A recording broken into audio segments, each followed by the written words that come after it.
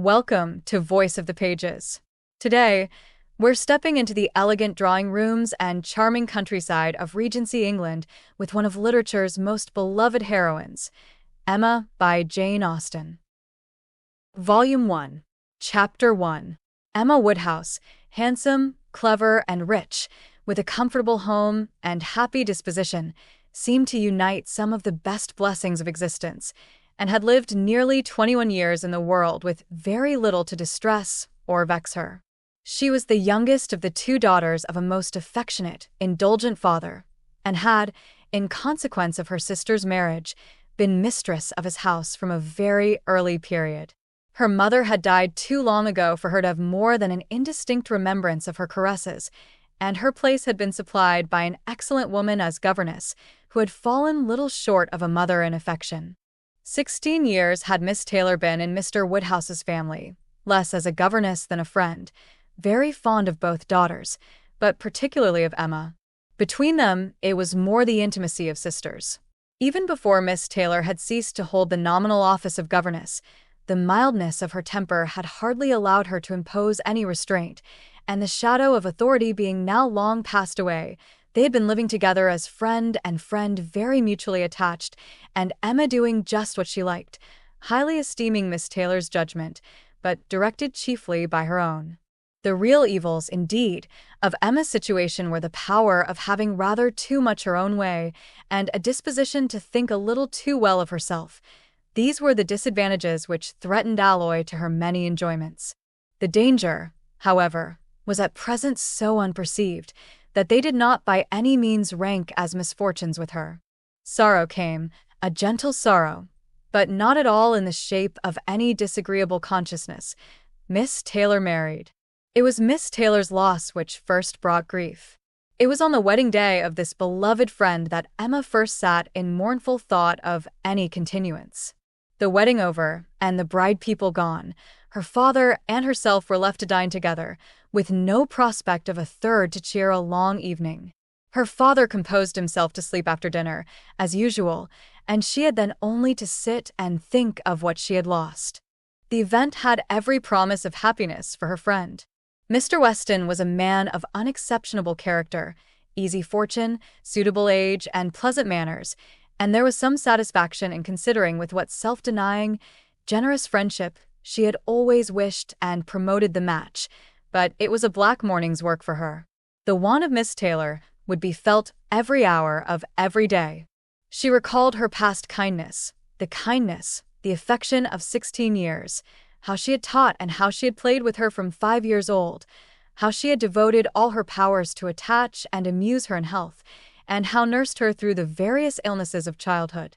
A large debt of gratitude was owing here, but the intercourse of the last 7 years, the equal footing and perfect unreserve which had soon followed Isabella's marriage, on their being left to each other, was yet a dearer, tenderer recollection.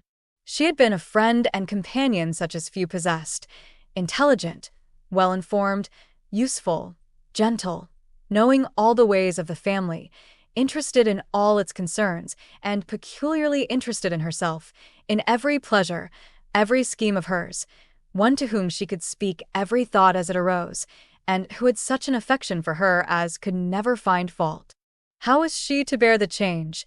It was true that her friend was going only half a mile from them, but Emma was aware that great must be the difference between a Mrs. Weston, only half a mile from them, and a Miss Taylor in the house, and with all her advantages, natural and domestic, she was now in great danger of suffering from intellectual solitude.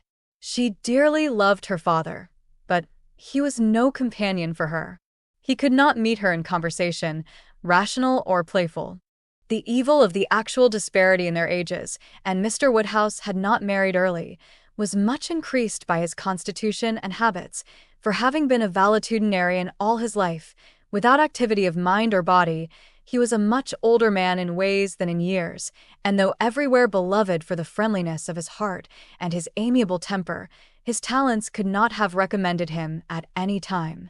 Her sister, though comparatively but little removed by matrimony, being settled in London, only 16 miles off, was much beyond her daily reach, and many a long October and November evening must be struggled through at Hartfield, before Christmas brought the next visit from Isabella and her husband and their little children to fill the house and give her pleasant society again. Highbury, the large and populous village, almost amounting to a town, to which Hartfield, in spite of its separate lawn and shrubberies and name, did really belong, afforded her no equals. The Woodhouses were first in consequence there. All looked up to them. She had many acquaintance in the place, for her father was universally civil, but not one among them who could be accepted in lieu of Miss Taylor for even half a day.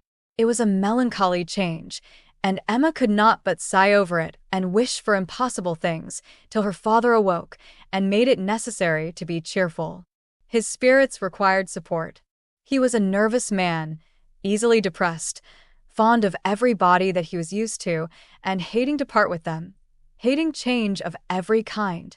Matrimony, as the origin of change, was always disagreeable, and he was by no means yet reconciled to his own daughter's marrying, nor could ever speak of her but with compassion, though it had been entirely a match of affection, when he was now obliged to part with Miss Taylor too, and from his habits of gentle selfishness, and of being never able to suppose that other people could feel differently from himself. He was very much disposed to think Miss Taylor had done as sad a thing for herself as for them, and would have been a great deal happier if she had spent all the rest of her life at Hartfield. Emma smiled and chatted as cheerfully as she could, to keep him from such thoughts, but when tea came, it was impossible for him not to say exactly as he had said at dinner. Poor Miss Taylor! I wish she were here again. What a pity it is that Mr. Weston ever thought of her. I cannot agree with you, Papa. You know I cannot. Mr. Weston is such a good-humored, pleasant, excellent man that he thoroughly deserves a good wife, and you would not have had Miss Taylor live with us forever and bear all my odd humors, when she might have a house of her own. A house of her own. But where is the advantage of a house of her own? This is 3 times as large, and you have never any odd humors, my dear. How often we shall be going to see them, and they coming to see us. We shall be always meeting. We must begin. We must go and pay wedding visit very soon. My dear, how am I to get so far? Randalls is such a distance. I could not walk half so far. No, Papa, nobody thought of your walking. We must go in the carriage, to be sure. The carriage? But James will not like to put the horses to for such a little way. And where are the poor horses to be while we are paying our visit? They are to be put into Mr. Weston's stable, Papa. You know we have settled all that already. We talked it all over with Mr. Weston last night. And as for James, you may be very sure he will always like going to Randalls, because of his daughter's being housemaid there. I only doubt whether he will ever take us anywhere else. That was your doing, Papa. You got Hannah that good place. Nobody thought of Hannah till you mentioned her. James is so obliged to you. I am very glad I did think of her. It was very lucky, for I would not have had poor James think himself slighted upon any account, and I am sure she will make a very good servant. She is a civil, pretty-spoken girl. I have a great opinion of her. Whenever I see her, she always curtsies and asks me how I do, in a very pretty manner, and when you have had her here to do needlework, I observe she always turns the lock of the door the right way and never bangs it. I am sure she will be an excellent servant, and it will be a great comfort to poor Miss Taylor to have somebody about her that she is used to see. Whenever James goes over to see his daughter, you know, she will be hearing of us. He will be able to tell her how we all are. Emma spared no exertions to maintain this happier flow of ideas, and hoped, by the help of backgammon, to get her father tolerably through the evening and be attacked by no regrets but her own. The backgammon table was placed, but a visitor immediately afterwards walked in and made it unnecessary. Mr. Knightley, a sensible man about 7 or 38, was not only a very old and intimate friend of the family, but particularly connected with it, as the elder brother of Isabella's husband. He lived about a mile from Highbury, was a frequent visitor, and always welcome, and at this time more welcome than usual, as coming directly from their mutual connections in London. He had returned to a late dinner, after some days' absence, and now walked up to Hartfield to say that all were well in Brunswick Square. It was a happy circumstance and animated Mr. Woodhouse for some time. Mr. Knightley had a cheerful manner, which always did him good, and his many inquiries after poor Isabella and her children were answered most satisfactorily. When this was over, Mr. Woodhouse gratefully observed, "It is very kind of you, Mr. Knightley, to come out at this late hour to call upon us. I am afraid you must have had a shocking walk." "Not at all, sir. It is a beautiful moonlight night, and so mild that I must draw back from your great fire. But you must have found it very damp and dirty. I wish you may not catch cold." "Dirty, sir. Look at my shoes. Not a speck on them." "Well, that is quite surprising, for we have had a vast deal of rain here. It rained dreadfully hard for half an hour while we were at breakfast. I wanted them to put off the wedding. By the by, I have not wished you joy. Being pretty well aware of what sort of joy you must both be feeling, I have been in no hurry with my congratulations, but I hope it all went off tolerably well. How did you all behave? Who cried most?" "Ah, poor Miss Taylor. 'Tis a sad business." "Poor Mr. and Miss Woodhouse, if you please, but I cannot possibly say, poor Miss Taylor. I have a great regard for you and Emma, but when it comes to the question of dependence or independence, at any rate, it must be better to have only one to please than two. Especially when one of those two is such a fanciful, troublesome creature," said Emma playfully. "That is what you have in your head, I know, and what you would certainly say if my father were not by." "I believe it is very true, my dear, indeed," said Mr. Woodhouse with a sigh. "I am afraid I am sometimes very fanciful and troublesome. My dearest papa, you do not think I could mean you, or suppose Mr. Knightley to mean you. What a horrible idea. Oh no, I meant only myself. Mr. Knightley loves to find fault with me, you know, in a joke. It is all a joke. We always say what we like to one another." Mr. Knightley, in fact, was one of the few people who could see faults in Emma Woodhouse, and the only one who ever told her of them, and though this was not particularly agreeable to Emma herself, she knew it would be so much less so to her father, that she would not have him really suspect such a circumstance as her not being thought perfect by everybody. "Emma knows I never flatter her," said Mr. Knightley, "but I meant no reflection on anybody. Miss Taylor has been used to have two persons to please. She will now have but one. The chances are that she must be a gainer." "Well," said Emma, willing to let it pass, "you want to hear about the wedding, and I shall be happy to tell you, for we all behaved charmingly. Everybody was punctual, everybody in their best looks, not a tear, and hardly a long face to be seen. Oh no, we all felt that we were going to be only half a mile apart, and were sure of meeting every day." "Dear Emma bears everything so well," said her father. "But, Mr. Knightley, she is really very sorry to lose poor Miss Taylor, and I am sure she will miss her more than she thinks for." Emma turned away her head, divided between tears and smiles. "It is impossible that Emma should not miss such a companion," said Mr. Knightley. "We should not like her so well as we do, sir, if we could suppose it, but she knows how much the marriage is to Miss Taylor's advantage. She knows how very acceptable it must be, at Miss Taylor's time of life, to be settled in a home of her own, and how important to her to be secure of a comfortable provision, and therefore cannot allow herself to feel so much pain as pleasure. Every friend of Miss Taylor must be glad to have her so happily married." "And you have forgotten one matter of joy to me," said Emma, "and a very considerable one, that I made the match myself. I made the match, you know, for years ago, and to have it take place and be proved in the right, when so many people said Mr. Weston would never marry again, may comfort me for anything." Mr. Knightley shook his head at her. Her father fondly replied, "Ah, my dear, I wish you would not make matches and foretell things, for whatever you say always comes to pass. Pray do not make any more matches." "I promise you to make none for myself, papa, but I must, indeed, for other people. It is the greatest amusement in the world. And after such success, you know, everybody said that Mr. Weston would never marry again. Oh, dear, no. Mr. Weston, who had been a widower so long, and who seemed so perfectly comfortable without a wife, so constantly occupied either in his business in town or among his friends here, always acceptable wherever he went, always cheerful. Mr. Weston need not spend a single evening in the year alone if he did not like it. Oh no. Mr. Weston certainly would never marry again. Some people even talked of a promise to his wife on her deathbed, and others of the son and the uncle not letting him. All manner of solemn nonsense was talked on the subject, but I believed none of it. Ever since the day, about 4 years ago, that Miss Taylor and I met with him in Broadway Lane, when, because it began to drizzle, he darted away with so much gallantry and borrowed 2 umbrellas for us from Farmer Mitchell's, I made up my mind on the subject. I planned the match from that hour.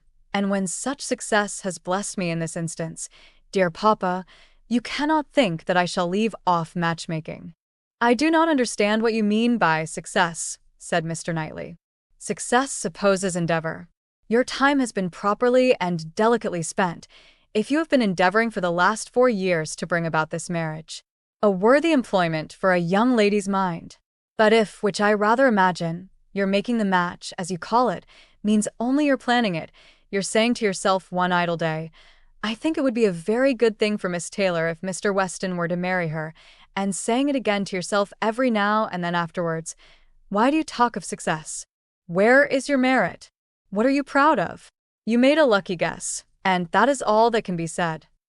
And have you never known the pleasure and triumph of a lucky guess? I pity you. I thought you clever, for, depend upon it, a lucky guess is never merely luck. There is always some talent in it. And as to my poor word success, which you quarrel with, I do not know that I am so entirely without any claim to it.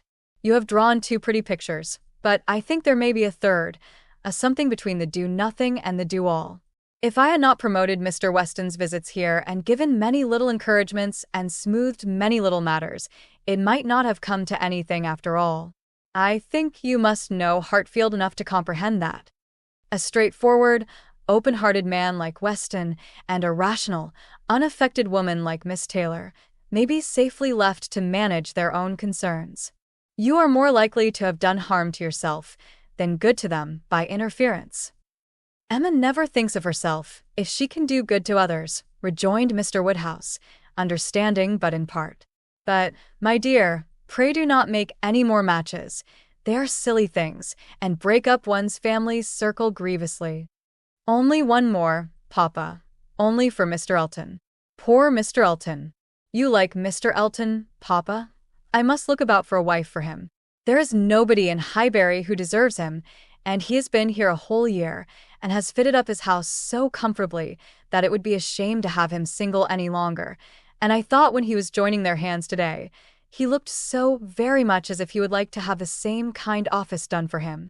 I think very well of Mr. Elton, and this is the only way I have of doing him a service. Mr. Elton is a very pretty young man, to be sure, and a very good young man, and I have a great regard for him. But if you want to shew him any attention, my dear, ask him to come and dine with us some day. That will be a much better thing. I dare say Mr. Knightley will be so kind as to meet him. With a great deal of pleasure, sir, at any time, said Mr. Knightley, laughing, and I agree with you entirely that it will be a much better thing. Invite him to dinner, Emma, and help him to the best of the fish and the chicken, but leave him to choose his own wife. Depend upon it, a man of 6 or 27 can take care of himself. Chapter 2. Mr. Weston was a native of Highbury, and born of a respectable family, which for the last 2 or 3 generations had been rising into gentility and property. He had received a good education, but, on succeeding early in life to a small independence, had become indisposed for any of the more homely pursuits in which his brothers were engaged, and had satisfied an active, cheerful mind and social temper by entering into the militia of his county, then embodied.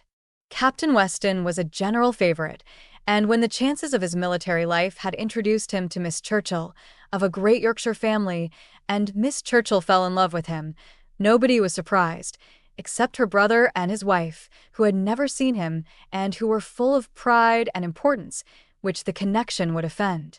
Miss Churchill, however, being of age, and with the full command of her fortune, though her fortune bore no proportion to the family estate, was not to be dissuaded from the marriage, and it took place, to the infinite mortification of Mr. and Mrs. Churchill, who threw her off with due decorum. It was an unsuitable connection, and did not produce much happiness. Mrs. Weston ought to have found more in it, for she had a husband whose warm heart and sweet temper made him think everything due to her in return for the great goodness of being in love with him. But though she had one sort of spirit, she had not the best. She had resolution enough to pursue her own will in spite of her brother, but not enough to refrain from unreasonable regrets at that brother's unreasonable anger, nor from missing the luxuries of her former home. They lived beyond their income, but still it was nothing in comparison of Enscombe. She did not cease to love her husband, but she wanted at once to be the wife of Captain Weston and Miss Churchill of Enscombe. Captain Weston, who had been considered, especially by the Churchills, as making such an amazing match, was proved to have much the worst of the bargain, for when his wife died, after a 3 years' marriage, he was rather a poorer man than at first, and with a child to maintain. From the expense of the child, however, he was soon relieved. The boy had, with the additional softening claim of a lingering illness of his mother's, been the means of a sort of reconciliation, and Mr. and Mrs. Churchill, having no children of their own, nor any other young creature of equal kindred to care for, offered to take the whole charge of the little Frank soon after her decease.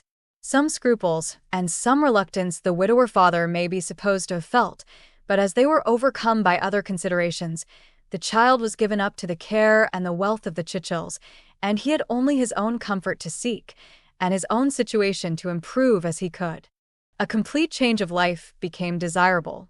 He quitted the militia and engaged in trade, having brothers already established in a good way in London, which afforded him a favorable opening. It was a concern which brought just employment enough. He had still a small house in Highbury, where most of his leisure days were spent, and between useful occupation and the pleasures of society, the next 18 or 20 years of his life passed cheerfully away. He had, by that time, realized an easy competence, enough to secure the purchase of a little estate adjoining Highbury, which he had always longed for, enough to marry a woman as portionless even as Miss Taylor, and to live according to the wishes of his own friendly and social disposition. It was now some time since Miss Taylor had begun to influence his schemes, but as it was not the tyrannic influence of youth on youth, it had not shaken his determination of never settling till he could purchase Randalls, and the sale of Randalls was long looked forward to, but he had gone steadily on, with these objects in view, till they were accomplished. He had made his fortune, bought his house, and obtained his wife, and was beginning a new period of existence, with every probability of greater happiness than in any yet passed through. He had never been an unhappy man. His own temper had secured him from that, even in his first marriage, but his second must shew him how delightful a well-judging and truly amiable woman could be, and must give him the pleasantest proof of its being a great deal better to choose than to be chosen, to excite gratitude than to feel it. He had only himself to please in his choice. His fortune was his own. For as to Frank, it was more than being tacitly brought up as his uncle's heir. It had become so avowed an adoption as to have him assume the name of Churchill on coming of age. It was most unlikely, therefore, that he should ever want his father's assistance. His father had no apprehension of it. The aunt was a capricious woman, and governed her husband entirely, but it was not in Mr. Weston's nature to imagine that any caprice could be strong enough to affect one so dear, and, as he believed, so deservedly dear. He saw his son every year in London, and was proud of him, and his fond report of him as a very fine young man had made Highbury feel a sort of pride in him too. He was looked on as sufficiently belonging to the place to make his merits and prospects a kind of common concern. Mr. Frank Churchill was one of the boasts of Highbury, and a lively curiosity to see him prevailed, though the compliment was so little returned that he had never been there in his life. His coming to visit his father had been often talked of, but never achieved. Now, upon his father's marriage, it was very generally proposed, as a most proper attention, that the visit should take place. There was not a dissentient voice on the subject, either when Mrs. Perry drank tea with Mrs. and Miss Bates, or when Mrs. and Miss Bates returned the visit.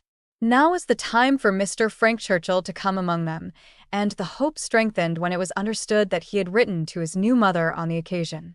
For a few days, every morning visit in Highbury included some mention of the handsome letter Mrs. Weston had received. I suppose you have heard of the handsome letter Mr. Frank Churchill has written to Mrs. Weston? I understand it was a very handsome letter, indeed. Mr. Woodhouse told me of it. Mr. Woodhouse saw the letter, and he says he never saw such a handsome letter in his life. It was, indeed, a highly prized letter. Mrs. Weston had, of course, formed a very favorable idea of the young man, and such a pleasing attention was an irresistible proof of his great good sense, and a most welcome addition to every source and every expression of congratulation which her marriage had already secured. She felt herself a most fortunate woman, and she had lived long enough to know how fortunate she might well be thought, where the only regret was for a partial separation from friends whose friendship for her had never cooled and who could ill bear to part with her. She knew that at times she must be missed, and could not think, without pain, of Emma's losing a single pleasure, or suffering an hour's ennui from the want of her companionableness. But dear Emma was of no feeble character.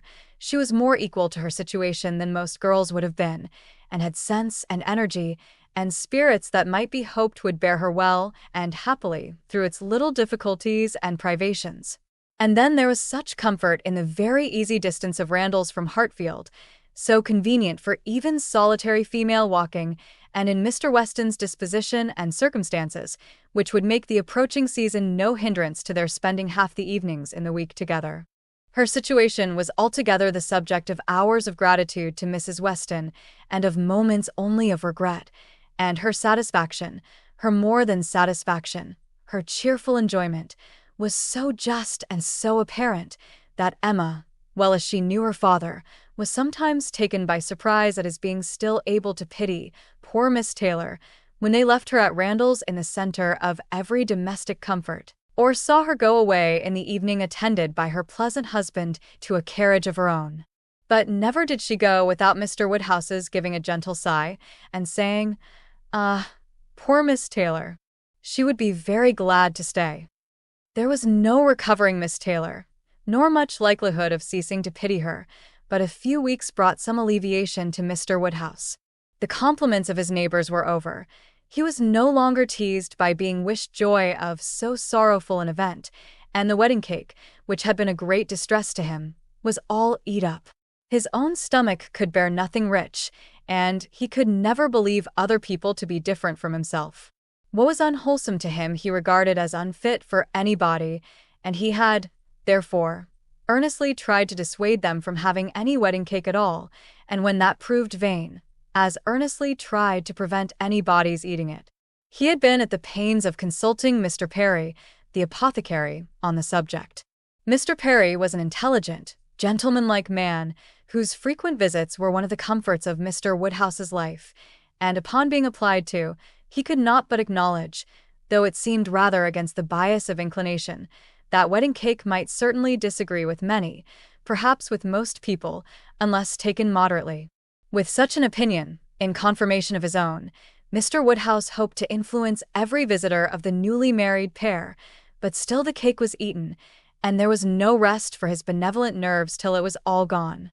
There was a strange rumor in Highbury of all the little Perrys being seen with a slice of Mrs. Weston's wedding cake in their hands, but Mr. Woodhouse would never believe it. Chapter 3. Mr. Woodhouse was fond of society in his own way. He liked very much to have his friends come and see him, and from various united causes, from his long residence at Hartfield and his good nature, from his fortune, his house, and his daughter, he could command the visits of his own little circle, in a great measure as he liked. He had not much intercourse with any families beyond that circle. His horror of late hours and large dinner parties made him unfit for any acquaintance but such as would visit him on his own terms. Fortunately for him, Highbury, including Randalls in the same parish and Donwell Abbey in the parish adjoining, the seat of Mr. Knightley, comprehended many such. Not unfrequently, through Emma's persuasion, he had some of the chosen and the best to dine with him, but evening parties were what he preferred, and, unless he fancied himself at any time unequal to company, there was scarcely an evening in the week in which Emma could not make up a card table for him. Real, long-standing regard brought the Westons and Mr. Knightley, and by Mr. Elton, a young man living alone without liking it, the privilege of exchanging any vacant evening of his own blank solitude for the elegancies and society of Mr. Woodhouse's drawing room and the smiles of his lovely daughter, was in no danger of being thrown away.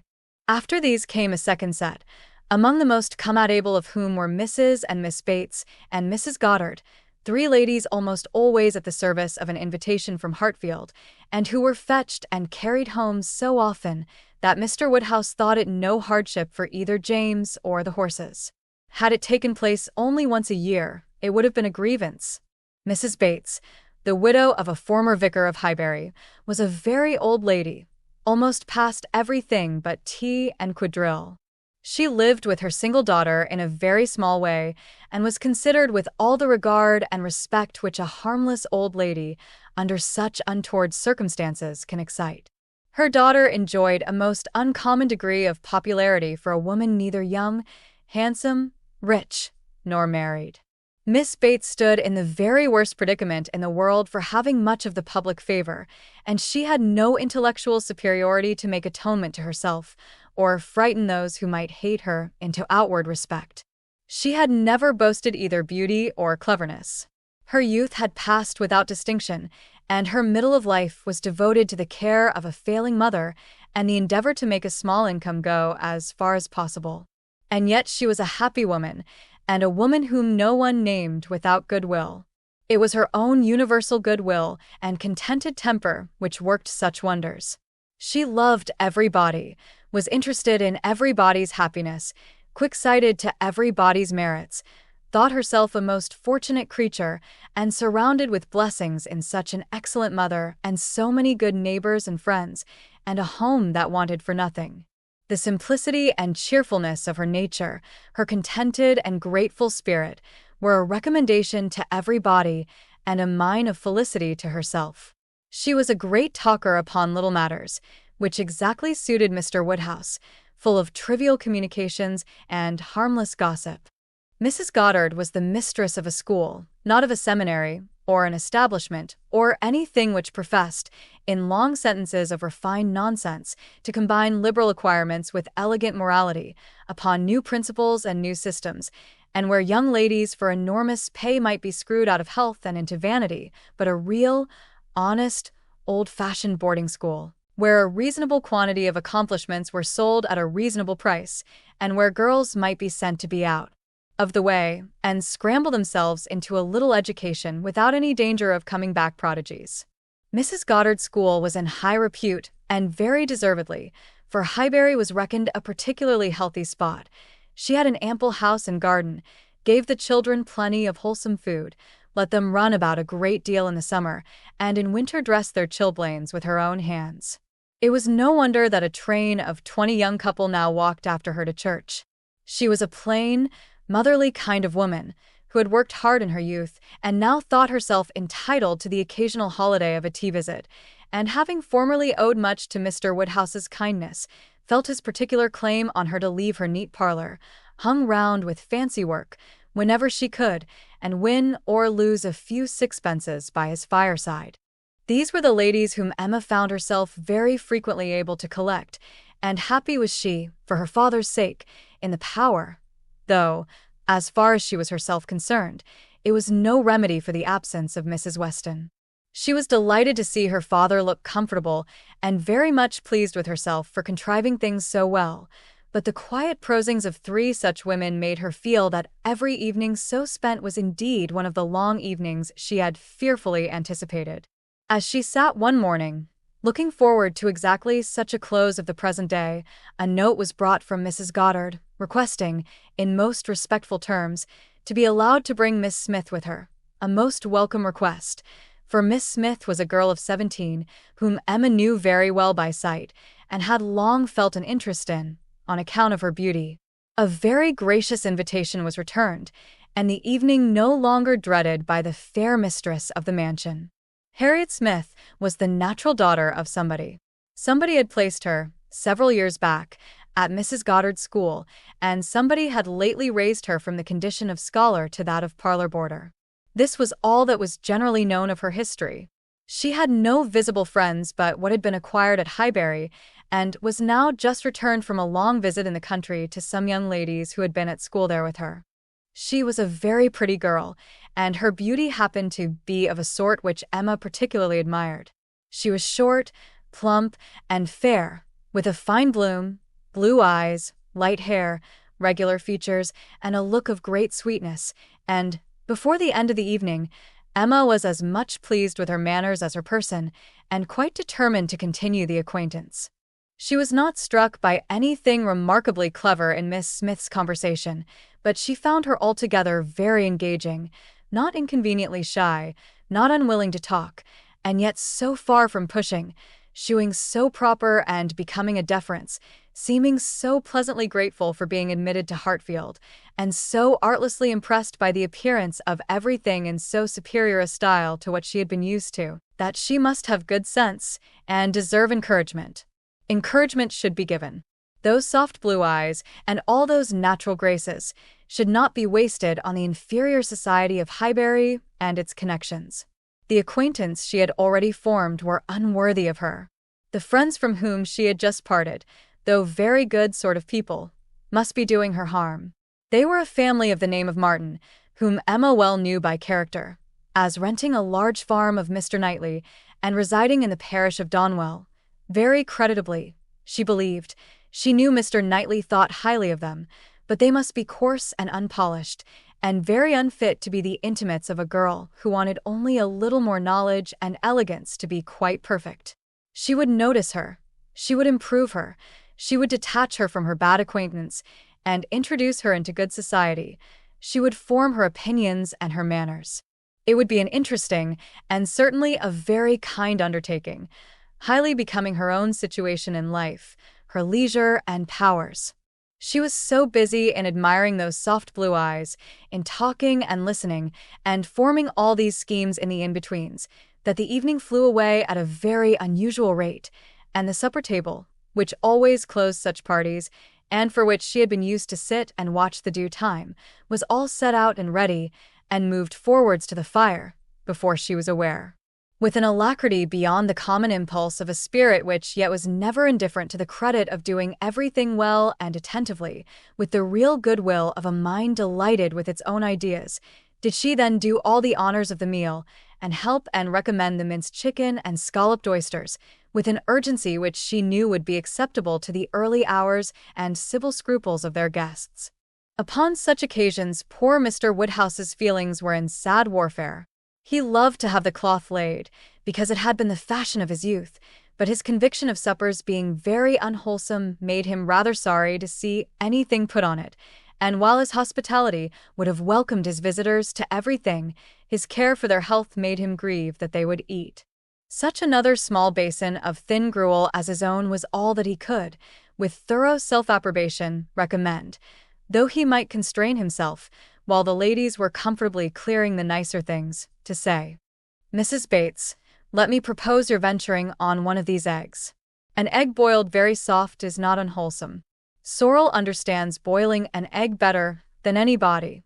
I would not recommend an egg boiled by anybody else, but you need not be afraid. They are very small, you see. One of our small eggs will not hurt you.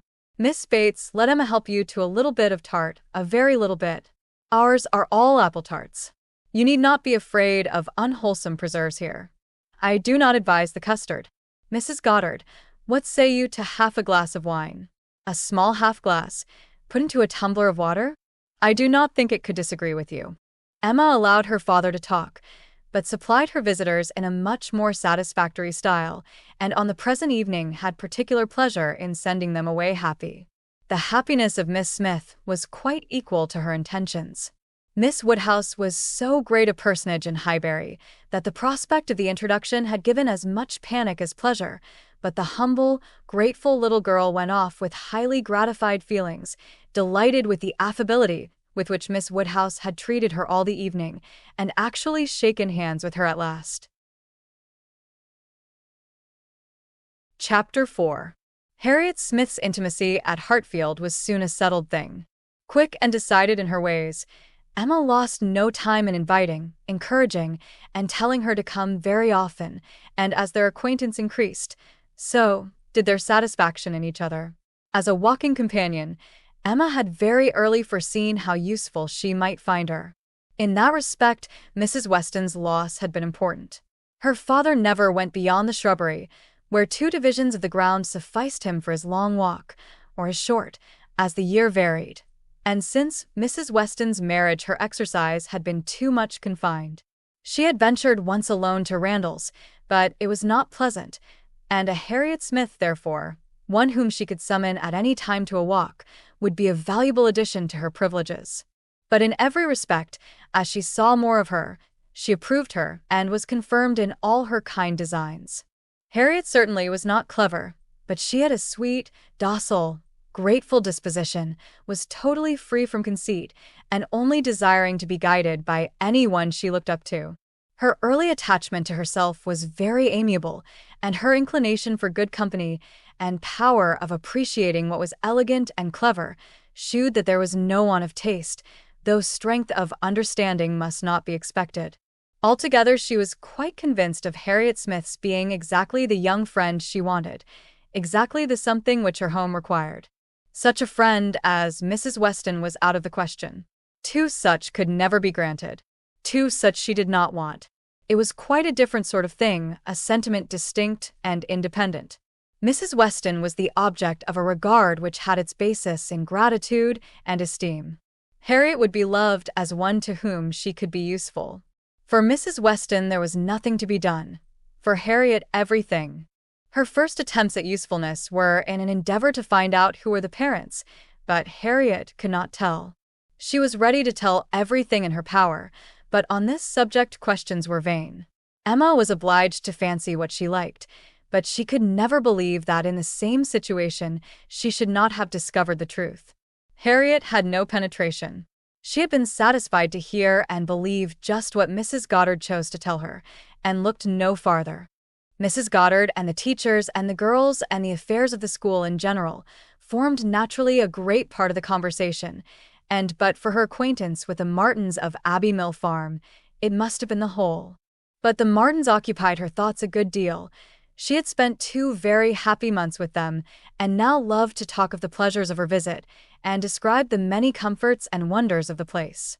Emma encouraged her talkativeness, amused by such a picture of another set of beings, and enjoying the youthful simplicity which could speak with so much exultation of Mrs. Martin's having 2 parlors, 2 very good parlors, indeed, one of them quite as large as Mrs. Goddard's drawing-room, and of her having an upper maid who had lived 25 years with her, and of their having 8 cows, 2 of them Alderneys, and 1 a little Welch cow, a very pretty little Welch cow indeed, and of Mrs. Martin saying, as she was so fond of it, it should be called her cow, and of their having a very handsome summer-house in their garden, where some day next year they were all to drink tea, a very handsome summer-house, large enough to hold 12 people. For some time she was amused, without thinking beyond the immediate cause, but as she came to understand the family better, other feelings arose. She had taken up a wrong idea, fancying it was a mother and daughter, a son and son's wife, who all lived together, but when it appeared that the Mr. Martin, who bore a part in the narrative, and was always mentioned with approbation for his great good nature in doing something or other, was a single man, that there was no young Mrs. Martin, no wife in the case. She did suspect danger to her poor little friend from all this hospitality and kindness, and that, if she were not taken care of, she might be required to sink herself forever. With this inspiriting notion, her questions increased in number and meaning, and she particularly led Harriet to talk more of Mr. Martin, and there was evidently no dislike to it. Harriet was very ready to speak of the share he had had in their moonlight walks and merry evening games, and dwelt a good deal upon his being so very good-humored and obliging. He had gone 3 miles round one day in order to bring her some walnuts, because she had said how fond she was of them, and in everything else he was so very obliging. He had his shepherd's son into the parlor one night on purpose to sing to her. She was very fond of singing. He could sing a little himself. She believed he was very clever and understood everything.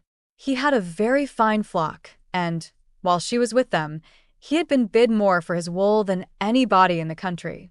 She believed everybody spoke well of him. His mother and sisters were very fond of him. Mrs. Martin had told her one day, and there was a blush as she said it, that it was impossible for anybody to be a better son, and therefore she was sure, whenever he married, he would make a good husband. Not that she wanted him to marry. She was in no hurry at all. Well done, Mrs. Martin, thought Emma. You know what you are about. And when she had come away, Mrs. Martin was so very kind as to send Mrs. Goddard a beautiful goose, the finest goose Mrs. Goddard had ever seen. Mrs. Goddard had dressed it on a Sunday and asked all the 3 teachers, Miss Nash and Miss Prince and Miss Richardson, to sup with her. Mr. Martin, I suppose, is not a man of information beyond the line of his own business? He does not read. Oh, yes. That is, no, I do not know, but I believe he has read a good deal, but not what you would think anything of.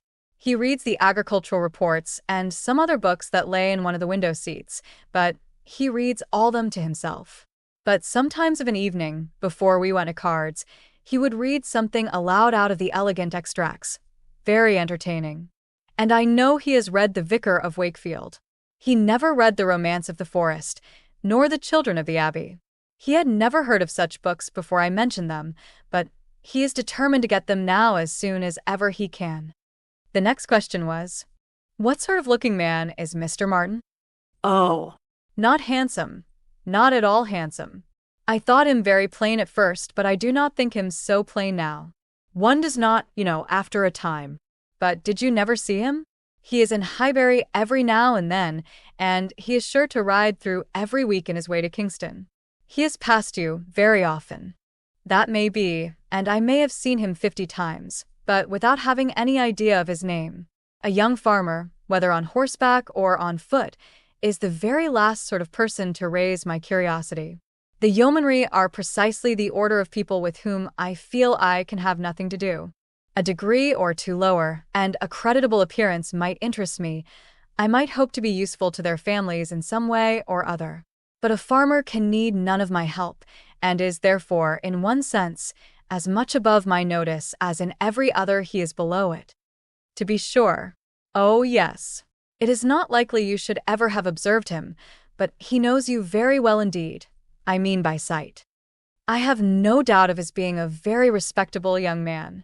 I know, indeed, that he is so, and, as such, wish him well. What do you imagine his age to be? He was 24 the 8th of last June, and my birthday is the 23rd, just a fortnight and a day's difference, which is very odd. Only 24. That is too young to settle. His mother is perfectly right not to be in a hurry. They seem very comfortable as they are, and if she were to take any pains to marry him, she would probably repent it. 6 years hence, if he could meet with a good sort of young woman in the same rank as his own, with a little money, it might be very desirable. 6 years hence. Dear Miss Woodhouse, he would be 30 years old. Well, and that is as early as most men can afford to marry who are not born to an independence. Mr. Martin, I imagine, has his fortune entirely to make, cannot be at all beforehand with the world. Whatever money he might come into when his father died, whatever his share of the family property, it is, I dare say, all afloat, all employed in his stock, and so forth, and though, with diligence and good luck, he may be rich in time, it is next to impossible that he should have realized anything yet. To be sure, so it is. But they live very comfortably. They have no indoors man, else they do not want for anything, and Mrs. Martin talks of taking a boy another year. I wish you may not get into a scrape, Harriet, whenever he does marry. I mean, as to being acquainted with his wife, for though his sisters, from a superior education, are not to be altogether objected to, it does not follow that he might marry anybody at all fit for you to notice. The misfortune of your birth ought to make you particularly careful as to your associates. There can be no doubt of your being a gentleman's daughter, and you must support your claim to that station by everything within your own power, or there will be plenty of people who would take pleasure in degrading you. Yes, to be sure, I suppose there are. But while I visited Hartfield, and you are so kind to me, Miss Woodhouse, I am not afraid of what any body can do. You understand the force of influence pretty well, Harriet, but I would have you so firmly established in good society as to be independent even of Hartfield and Miss Woodhouse. I want to see you permanently well connected, and to that end it will be advisable to have as few odd acquaintances as may be, and, therefore, I say that if you should still be in this country when Mr. Martin marries, I wish you may not be drawn in by your intimacy with the sisters to be acquainted with the wife, who will probably be some mere farmer's daughter, without education. To be sure. Yes. Not that I think Mr. Martin would ever marry anybody but what had had some education, and been very well brought up. However, I do not mean to set up my opinion against yours, and I am sure I shall not wish for the acquaintance of his wife. I shall always have a great regard for the Miss Martins, especially Elizabeth, and should be very sorry to give them up, for they are quite as well educated as me. But if he marries a very ignorant, vulgar woman, certainly I had better not visit her if I can help it. Emma watched her through the fluctuations of this speech, and saw no alarming symptoms of love. The young man had been the first admirer, but she trusted there was no other hold, and that there would be no serious difficulty, on Harriet's side, to oppose any friendly arrangement of her own. They met Mr. Martin the very next day, as they were walking on the Donwell Road. He was on foot, and after looking very respectfully at her, looked with most unfeigned satisfaction at her companion. Emma was not sorry to have such an opportunity of survey, and walking a few yards forward, while they talked together, soon made her quick eye sufficiently acquainted with Mr. Robert Martin. His appearance was very neat, and he looked like a sensible young man, but his person had no other advantage, and when he came to be contrasted with gentlemen, she thought he must lose all the ground he had gained in Harriet's inclination. Harriet was not insensible of manner. She had voluntarily noticed her father's gentleness with admiration as well as wonder. Mr. Martin looked as if he did not know what manner was. They remained but a few minutes together, as Miss Woodhouse must not be kept waiting, and Harriet then came running to her with a smiling face and in a flutter of spirits, which Miss Woodhouse hoped very soon to compose. Only think of our happening to meet him. Very odd. It was quite a chance, he said, that he had not gone round by Randall's. He did not think we ever walked this road. He thought we walked towards Randall's most days. He has not been able to get the romance of the forest yet. He was so busy the last time he was at Kingston that he quite forgot it, but he goes again tomorrow. So, very odd we should happen to meet. Well, Miss Woodhouse, is he like what you expected? What do you think of him? Do you think him so very plain? He is very plain, undoubtedly, remarkably plain, but that is nothing compared with his entire want of gentility. I had no right to expect much, and I did not expect much, but I had no idea that he could be so very clownish, so totally without air. I had imagined him, I confess, a degree or two nearer gentility. To be sure, said Harriet in a mortified voice, he is not so genteel as real gentlemen. I think, Harriet, since your acquaintance with us, you have been repeatedly in the company of some such very real gentlemen, that you must yourself be struck with the difference in Mr. Martin. At Hartfield, you have had very good specimens of well-educated, well-bred men.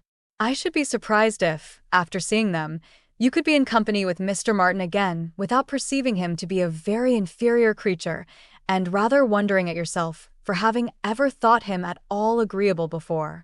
Do not you begin to feel that now? Were not you struck? I am sure you must have been struck by his awkward look and abrupt manner, and the uncouthness of a voice which I heard to be wholly unmodulated as I stood here. Certainly, he is not like Mr. Knightley. He has not such a fine air and way of walking as Mr. Knightley. I see the difference plain enough. But Mr. Knightley is so very fine a man. Mr. Knightley's air is so remarkably good that it is not fair to compare Mr. Martin with him. You might not see 1 in 100 with gentlemen so plainly written as in Mr. Knightley. But he is not the only gentleman you have been lately used to. What say you to Mr. Weston and Mr. Elton? Compare Mr. Martin with either of them. Compare their manner of carrying themselves, of walking, of speaking, of being silent. You must see the difference. Oh yes, there is a great difference. But Mr. Weston is almost an old man. Mr. Weston must be between 40 and 50, which makes his good manners the more valuable. The older a person grows, Harriet, the more important it is that their manners should not be bad, the more glaring and disgusting any loudness or coarseness or awkwardness becomes. What is passable in youth is detestable in later age. Mr. Martin is now awkward and abrupt. What will he be at Mr. Weston's time of life? There is no saying indeed, replied Harriet rather solemnly. But there may be pretty good guessing. He will be a completely gross, vulgar farmer, totally inattentive to appearances and thinking of nothing but profit and loss. Will he, indeed? That will be very bad. How much his business engrosses him already is very plain from the circumstance of his forgetting to inquire for the book you recommended. He was a great deal too full of the market to think of anything else, which is just as it should be for a thriving man. What has he to do with books? And I have no doubt that he will thrive and be a very rich man in time, and his being illiterate and coarse need not disturb us.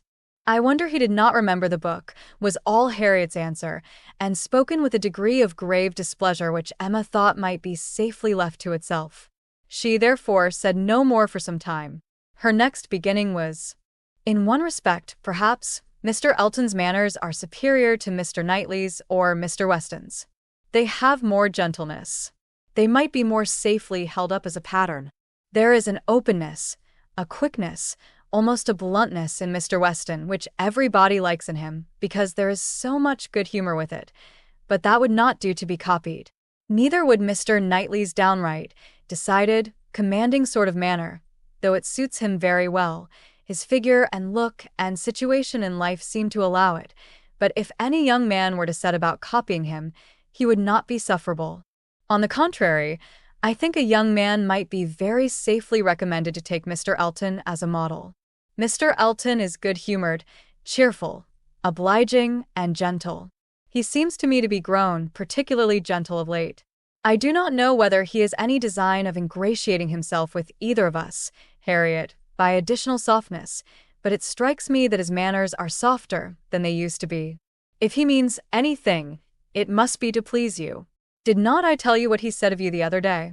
She then repeated some warm personal praise which she had drawn from Mr. Elton, and now did full justice to, and Harriet blushed and smiled, and said she had always thought Mr. Elton very agreeable. Mr. Elton was the very person fixed on by Emma for driving the young farmer out of Harriet's head. She thought it would be an excellent match, and only too palpably desirable, natural and probable, for her to have much merit in planning it. She feared it was what everybody else must think of and predict. It was not likely, however, that anybody should have equaled her in the date of the plan, as it had entered her brain during the very first evening of Harriet's coming to Hartfield. The longer she considered it, the greater was her sense of its expediency. Mr. Elton's situation was most suitable, quite the gentleman himself, and without low connections, at the same time, not of any family that could fairly object to the doubtful birth of Harriet. He had a comfortable home for her, and Emma imagined a very sufficient income, for though the vicarage of Highbury was not large, he was known to have some independent property, and she thought very highly of him as a good-humored, well-meaning, respectable young man, without any deficiency of useful understanding or knowledge of the world. She had already satisfied herself that he thought Harriet a beautiful girl, which she trusted, with such frequent meetings at Hartfield, was foundation enough on his side, and on Harriet's there could be little doubt that the idea of being preferred by him would have all the usual weight and efficacy. And he was really a very pleasing young man, a young man whom any woman not fastidious might like. He was reckoned very handsome, his person much admired in general, though not by her, there being a want of elegance of feature which she could not dispense with. But the girl who could be gratified by a Robert Martin's riding about the country to get walnuts for her might very well be conquered by Mr. Elton's admiration. Chapter 5. I do not know what your opinion may be, Mrs. Weston, said Mr. Knightley, of this great intimacy between Emma and Harriet Smith, but I think it a bad thing. A bad thing? Do you really think it a bad thing? Why so? I think they will neither of them do the other any good. You surprise me. Emma must do Harriet good, and by supplying her with a new object of interest, Harriet may be said to do Emma good. I have been seeing their intimacy with the greatest pleasure. How very differently we feel. Not think they will do each other any good. This will certainly be the beginning of one of our quarrels about Emma, Mr. Knightley. Perhaps you think I am come on purpose to quarrel with you, knowing Weston to be out, and that you must still fight your own battle. Mr. Weston would undoubtedly support me, if he were here, for he thinks exactly as I do on the subject. We were speaking of it only yesterday, and agreeing how fortunate it was for Emma that there should be such a girl in Highbury for her to associate with. Mr. Knightley, I shall not allow you to be a fair judge in this case. You are so much used to live alone that you do not know the value of a companion, and perhaps no man can be a good judge of the comfort a woman feels in the society of one of her own sex, after being used to it all her life. I can imagine your objection to Harriet Smith. She is not the superior young woman which Emma's friend ought to be. But on the other hand, as Emma wants to see her better informed, it will be an inducement to her to read more herself. They will read together. She means it, I know. Emma has been meaning to read more ever since she was 12 years old. I have seen a great many lists of her drawing up at various times of books that she meant to read regularly through, and very good lists they were, very well chosen, and very neatly arranged, sometimes alphabetically, and sometimes by some other rule. The list she drew up when only 14, I remember thinking it did her judgment so much credit that I preserved it some time, and I dare say she may have made out a very good list now.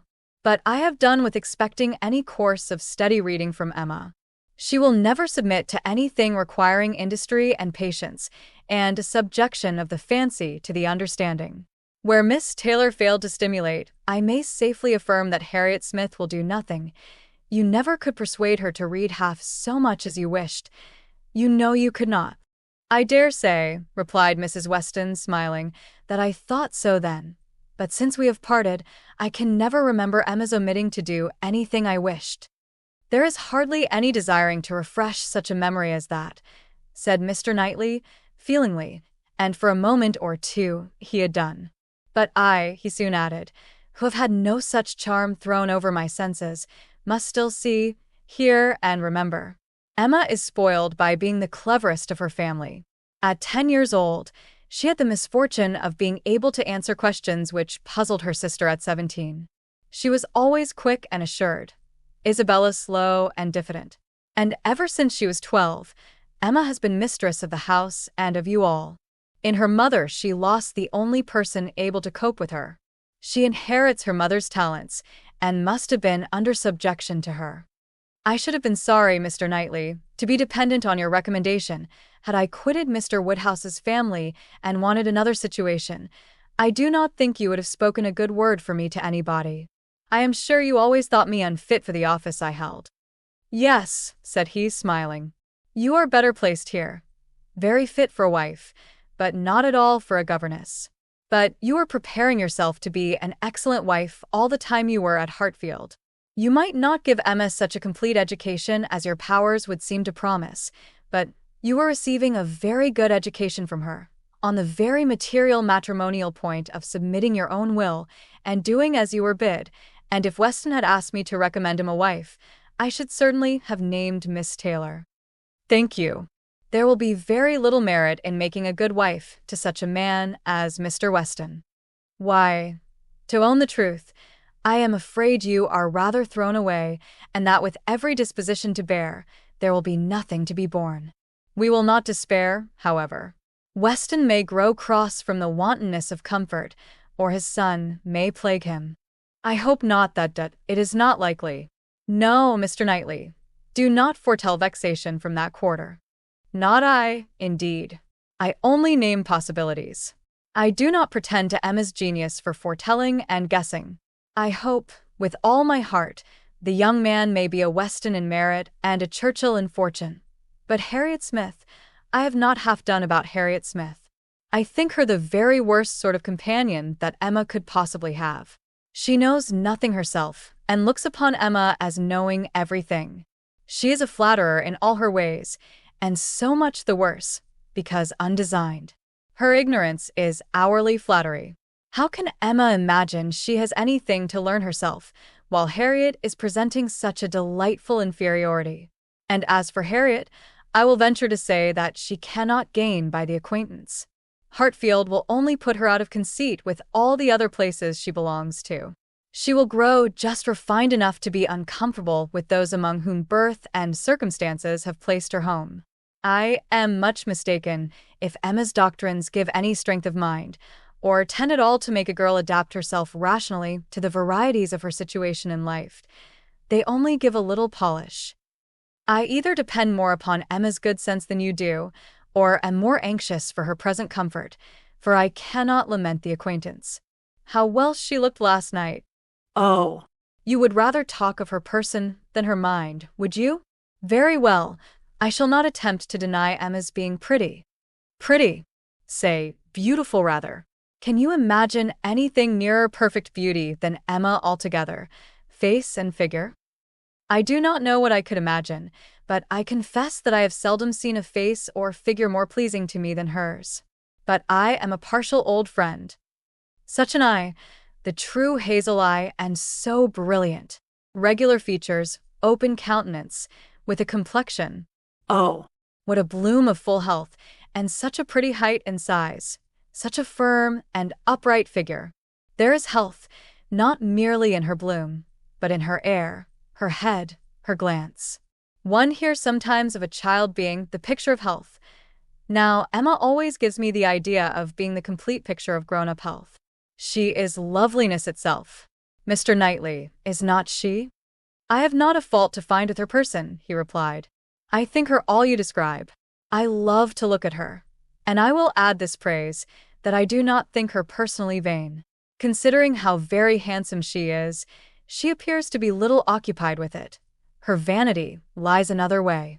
Mrs. Weston, I am not to be talked out of my dislike of Harriet Smith, or my dread of its doing them both harm. And I, Mr. Knightley, am equally stout in my confidence of its not doing them any harm. With all dear Emma's little faults, she is an excellent creature. Where shall we see a better daughter, or a kinder sister, or a truer friend? No, no, she has qualities which may be trusted. She will never lead anyone really wrong. She will make no lasting blunder. Where Emma errs once, she is in the right 100 times. Very well, I will not plague you any more. Emma shall be an angel, and I will keep my spleen to myself till Christmas brings John and Isabella. John loves Emma with a reasonable and therefore not a blind affection, and Isabella always thinks as he does, except when he is not quite frightened enough about the children. I am sure of having their opinions with me. I know that you all love her really too well to be unjust or unkind, but excuse me, Mr. Knightley, if I take the liberty, I consider myself, you know, as having somewhat of the privilege of speech that Emma's mother might have had, the liberty of hinting that I do not think any possible good can arise from Harriet Smith's intimacy being made a matter of much discussion among you. Pray excuse me, but supposing any little inconvenience may be apprehended from the intimacy, it cannot be expected that Emma, accountable to nobody but her father, who perfectly approves the acquaintance, should put an end to it, so long as it is a source of pleasure to herself. It has been so many years my province to give advice, that you cannot be surprised, Mr. Knightley, at this little remains of office. Not at all, cried he. I am much obliged to you for it. It is very good advice, and it shall have a better fate than your advice has often found, for it shall be attended to. Mrs. John Knightley is easily alarmed, and might be made unhappy about her sister. Be satisfied, said he, I will not raise any outcry. I will keep my ill humor to myself. I have a very sincere interest in Emma. Isabella does not seem more my sister, has never excited a greater interest, perhaps hardly so great. There is an anxiety, a curiosity in what one feels for Emma. I wonder what will become of her. So do I, said Mrs. Weston gently, very much. She always declares she will never marry, which, of course, means just nothing at all.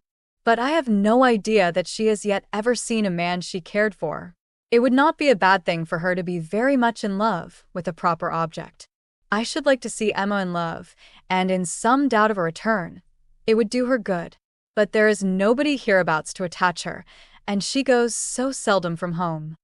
There does, indeed, seem as little to tempt her to break her resolution at present, said Mrs. Weston, as can well be. And while she is so happy at Hartfield, I cannot wish her to be forming any attachment which would be creating such difficulties on poor Mr. Woodhouse's account. I do not recommend matrimony at present to Emma, though I mean no slight to the state, I assure you. Part of her meaning was to conceal some favorite thoughts of her own and Mr. Weston's on the subject, as much as possible. There were wishes at Randalls respecting Emma's destiny, but it was not desirable to have them suspected, and the quiet transition which Mr. Knightley soon afterwards made to, "What does Weston think of the weather? Shall we have rain?" convinced her that he had nothing more to say or surmise about Hartfield.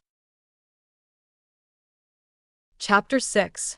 Emma could not feel a doubt of having given Harriet's fancy a proper direction, and raised the gratitude of her young vanity to a very good purpose, for she found her decidedly more sensible than before of Mr. Elton's being a remarkably handsome man, with most agreeable manners, and as she had no hesitation in following up the assurance of his admiration by agreeable hints, she was soon pretty confident of creating as much liking on Harriet's side as there could be any occasion for.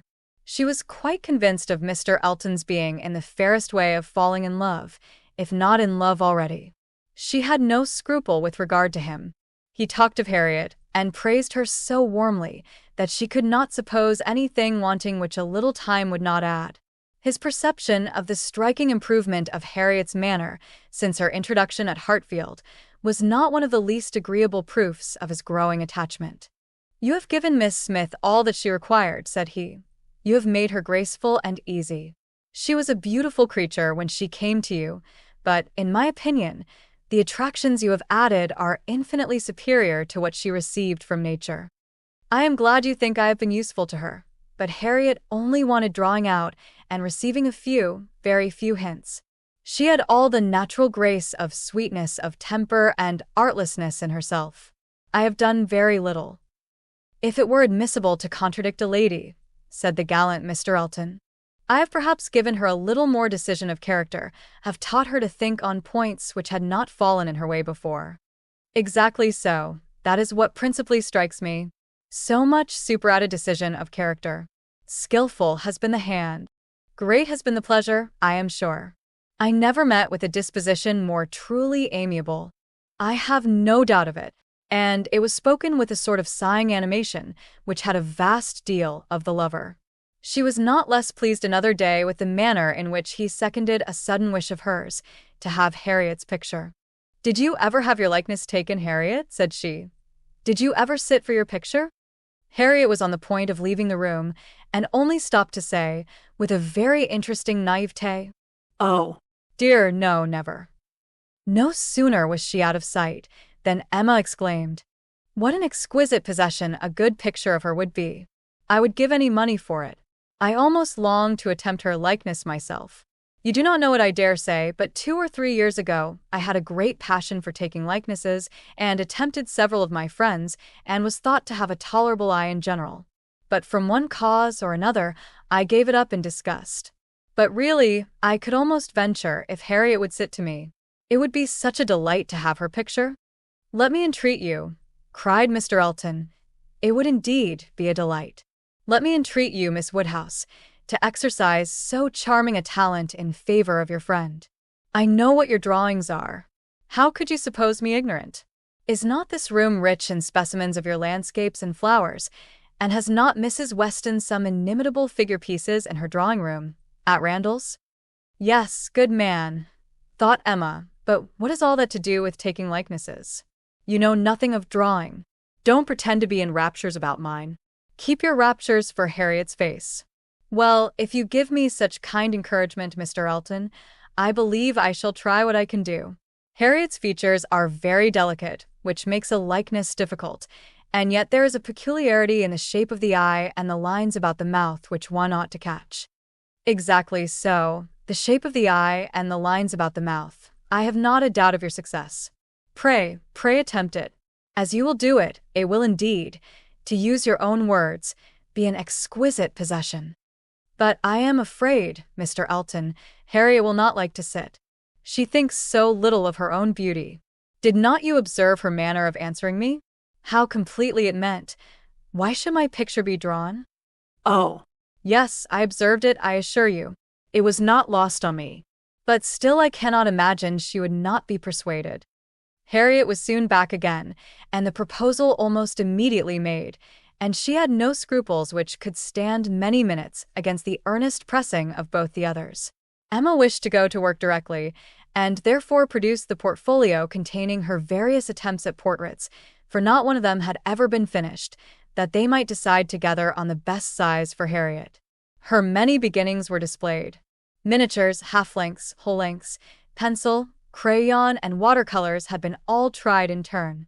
She had always wanted to do everything, and had made more progress both in drawing and music than many might have done with so little labor as she would ever submit to. She played and sang, and drew in almost every style, but steadiness had always been wanting, and in nothing had she approached the degree of excellence which she would have been glad to command, and ought not to have failed of. She was not much deceived as to her own skill either as an artist or a musician, but she was not unwilling to have others deceived, or sorry to know her reputation for accomplishment often higher than it deserved. There was merit in every drawing, in the least finished, perhaps the most.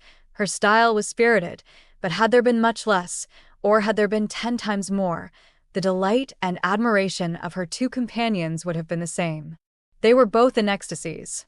A likeness pleases every body, and Miss Woodhouse's performances must be capital. No great variety of faces for you, said Emma. I had only my own family to study from.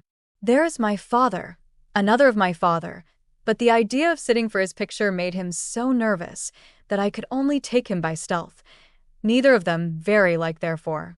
Mrs. Weston again and again and again, you see. Dear Mrs. Weston, always my kindest friend on every occasion.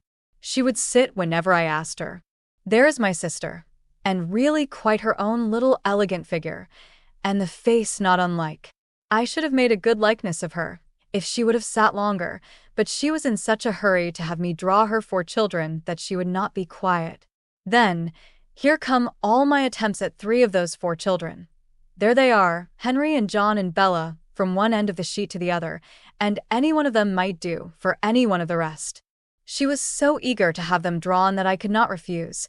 But there is no making children of 3 or 4 years old stand still, you know, nor can it be very easy to take any likeness of them, beyond the air and complexion, unless they are coarser featured than any of Mamma's children ever were. Here is my sketch of the 4th, who was a baby. I took him as he was sleeping on the sofa, and it is as strong a likeness of his cockade as you would wish to see.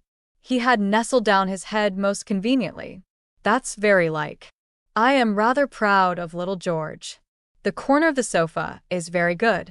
Then here is my last, unclosing a pretty sketch of a gentleman in small size, whole length. My last and my best, my brother, Mr. John Knightley. This did not want much of being finished, when I put it away in a pet, and vowed I would never take another likeness. I could not help being provoked, for after all my pains, and when I had really made a very good likeness of it, Mrs. Weston and I were quite agreed in thinking it very like, only too handsome, too flattering, but that was a fault on the right side. After all this, came poor dear Isabella's cold approbation of, yes, it was a little like, but to be sure it did not do him justice. We had had a great deal of trouble in persuading him to sit at all. It was made a great favor of, and altogether it was more than I could bear, and so I never would finish it, to have it apologized over as an unfavorable likeness to every morning visitor in Brunswick Square. And, as I said, I did then forswear ever drawing any body again. But for Harriet's sake, or rather for my own, and as there are no husbands and wives in the case at present, I will break my resolution now. Mr. Elton seemed very properly struck and delighted by the idea, and was repeating, no husbands and wives in the case at present indeed, as you observe. Exactly so. No husbands and wives, with so interesting a consciousness that Emma began to consider whether she had not better leave them together at once. But as she wanted to be drawing, the declaration must wait a little longer. She had soon fixed on the size and sort of portrait.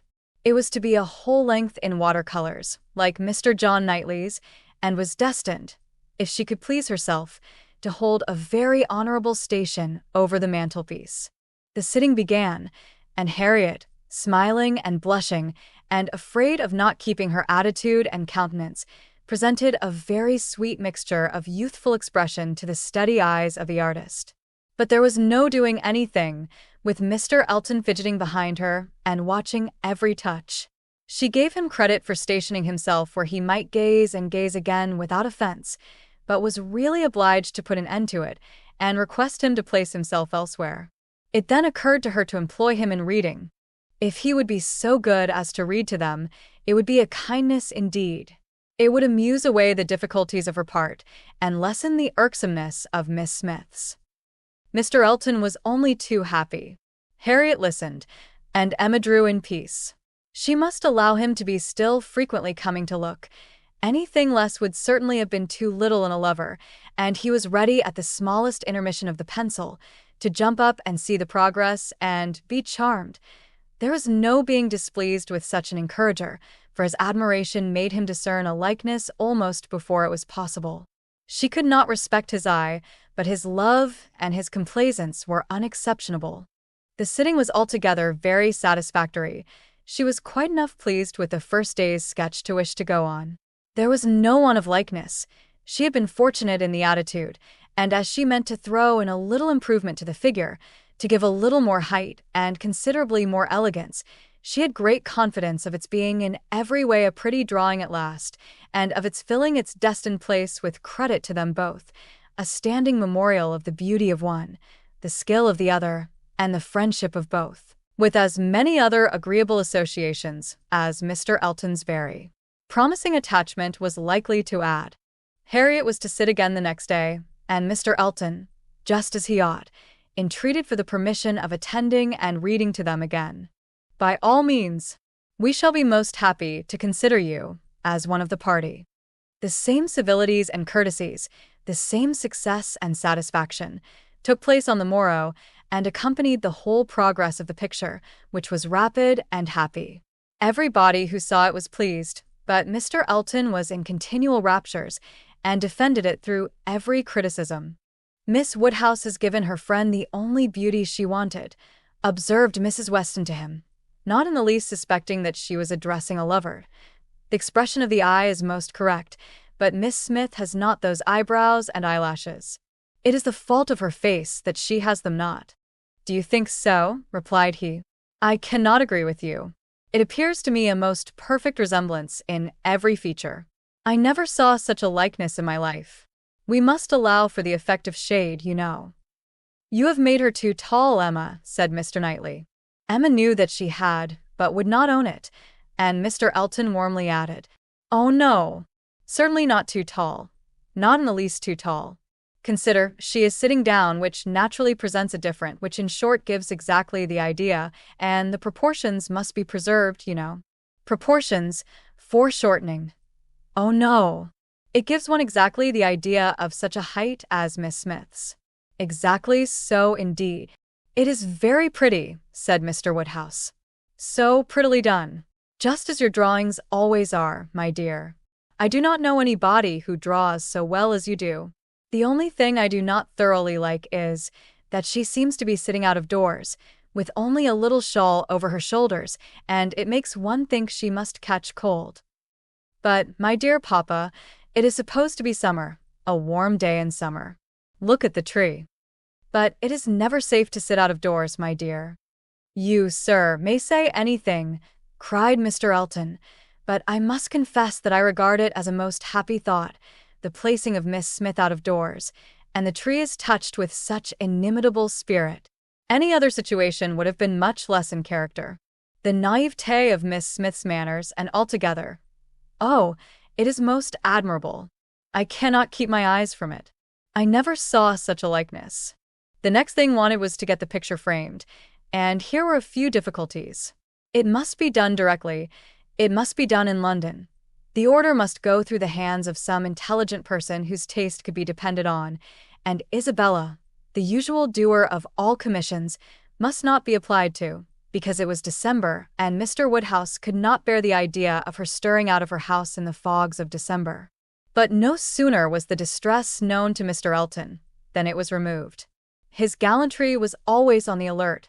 Might he be trusted with a commission, what infinite pleasure should he have in executing it? He could ride to London at any time. It was impossible to say how much he should be gratified by being employed on such an errand. He was too good. She could not endure the thought. She would not give him such a troublesome office for the world. Brought on the desired repetition of entreaties and assurances, and a very few minutes settled the business. Mr. Elton was to take the drawing to London, choose the frame, and give the directions, and Emma thought she could so pack it as to ensure its safety without much incommoding him, while he seemed mostly fearful of not being incommoded enough. "What a precious deposit," said he with a tender sigh as he received it. "This man is almost too gallant to be in love," thought Emma. "I should say so, but that I suppose there may be 100 different ways of being in love. He is an excellent young man and will suit Harriet exactly. It will be exactly so, as he says himself. But he does sigh and languish, and study for compliments rather more than I could endure as a principal. I come in for a pretty good share as a second. But it is his gratitude on Harriet's account." Chapter 7. The very day of Mr. Elton's going to London produced a fresh occasion for Emma's services towards her friend. Harriet had been at Hartfield, as usual, soon after breakfast, and after a time had gone home to return again to dinner. She returned, and sooner than had been talked of, and with an agitated, hurried look, announcing something extraordinary to have happened which she was longing to tell. Half a minute brought it all out. She had heard, as soon as she got back to Mrs. Goddard's, that Mr. Martin had been there an hour before, and finding she was not at home, nor particularly expected, had left a little parcel for her from one of his sisters and gone away, and on opening this parcel, she had actually found, besides the 2 songs which she had lent Elizabeth to copy, a letter to herself, and this letter was from him, from Mr. Martin, and contained a direct proposal of marriage. Who could have thought it? She was so surprised she did not know what to do. Yes, quite a proposal of marriage, and a very good letter, at least she thought so. And he wrote as if he really loved her very much, but she did not know, and so she was come as fast as she could to ask Miss Woodhouse what she should do. Emma was half ashamed of her friend for seeming so pleased and so doubtful. "Upon my word," she cried, "the young man is determined not to lose anything for want of asking. He will connect himself well, if he can." "Will you read the letter?"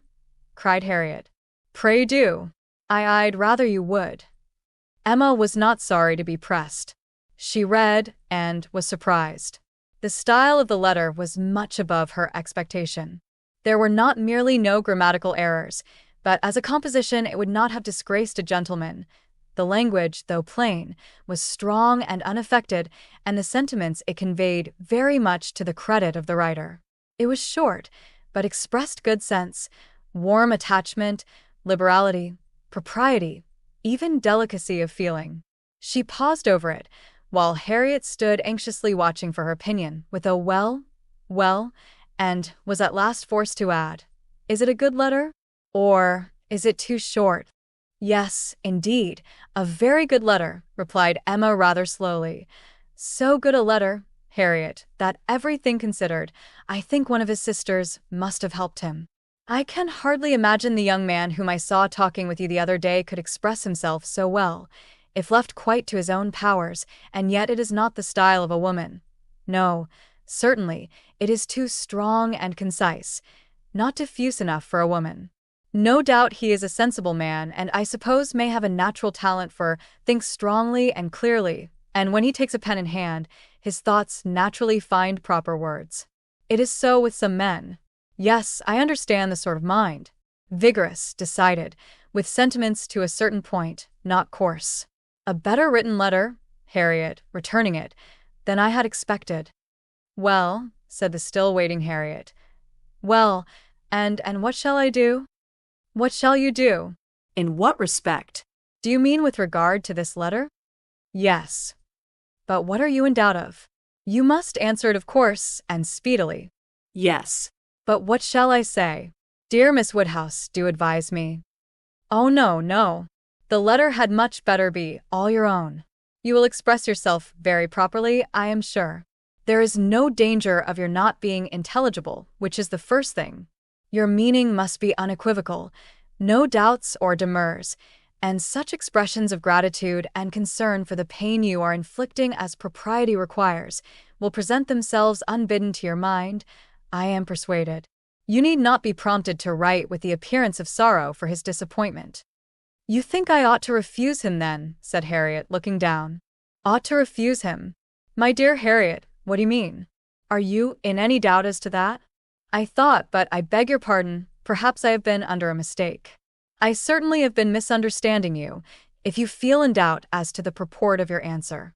I had imagined you were consulting me only as to the wording of it. Harriet was silent. With a little reserve of manner, Emma continued. You mean to return a favorable answer, I collect. No, I do not. That is, I do not mean what shall I do?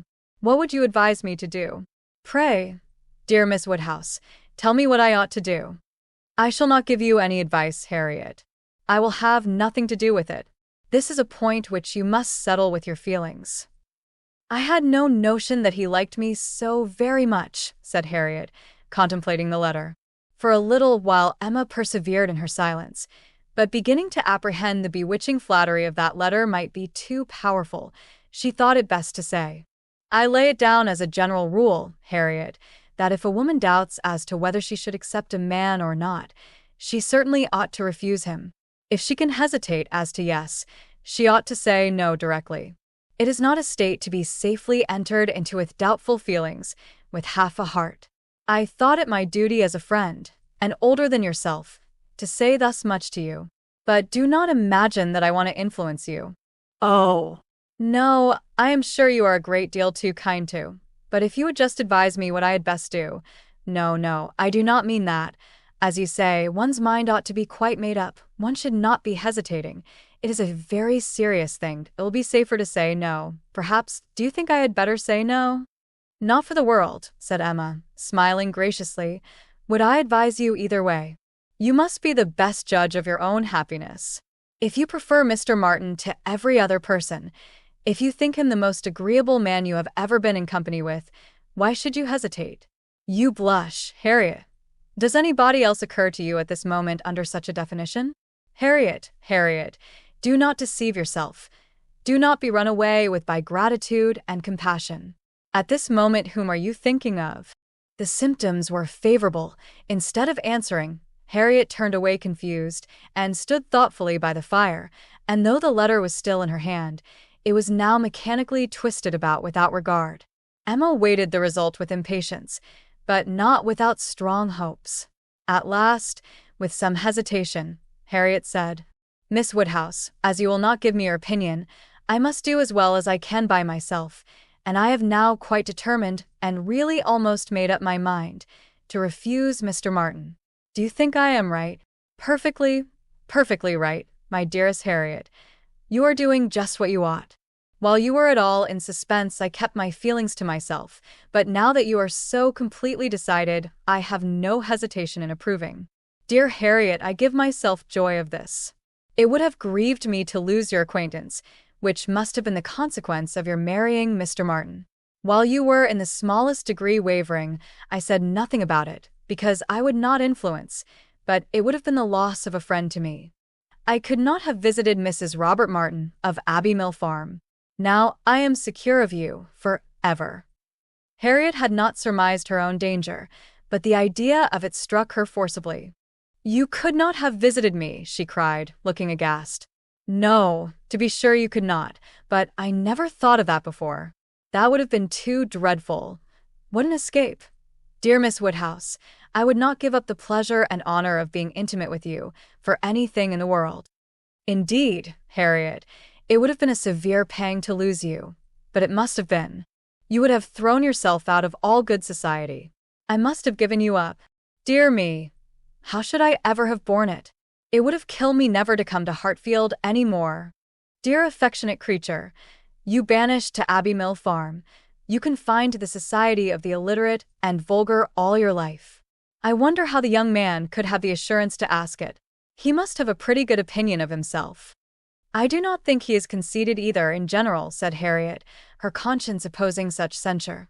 At least, he is very good-natured, and I shall always feel much obliged to him and have a great regard for. But that is quite a different thing from.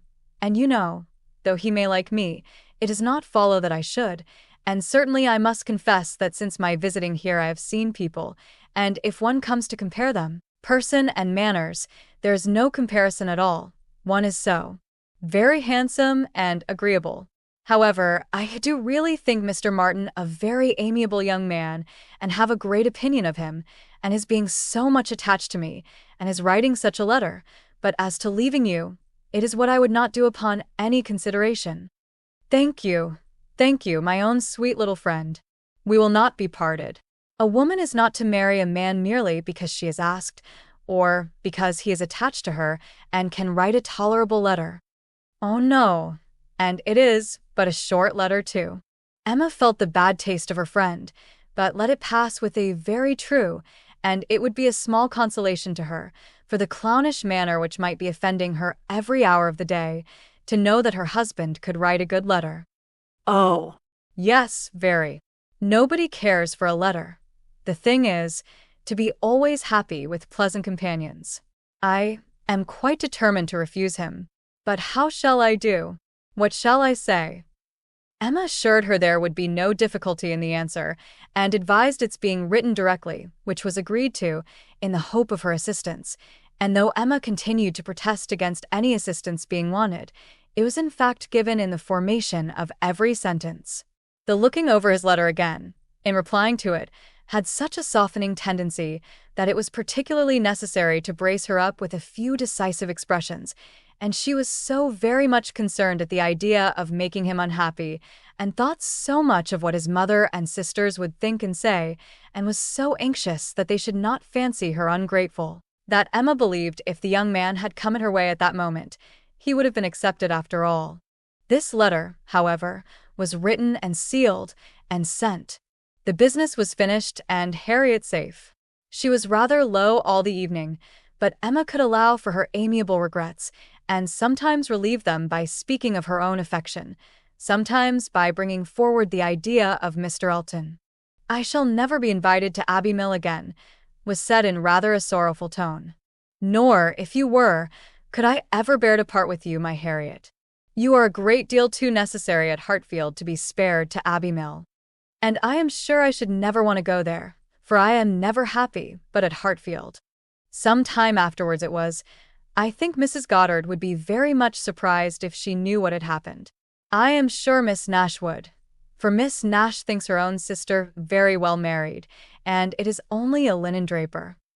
One should be sorry to see greater pride or refinement in the teacher of a school, Harriet.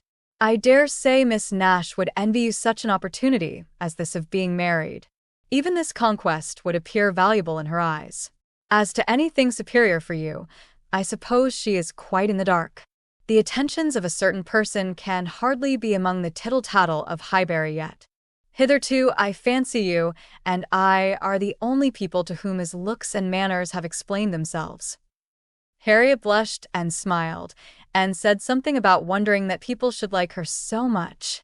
The idea of Mr. Elton was certainly cheering, but still, after a time, she was tender-hearted again towards the rejected Mr. Martin. "Now he has got my letter," said she softly. "I wonder what they are all doing, whether his sisters know if he is unhappy, they will be unhappy too. I hope he will not mind it so very much."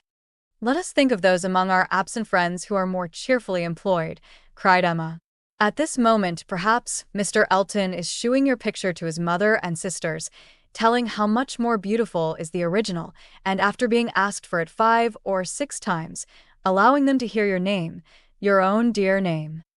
"My picture? But he has left my picture in Bond Street." "Has he so? Then I know nothing of Mr. Elton." "No, my dear little modest Harriet, depend upon it the picture will not be in Bond Street till just before he mounts his horse tomorrow. It is his companion all this evening, his solace, his delight. It opens his designs to his family. It introduces you among them. It diffuses through the party those pleasantest feelings of our nature, eager curiosity and warm prepossession. How cheerful, how animated, how suspicious, how busy their imaginations all are. Harriet smiled again, and her smiles grew stronger. Chapter 8. Harriet slept at Hartfield that night. For some weeks past, she had been spending more than half her time there, and gradually getting to have a bedroom appropriated to herself, and Emma judged it best in every respect, safest and kindest, to keep her with them as much as possible just at present. She was obliged to go the next morning for an hour or two to Mrs. Goddard's, but it was then to be settled that she should return to Hartfield, to make a regular visit of some days. While she was gone, Mr. Knightley called, and sat some time with Mr. Woodhouse and Emma, till Mr. Woodhouse, who had previously made up his mind to walk out, was persuaded by his daughter not to defer it, and was induced by the entreaties of both, though against the scruples of his own civility, to leave Mr. Knightley for that purpose. Mr. Knightley, who had nothing of ceremony about him, was offering by his short, decided answers an amusing contrast to the protracted apologies and civil hesitations of the other. "Well, I believe, if you will excuse me, Mr. Knightley, if you will not consider me as doing a very rude thing, I shall take Emma's advice and go out for a quarter of an hour. As the sun is out, I believe I had better take my 3 turns while I can. I treat you without ceremony, Mr. Knightley. We invalids think we are privileged people. My dear sir, do not make a stranger of me. I leave an excellent substitute in my daughter. Emma will be happy to entertain you, and therefore I think I will beg your excuse and take my 3 turns, my winter walk." "You cannot do better, sir. I would ask for the pleasure of your company, Mr. Knightley, but I am a very slow walker and my pace would be tedious to you, and, besides, you have another long walk before you, to Donwell Abbey." "Thank you, sir. Thank you. I am going this moment myself, and I think the sooner you go the better. I will fetch your greatcoat and open the garden door for you." Mr. Woodhouse at last was off, but Mr. Knightley, instead of being immediately off likewise, sat down again, seemingly inclined for more chat. He began speaking of Harriet, and speaking of her with more voluntary praise than Emma had ever heard before. "I cannot rate her beauty as you do," said he, "but she is a pretty little creature, and I am inclined to think very well of her disposition. Her character depends upon those she is with, but in good hands she will turn out a valuable woman." "I am glad you think so, and the good hands, I hope, may not be wanting." "Come," said he, "you are anxious for a compliment, so I will tell you that you have improved her. You have cured her of her schoolgirl's giggle. She really does you credit." "Thank you. I should be mortified indeed if I did not believe I had been of some use, but it is not everybody who will bestow praise where they may. You do not often overpower me with it. You are expecting her again, you say, this morning?" "Almost every moment. She has been gone longer already than she intended. Something has happened to delay her. Some visitors, perhaps. Highbury gossips. Tiresome wretches. Harriet may not consider everybody tiresome that you would." Emma knew this was too true for contradiction, and therefore said nothing. He presently added, with a smile, "I do not pretend to fix on times or places, but I must tell you that I have good reason to believe your little friend will soon hear of something to her advantage." "Indeed? How so? Of what sort?" "A very serious sort, I assure you," still smiling. "Very serious. I can think of but one thing. Who is in love with her? Who makes you their confidant?" Emma was more than half in hopes of Mr. Elton's having dropped a hint. Mr. Knightley was a sort of general friend and adviser, and she knew Mr. Elton looked up to him. "I have reason to think," he replied, "that Harriet Smith will soon have an offer of marriage, and from a most unexceptionable quarter. Robert Martin is the man.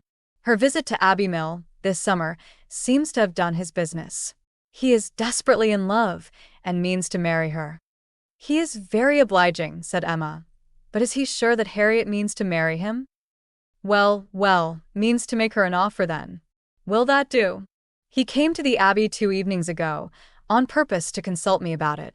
He knows I have a thorough regard for him and all his family, and I believe, considers me as one of his best friends.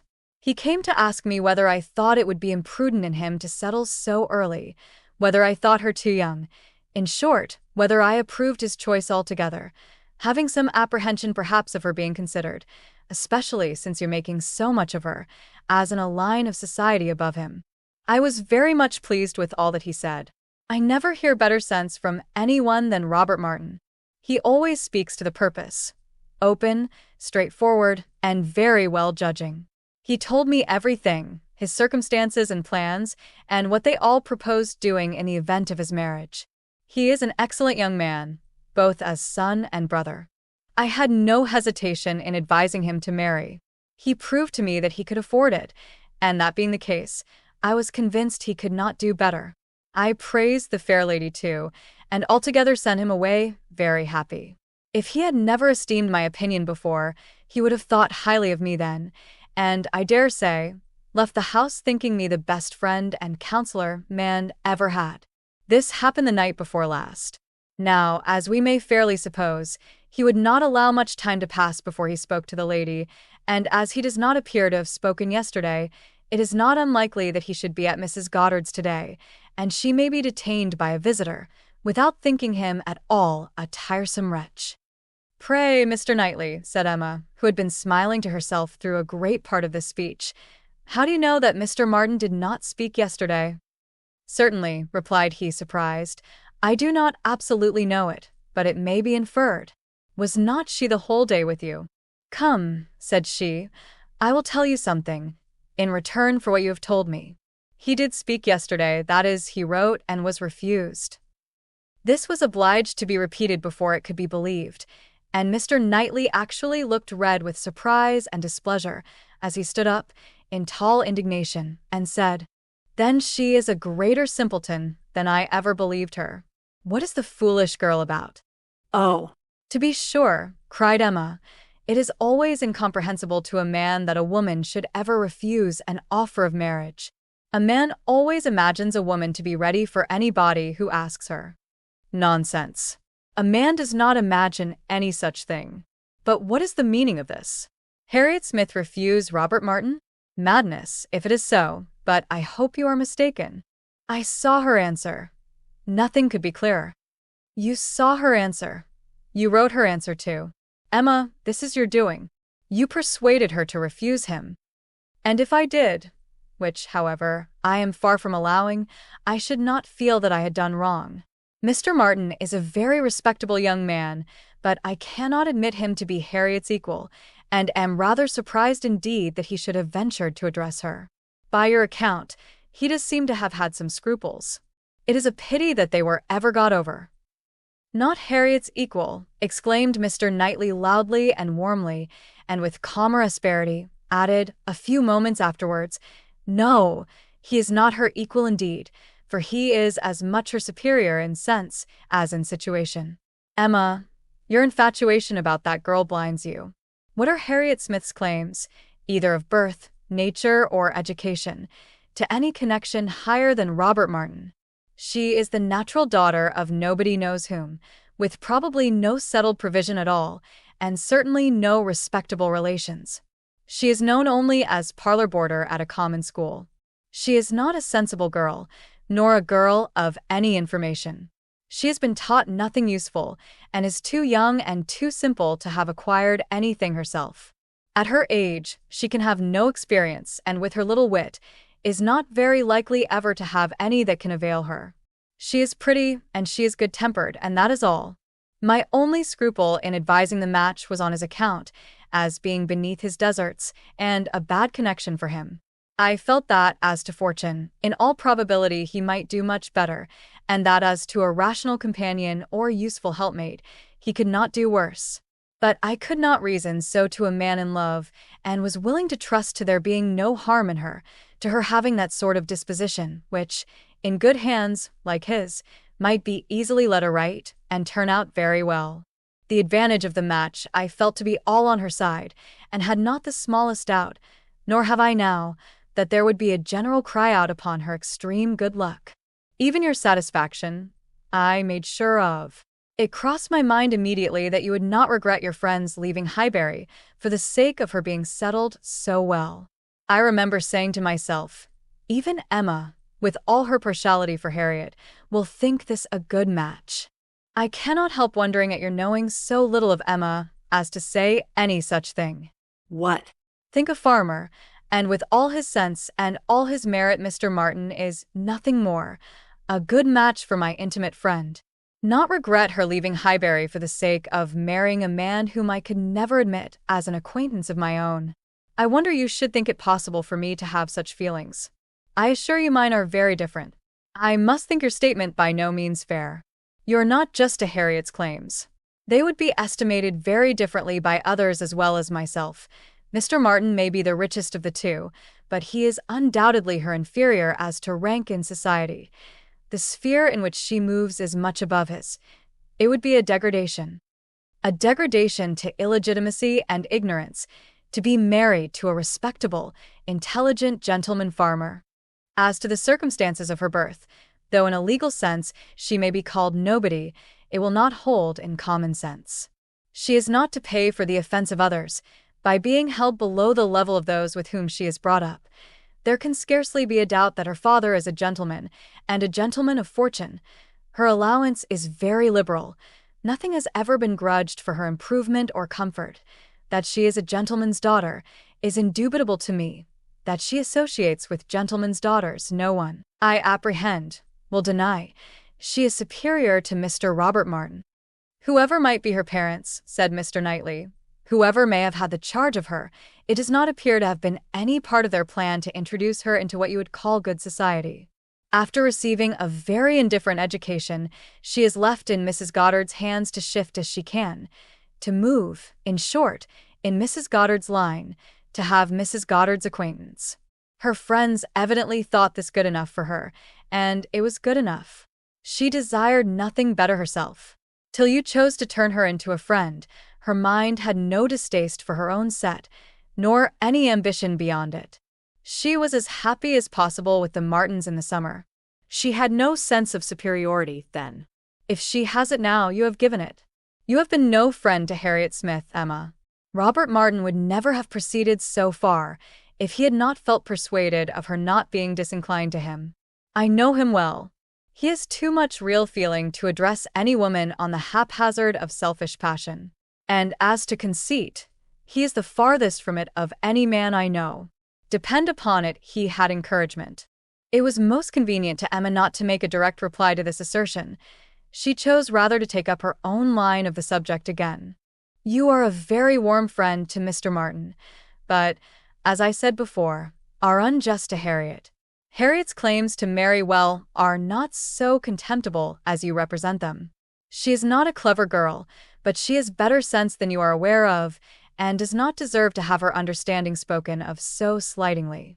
Waiving that point, however, and supposing her to be, as you describe her, only pretty and good-natured, let me tell you that in the degree she possesses them, they are not trivial recommendations to the world in general, for she is, in fact, a beautiful girl, and must be thought so by 99 people out of 100. And till it appears that men are much more philosophic on the subject of beauty than they are generally supposed, till they do fall in love with well-informed minds instead of handsome faces, a girl, with such loveliness as Harriet, has a certainty of being admired and sought after, of having the power of choosing from among many, consequently a claim to be nice.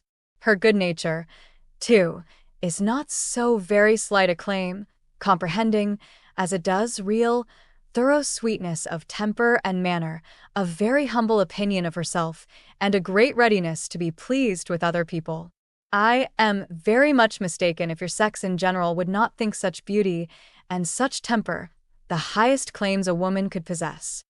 Upon my word, Emma, to hear you abusing the reason you have is almost enough to make me think so too. Better be without sense than misapply it as you do. To be sure, cried she playfully, I know that is the feeling of you all.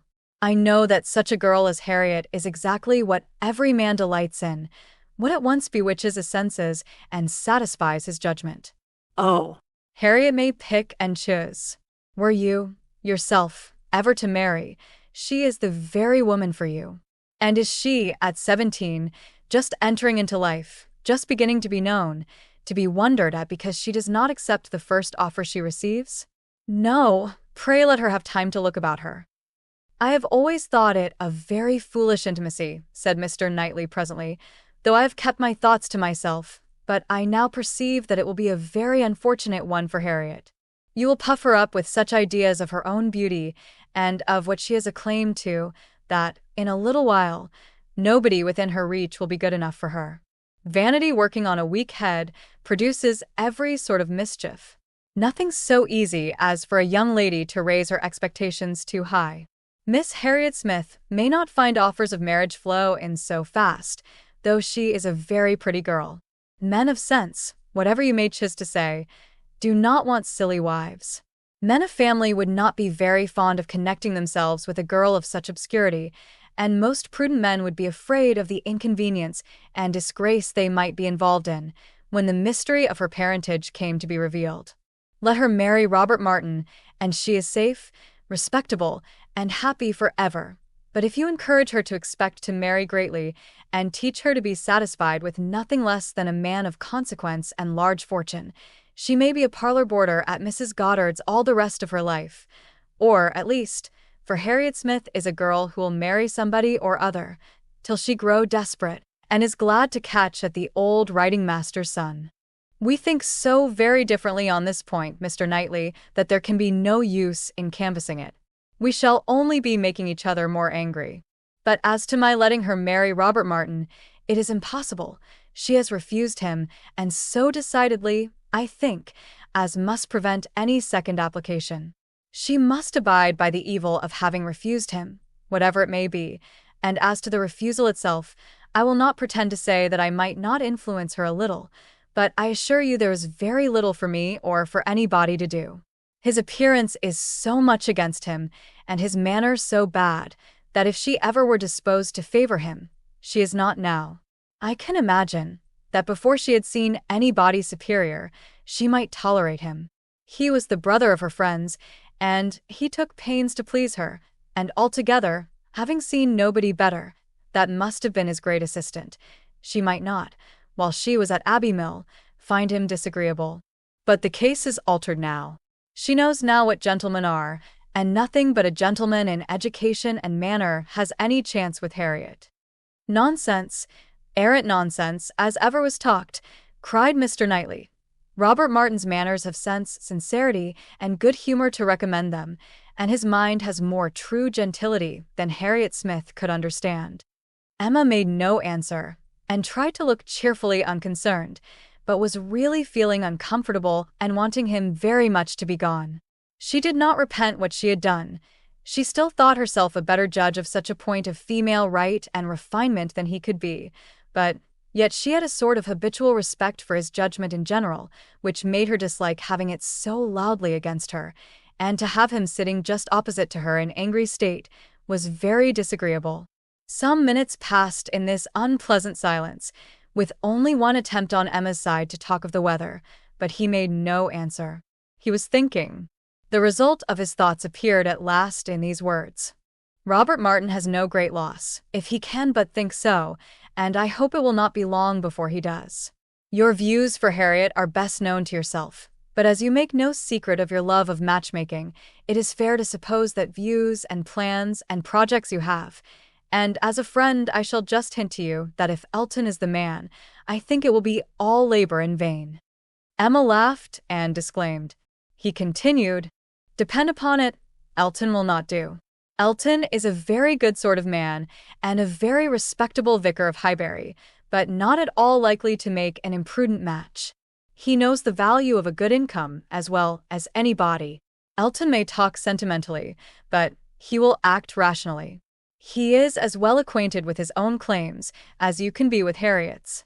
He knows that he is a very handsome young man and a great favorite wherever he goes, and from his general way of talking in unreserved moments, when there are only men present, I am convinced that he does not mean to throw himself away.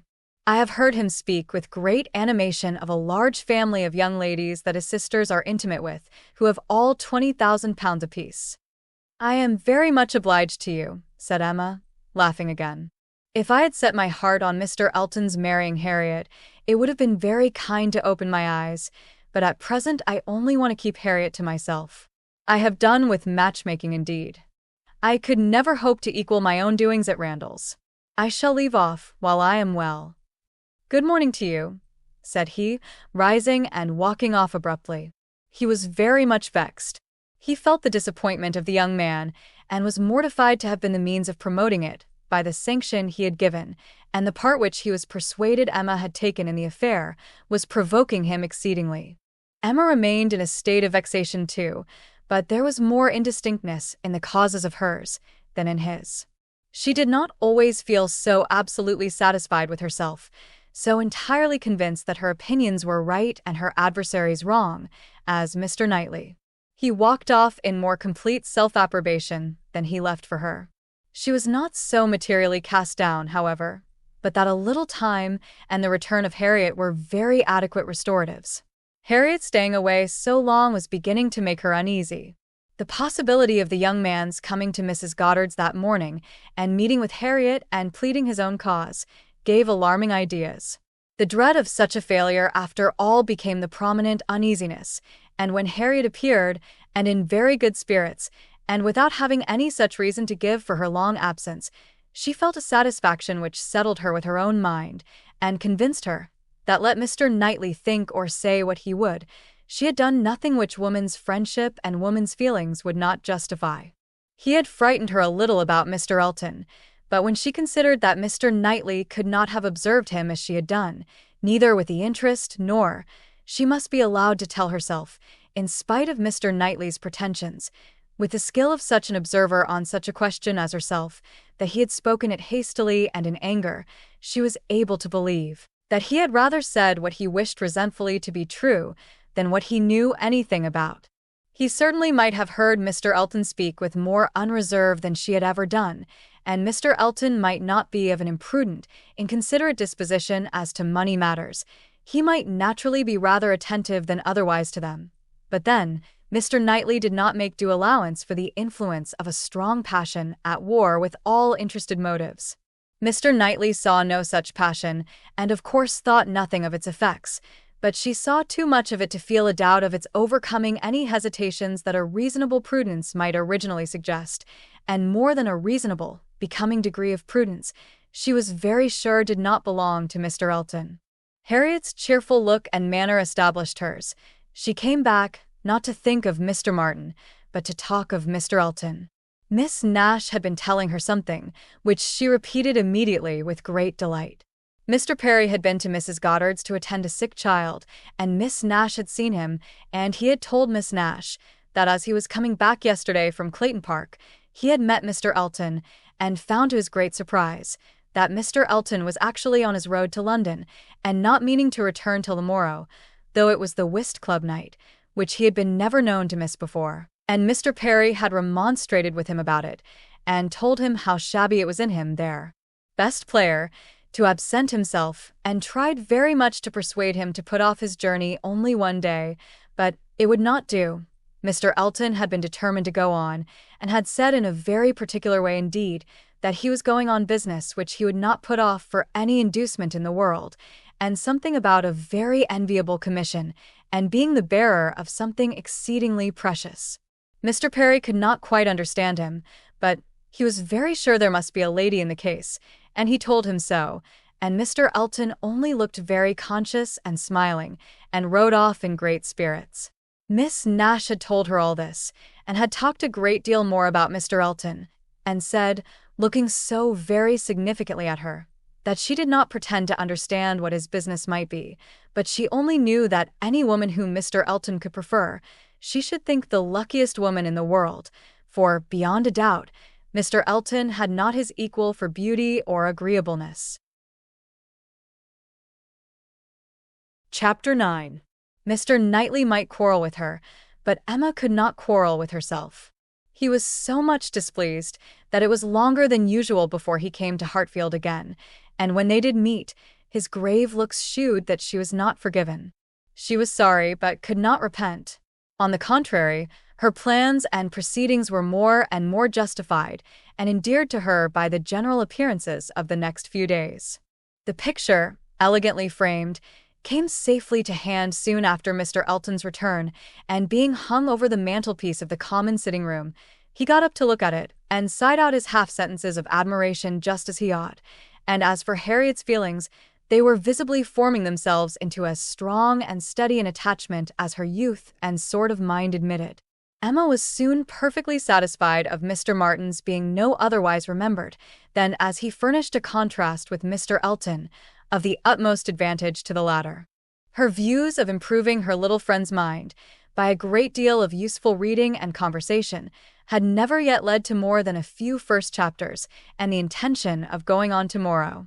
It was much easier to chat than to study, much pleasanter to let her imagination range and work at Harriet's fortune, than to be laboring to enlarge her comprehension or exercise it on sober facts, and the only literary pursuit which engaged Harriet at present, the only mental provision she was making for the evening of life, was the collecting and transcribing all the riddles of every sort that she could meet with, into a thin quarto of hot-pressed paper, made up by her friend and ornamented with ciphers and trophies.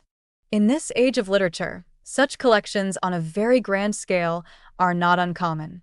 Miss Nash, head teacher at Mrs. Goddard's, had written out at least 300, and Harriet, who had taken the first hint of it from her, hoped, with Miss Woodhouse's help, to get a great many more. Emma assisted with her invention, memory, and taste, and as Harriet wrote a very pretty hand, it was likely to be an arrangement of the first order, in form as well as quantity. Mr. Woodhouse was almost as much interested in the business as the girls, and tried very often to recollect something worth their putting in. So many clever riddles as there used to be when he was young. He wondered he could not remember them, but he hoped he should in time. And it always ended in Kitty, a fair but frozen maid.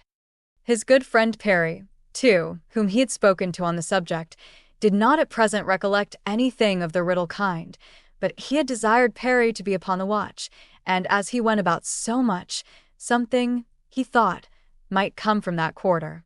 It was by no means his daughter's wish that the intellects of Highbury in general should be put under requisition. Mr. Elton was the only one whose assistance she asked. He was invited to contribute any really good enigmas, charades, or conundrums that he might recollect, and she had the pleasure of seeing him most intently at work with his recollections, and at the same time, as she could perceive, most earnestly careful that nothing ungallant, nothing that did not breathe a compliment to the sex should pass his lips. They owed to him their 2 or 3 politest puzzles, and the joy and exultation with which at last he recalled, and rather sentimentally recited, that well-known charade. My first doth affliction denote, which my second is destined to feel, and my whole is the best antidote. That affliction to soften and heal made her quite sorry to acknowledge that they had transcribed it some pages ago already. "Why will not you write one yourself for us, Mr. Elton?" said she. "That is the only security for its freshness, and nothing could be easier to you." Oh no! He had never written, hardly ever, anything of the kind in his life. The stupidest fellow! He was afraid not even Miss Woodhouse, he stopped a moment, or Miss Smith could inspire him. The very next day, however, produced some proof of inspiration. He called for a few moments, just to leave a piece of paper on the table containing, as he said, a charade, which a friend of his had addressed to a young lady, the object of his admiration, but which, from his manner, Emma was immediately convinced must be his own. "I do not offer it for Miss Smith's collection," said he. "Being my friends, I have no right to expose it in any degree to the public eye, but perhaps you may not dislike looking at it." The speech was more to Emma than to Harriet, which Emma could understand. There was deep consciousness about him, and he found it easier to meet her eye than her friend's. He was gone the next moment.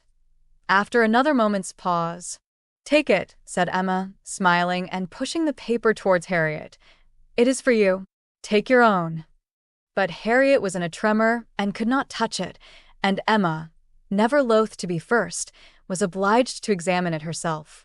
To Miss Charade. My first displays the wealth and pomp of kings, lords of the earth, their luxury and ease.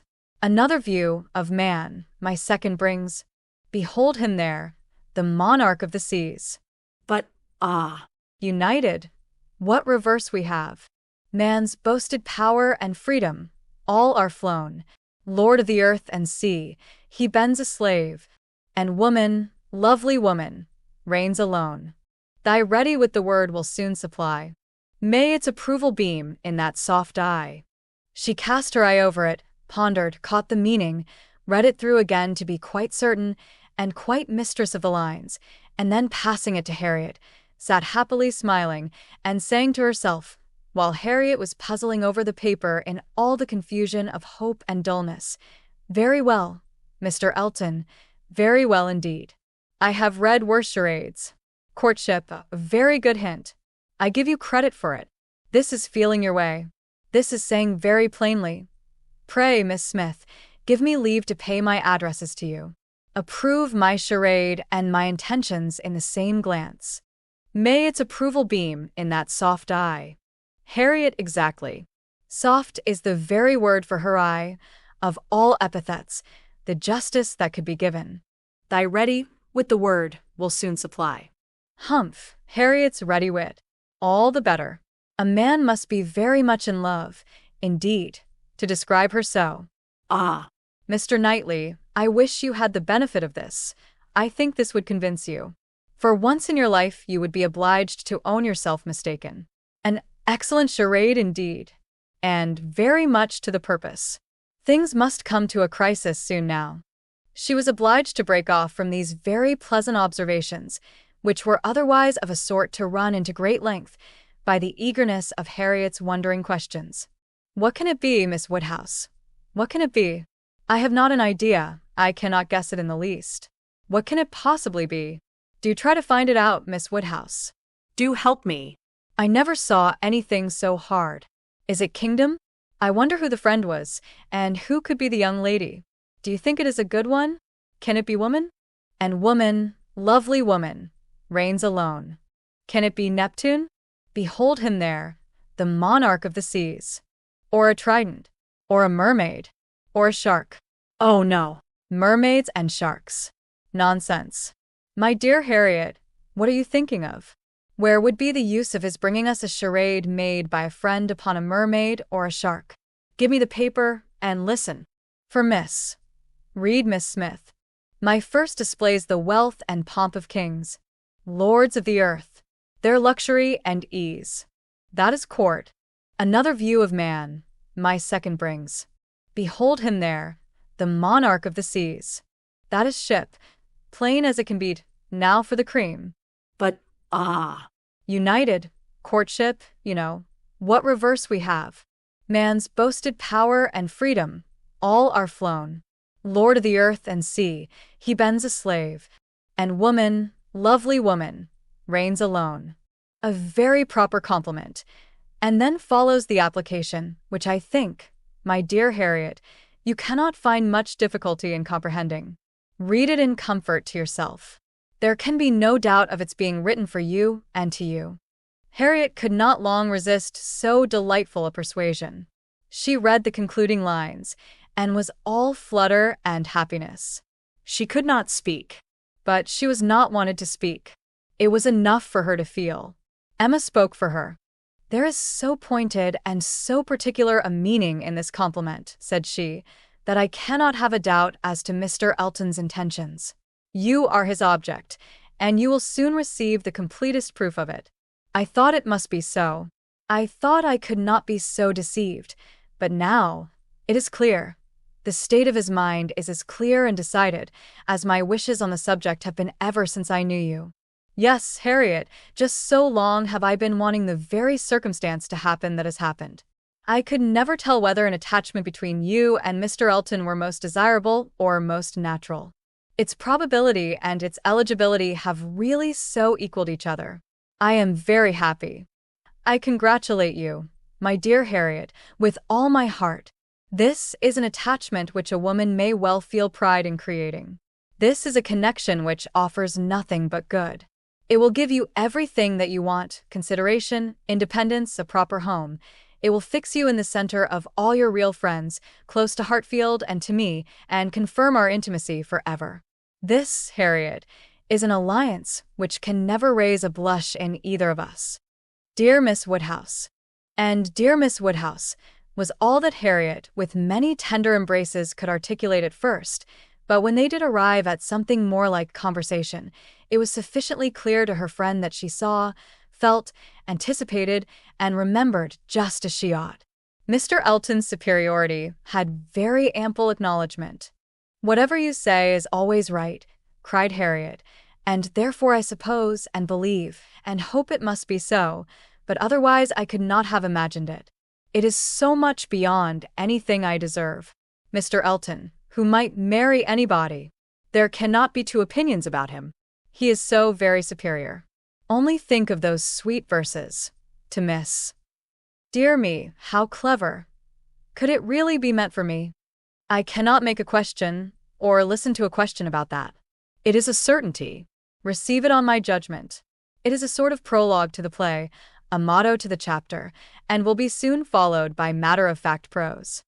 It is a sort of thing which nobody could have expected. I am sure a month ago I had no more idea myself. The strangest things do take place.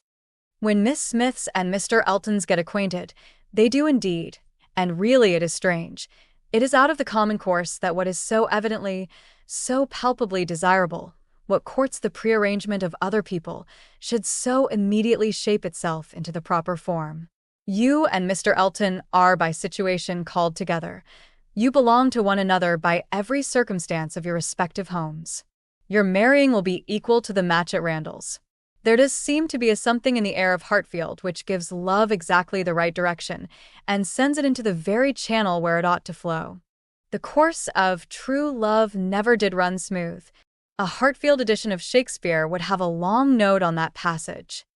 That Mr. Elton should really be in love with me, of all people who did not know him, to speak to him at Michaelmas. And he, the very handsomest man that ever was, and a man that everybody looks up to, quite like Mr. Knightley. His company so sought after, that everybody says he need not eat a single meal by himself if he does not choose it, that he has more invitations than there are days in the week. And so excellent in the church. Miss Nash has put down all the texts he has ever preached from since he came to Highbury. Dear me, when I look back to the first time I saw him, how little did I think. The two abbots and I ran into the front room and peeped through the blind when we heard he was going by, and Miss Nash came and scolded us away, and stayed to look through herself. However, she called me back presently, and let me look too, which was very good-natured. And how beautiful we thought he looked! He was arm in arm with Mr. Cole. This is an alliance which, whatever your friends may be, must be agreeable to them, provided at least they have common sense, and we are not to be addressing our conduct to fools. If they are anxious to see you happily married, here is a man whose amiable character gives every assurance of it. If they wish to have you settled in the same country and circle which they have chosen to place you in, here it will be accomplished, and if their only object is that you should, in the common phrase, be well married, here is the comfortable fortune, the respectable establishment, the rise in the world which must satisfy them. Yes, very true. How nicely you talk. I love to hear you. You understand everything. You and Mr. Elton are one as clever as the other. This charade. If I had studied a 12-month, I could never have made anything like it. I thought he meant to try his skill, by his manner of declining it yesterday. I do think it is, without exception, the best charade I ever read. I never read one more to the purpose, certainly. It is as long again as almost all we have had before. I do not consider its length as particularly in its favor. Such things in general cannot be too short. Harriet was too intent on the lines to hear. The most satisfactory comparisons were rising in her mind. It is one thing, said she, presently, her cheeks in a glow, to have very good sense in a common way, like everybody else, and if there is anything to say, to sit down and write a letter, and say just what you must in a short way, and another, to write verses and charades like this. Emma could not have desired a more spirited rejection of Mr. Martin's prose. Such sweet lines, continued Harriet. These two last, but how shall I ever be able to return the paper or say I've found it out? Oh, Miss Woodhouse, what can we do about that? Leave it to me. You do nothing. He will be here this evening, I dare say, and then I will give it him back, and some nonsense or other will pass between us, and you shall not be committed. Your soft eyes shall choose their own time for beaming. Trust to me. Oh, Miss Woodhouse, what a pity that I must not write this beautiful charade into my book. I am sure I have not got one half so good. Leave out the two last lines, and there is no reason why you should not write it into your book. oh, But those two lines are the best of all. Granted, for private enjoyment, and for private enjoyment keep them. They are not at all the less written, you know, because you divide them. The couplet does not cease to be, nor does its meaning change. But take it away, and all appropriation ceases, and a very pretty gallant charade remains, fit for any collection. Depend upon it, he would not like to have his charade slighted, much better than his passion. A poet in love must be encouraged in both capacities, or neither. Give me the book, I will write it down, and then there can be no possible reflection on you. Harriet submitted, though her mind could hardly separate the parts, so as to feel quite sure that her friend were not writing down a declaration of love. It seemed too precious an offering for any degree of publicity.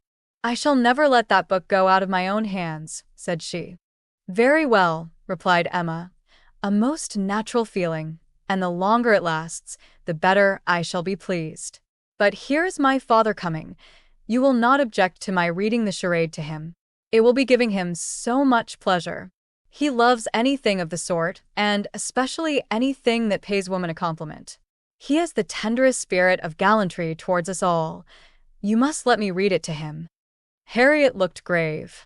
My dear Harriet, you must not refine too much upon this charade. You will betray your feelings improperly if you are too conscious and too quick, and appear to affix more meaning, or even quite all the meaning which may be affixed to it. Do not be overpowered by such a little tribute of admiration. If he had been anxious for secrecy, he would not have left the paper while I was by, but he rather pushed it towards me than towards you. Do not let us be too solemn on the business. He has encouragement enough to proceed, without our sighing out our souls over this charade.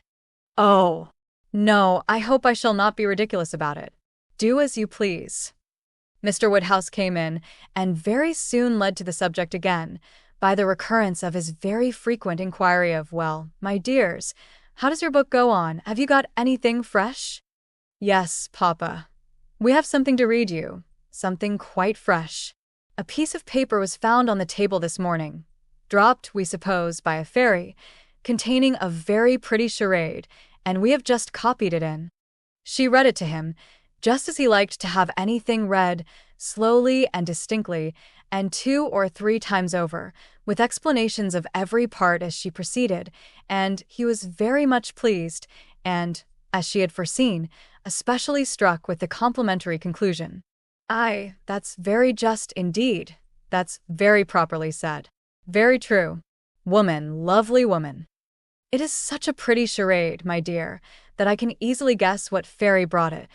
Nobody could have written so prettily but you, Emma. Emma only nodded and smiled. After a little thinking and a very tender sigh, he added, ah, It is no difficulty to see who you take after.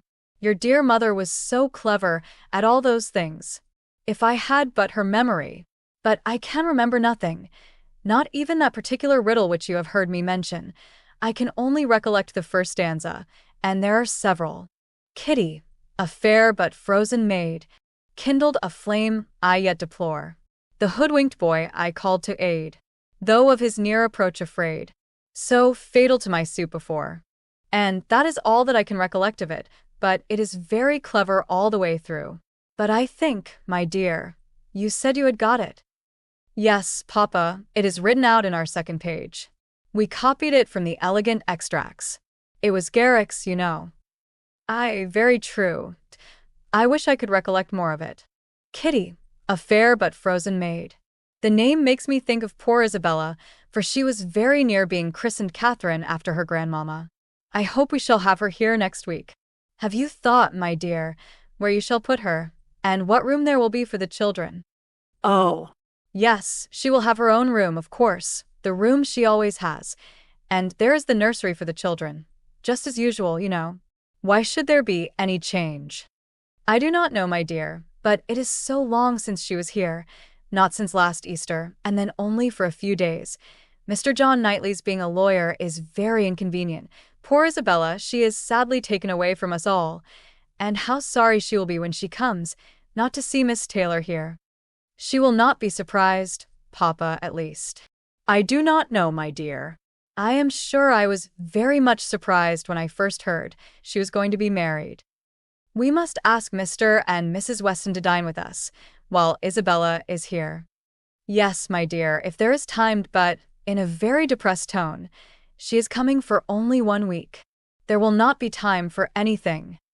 It is unfortunate that they cannot stay longer, but it seems a case of necessity. Mr. John Knightley must be in town again on the 28th, and we ought to be thankful, Papa, that we are to have the whole of the time they can give to the country, that 2 or 3 days are not to be taken out for the Abbey.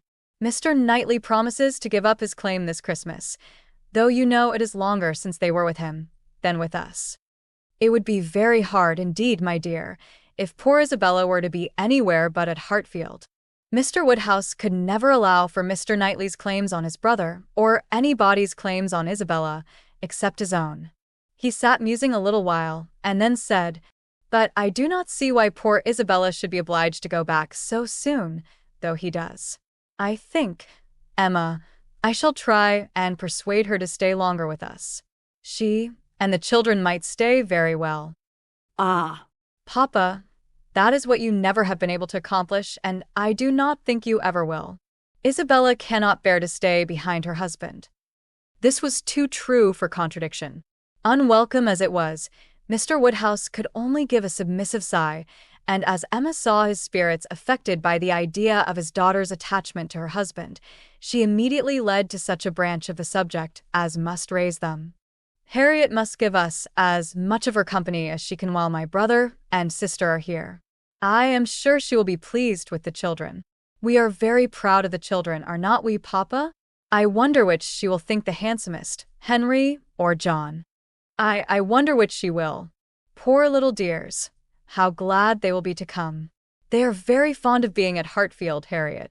"I dare say they are, sir. I am sure I do not know who is not. Henry is a fine boy, but John is very like his mamma. Henry is the eldest. He was named after me, not after his father. John, the second, is named after his father.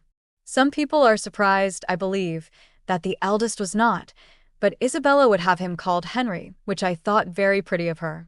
And he is a very clever boy indeed. They are all remarkably clever, and they have so many pretty ways.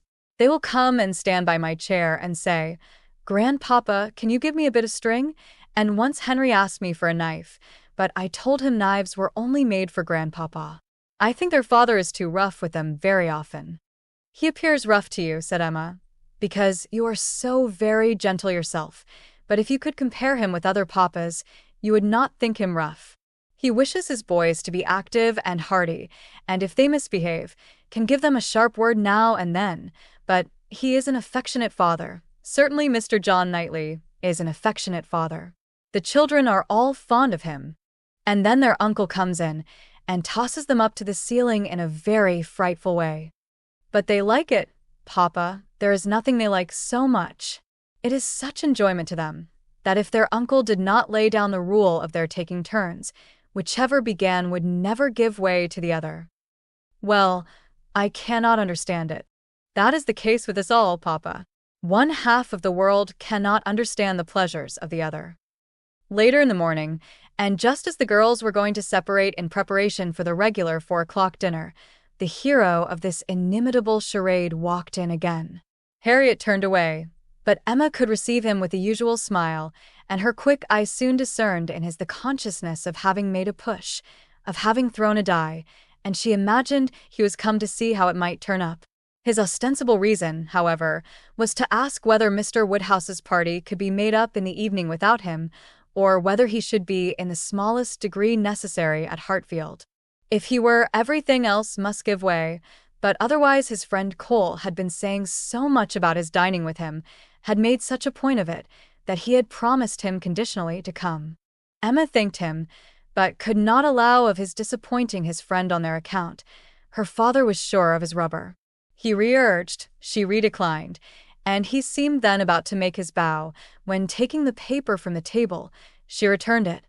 Oh, Here is the charade you were so obliging as to leave with us. Thank you for the sight of it. We admired it so much that I have ventured to write it into Miss Smith's collection. Your friend will not take it amiss, I hope. Of course, I have not transcribed beyond the first 8 lines. Mr. Elton certainly did not very well know what to say. He looked rather doubtingly, rather confused, said something about honor, glanced at Emma and at Harriet, and then seeing the book open on the table, took it up and examined it very attentively. With the view of passing off an awkward moment, Emma smilingly said, "You must make my apologies to your friend, but so good a charade must not be confined to 1 or 2. He may be sure of every woman's approbation while he writes with such gallantry." "I have no hesitation in saying," replied Mr. Elton, though hesitating a good deal while he spoke, "I have no hesitation in saying, at least if my friend feels at all as I do, I have not the smallest doubt that, could he see his little effusion honored as I see it, looking at the book again and replacing it on the table, he would consider it as the proudest moment of his life."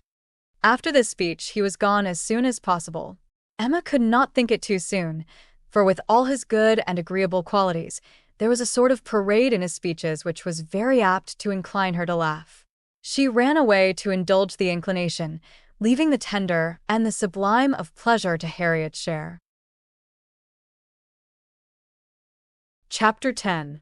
Though now the middle of December, there had yet been no weather to prevent the young ladies from tolerably regular exercise, and on the morrow, Emma had a charitable visit to pay to a poor sick family, who lived a little way out of Highbury. Their road to this detached cottage was down Vicarage Lane, a lane leading at right angles from the broad, though irregular, main street of the place, and, as may be inferred, containing the blessed abode of Mr. Elton. A few inferior dwellings were first to be passed, and then, about 1/4 of a mile down the lane rose the vicarage, an old and not very good house, almost as close to the road as it could be. It had no advantage of situation, but had been very much smartened up by the present proprietor, and, such as it was, there could be no possibility of the 2 friends passing it without a slackened pace and observing eyes. Emma's remark was, "There it is. There go you and your riddle book one of these days." Harriet's was, "Oh, what a sweet house. How very beautiful. There are the yellow curtains that Miss Nash admires so much." "I do not often walk this way now," said Emma, as they proceeded, "but then there will be an inducement, and I shall gradually get intimately acquainted with all the hedges, gates, pools, and pollards of this part of Highbury." Harriet, she found, had never in her life been inside the vicarage, and her curiosity to see it was so extreme that, considering exteriors and probabilities, Emma could only class it as a proof of love, with Mr. Elton's seeing Reddywood in her. "I wish we could contrive it," said she, "but I cannot think of any tolerable pretence for going in. No servant that I want to inquire about of his housekeeper. No message from my father." She pondered, but could think of nothing. After a mutual silence of some minutes, Harriet thus began again. "I do so wonder, Miss Woodhouse, that you should not be married, or going to be married. So charming as you are." Emma laughed, and replied, "My being charming, Harriet, is not quite enough to induce me to marry. I must find other people charming, one other person at least. And I am not only not going to be married at present, but have very little intention of ever marrying at all." So you say, but I cannot believe it. I must see somebody very superior to anyone I have seen yet, to be tempted. Mr. Elton, you know," recollecting herself, "is out of the question, and I do not wish to see any such person. I would rather not be tempted. I cannot really change for the better. If I were to marry, I must expect to repent it. Dear me, It is so odd to hear a woman talk so. I have none of the usual inducements of women to marry. Were I to fall in love, indeed, it would be a different thing. But I never have been in love. It is not my way or my nature. And I do not think I ever shall. And, without love, I am sure I should be a fool to change such a situation as mine. Fortune I do not want. Employment I do not want. Consequence I do not want. I believe few married women are half as much mistress of their husband's house as I am of Hartfield, and never could I expect to be so truly beloved and important, so always first and always right in any man's eyes as I am in my father's. But then, to be an old maid at last, like Miss Bates. That is as formidable an image as you could present, Harriet, and if I thought I should ever be like Miss Bates, so silly, so satisfied, so smiling, so prosing, so undistinguishing and unfastidious, and so apt to tell everything relative to everybody about me, I would marry tomorrow. But between us, I am convinced there never can be any likeness, except in being unmarried. But still, you will be an old maid, and that's so dreadful. Never mind, Harriet, I shall not be a poor old maid, and it is poverty only which makes celibacy contemptible to a generous public.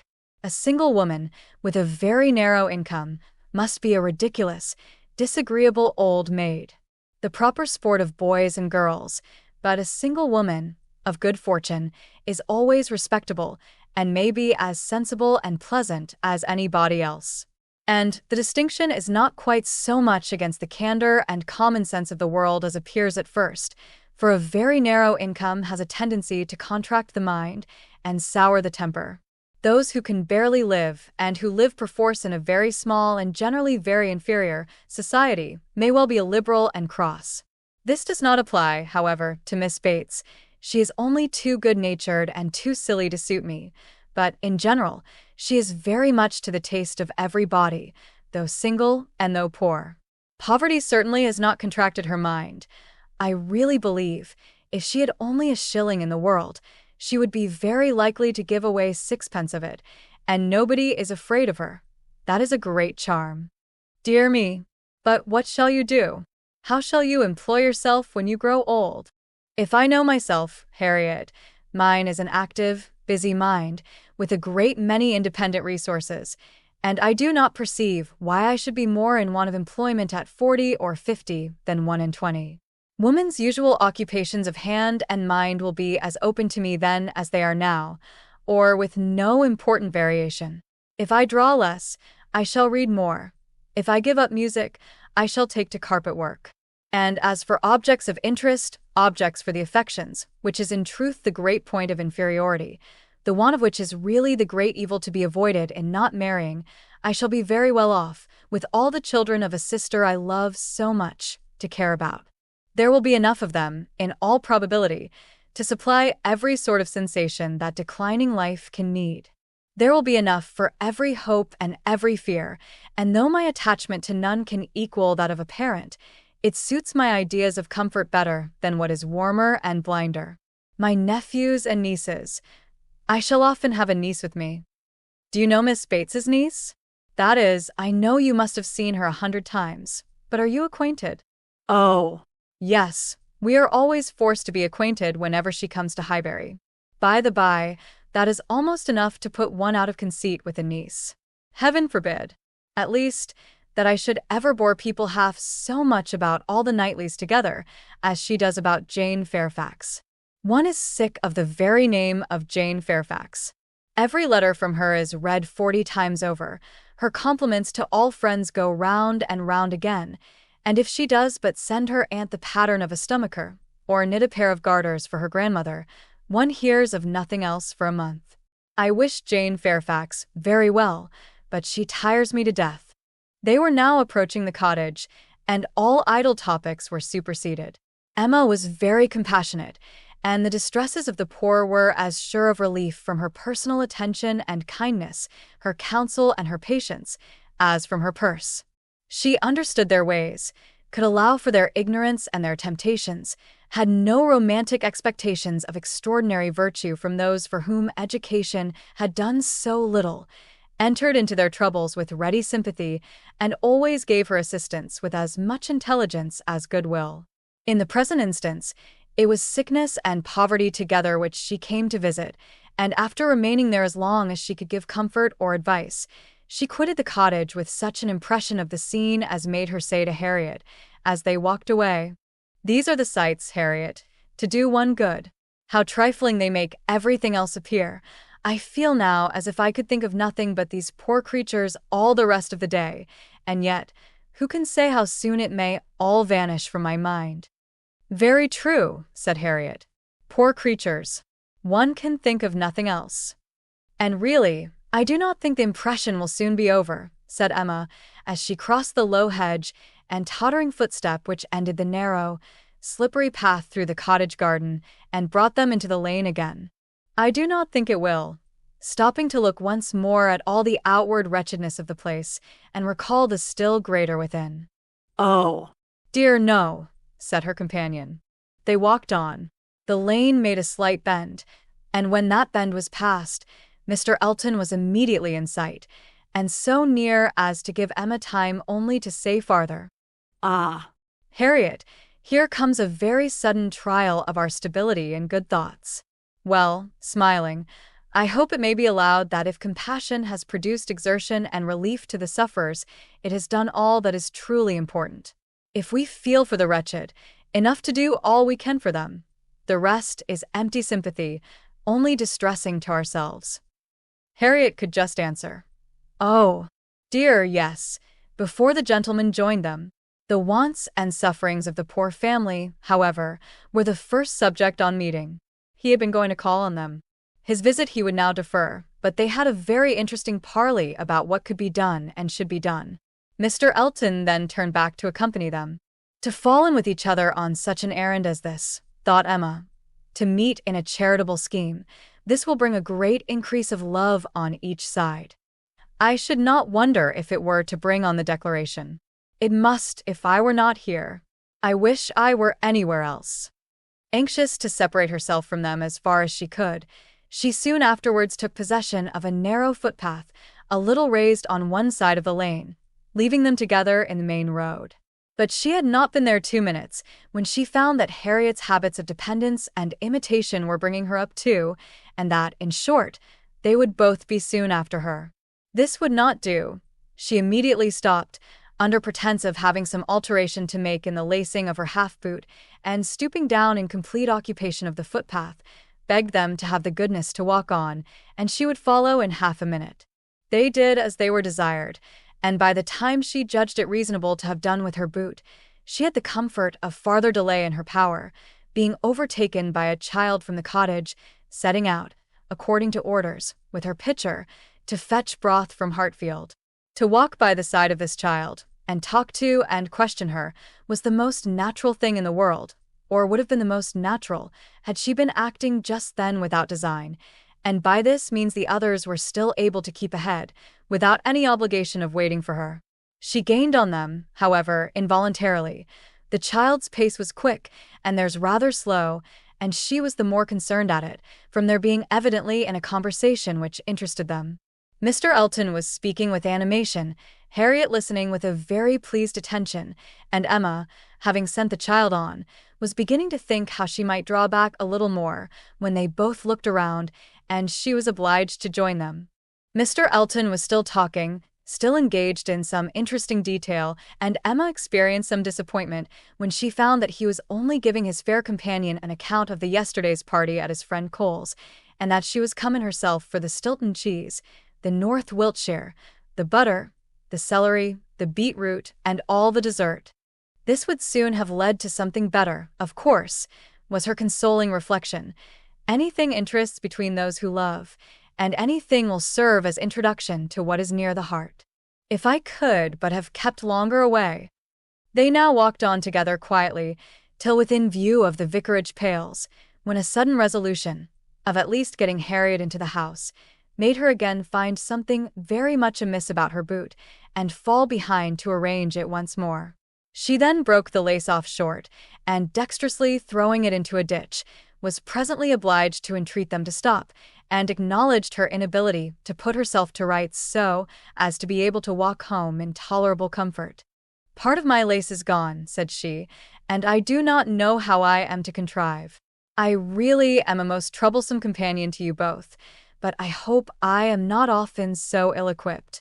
Mr. Elton, I must beg leave to stop at your house, and ask your housekeeper for a bit of riband or string, or anything just to keep my boot on."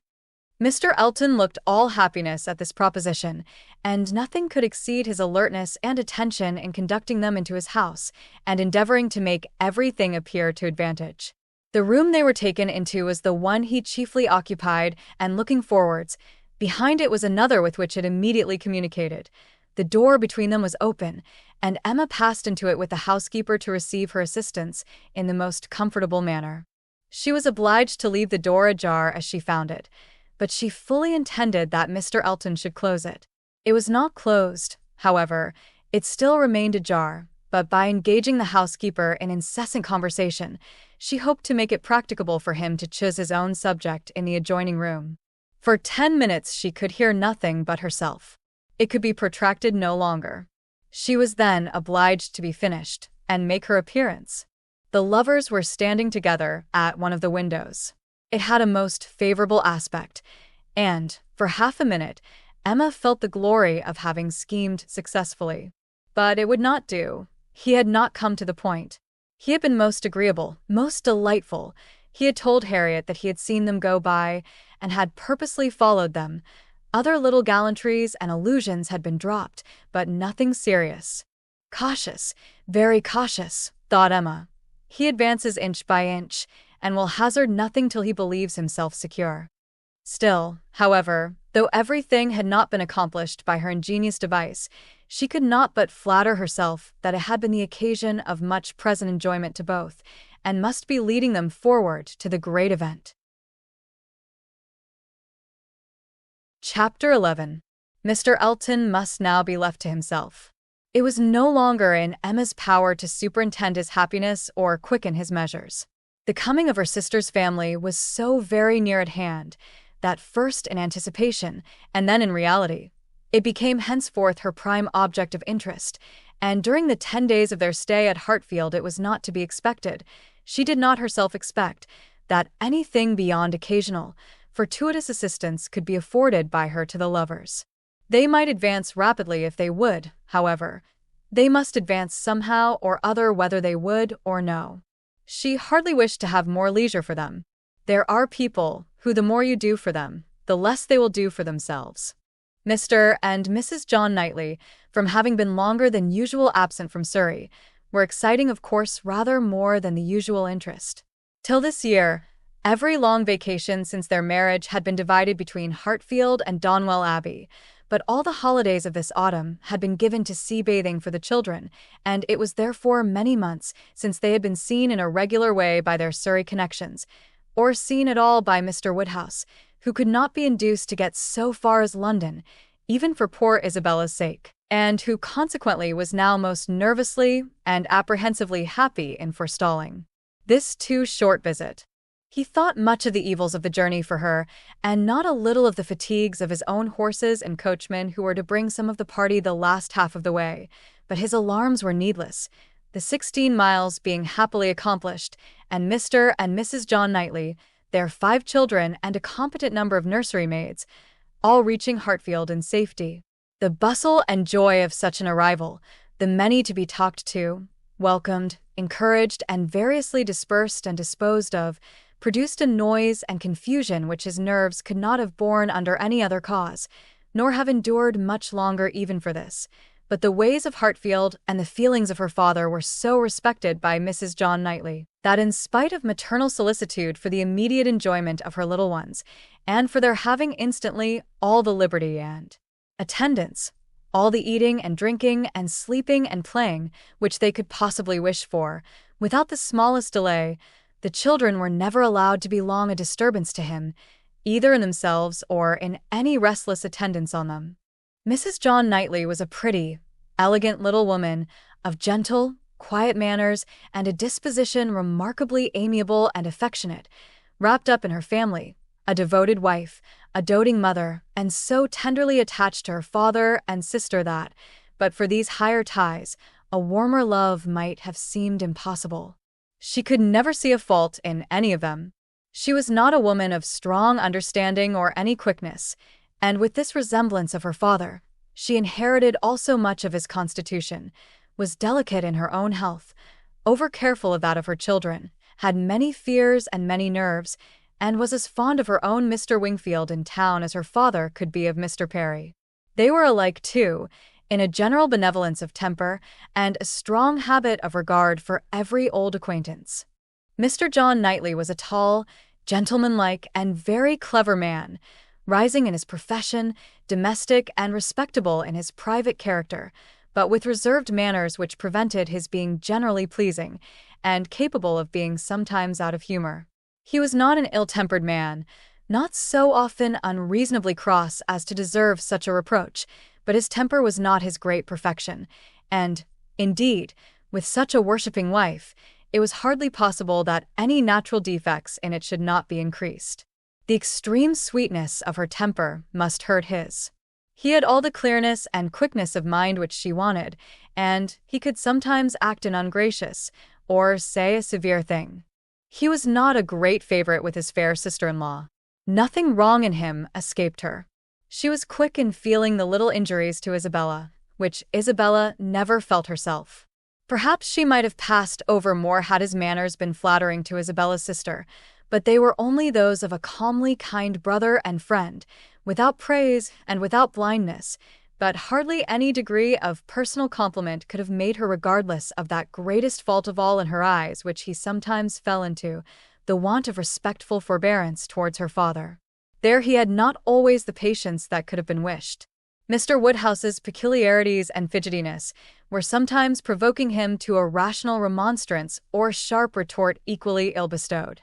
It did not often happen, for Mr. John Knightley had really a great regard for his father-in-law and generally a strong sense of what was due to him, but it was too often for Emma's charity, especially as there was all the pain of apprehension frequently to be endured, though the offense came not. The beginning, however, of every visit displayed none but the properest feelings, and this being of necessity so short might be hoped to pass away in unsullied cordiality. They had not been long seated and composed when Mr. Woodhouse, with a melancholy shake of the head and a sigh, called his daughter's attention to the sad change at Hartfield since she had been there last. "Ah, my dear," said he, "poor Miss Taylor, it is a grievous business." "Oh, yes, sir," cried she with ready sympathy, "how you must miss her. And dear Emma, too. What a dreadful loss to you both. I have been so grieved for you. I could not imagine how you could possibly do without her. It is a sad change indeed, but I hope she is pretty well, sir." "Pretty well, my dear, I hope pretty well. I do not know but that the place agrees with her tolerably." Mr. John Knightley here asked Emma quietly whether there were any doubts of the heir of Randalls. "Oh, no, none in the least." "I never saw Mrs. Weston better in my life. Never looking so well. Papa is only speaking his own regret." "Very much to the honor of both," was the handsome reply. "And do you see her, sir, tolerably often?" asked Isabella in the plaintive tone which just suited her father. Mr. Woodhouse hesitated. "Not near so often, my dear, as I could wish." "Oh, "Papa, we have missed seeing them but one entire day since they married. Either in the morning or evening of every day, excepting one, have we seen either Mr. Weston or Mrs. Weston, and generally both, either at Randalls or here, and as you may suppose, Isabella, most frequently here. They are very, very kind in their visits. Mr. Weston is really as kind as herself. Papa, if you speak in that melancholy way, you will be giving Isabella a false idea of us all.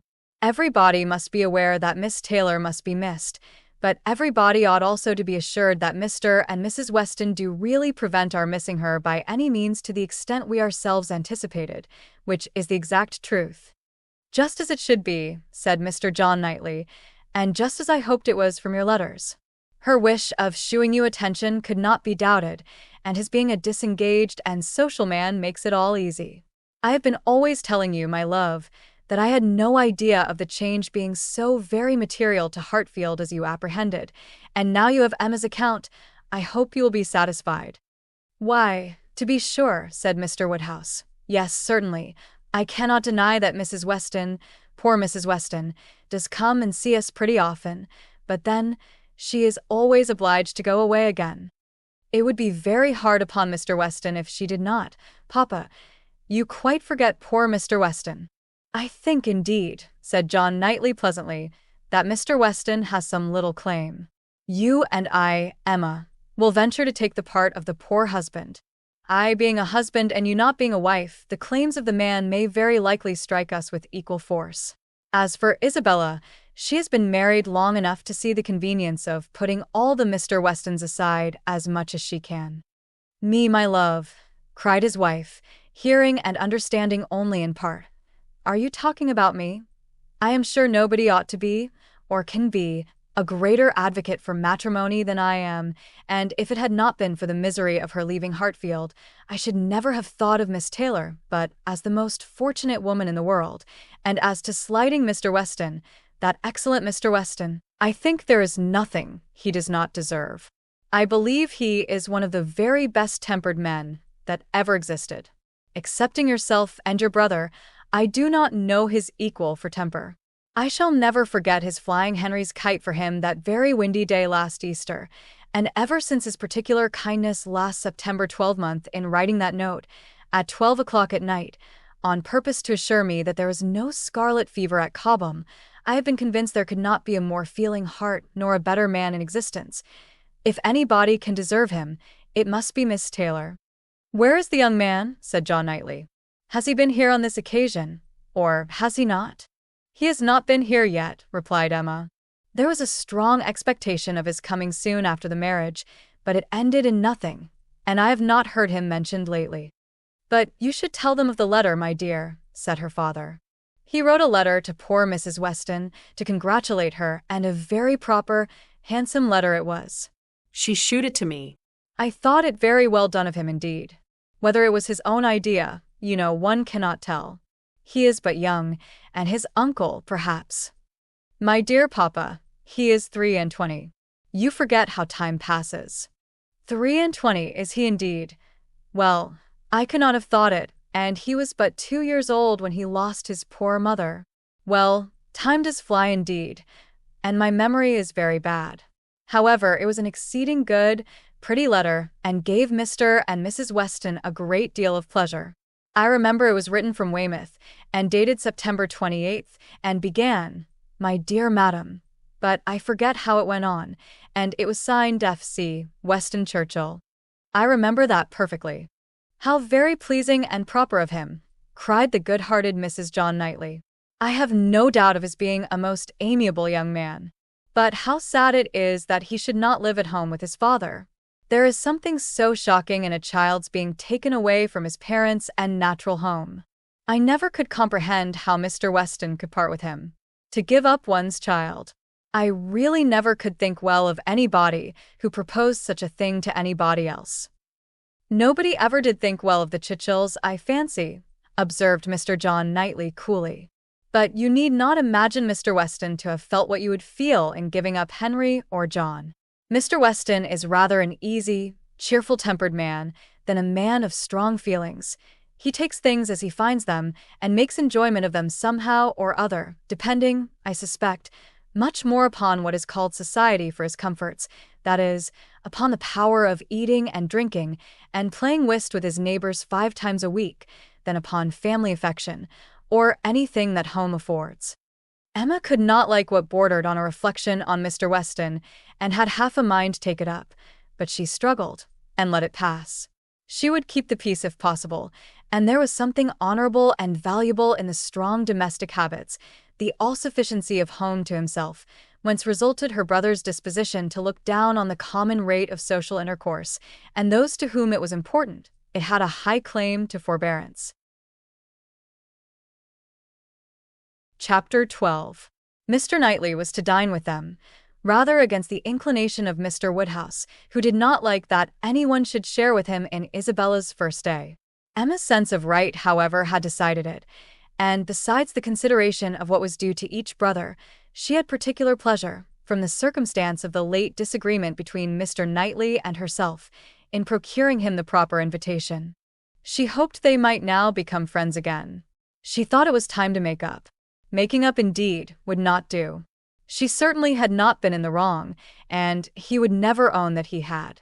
Concession must be out of the question, but it was time to appear to forget that they had ever quarreled, and she hoped it might rather assist the restoration of friendship that when he came into the room, she had one of the children with her, the youngest, a nice little girl about 8 months old, who was now making her first visit to Hartfield, and very happy to be danced about in her aunt's arms.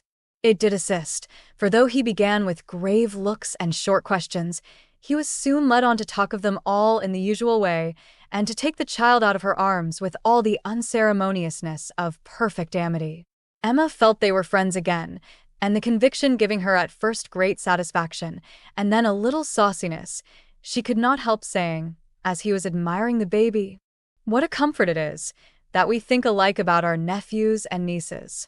As to men and women, our opinions are sometimes very different, but with regard to these children, I observe we never disagree.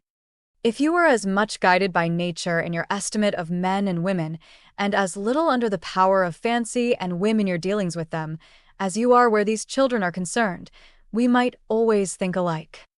To be sure, our discordancies must always arise from my being in the wrong." "Yes," said he, smiling, "and reason good. I was 16 years old when you were born."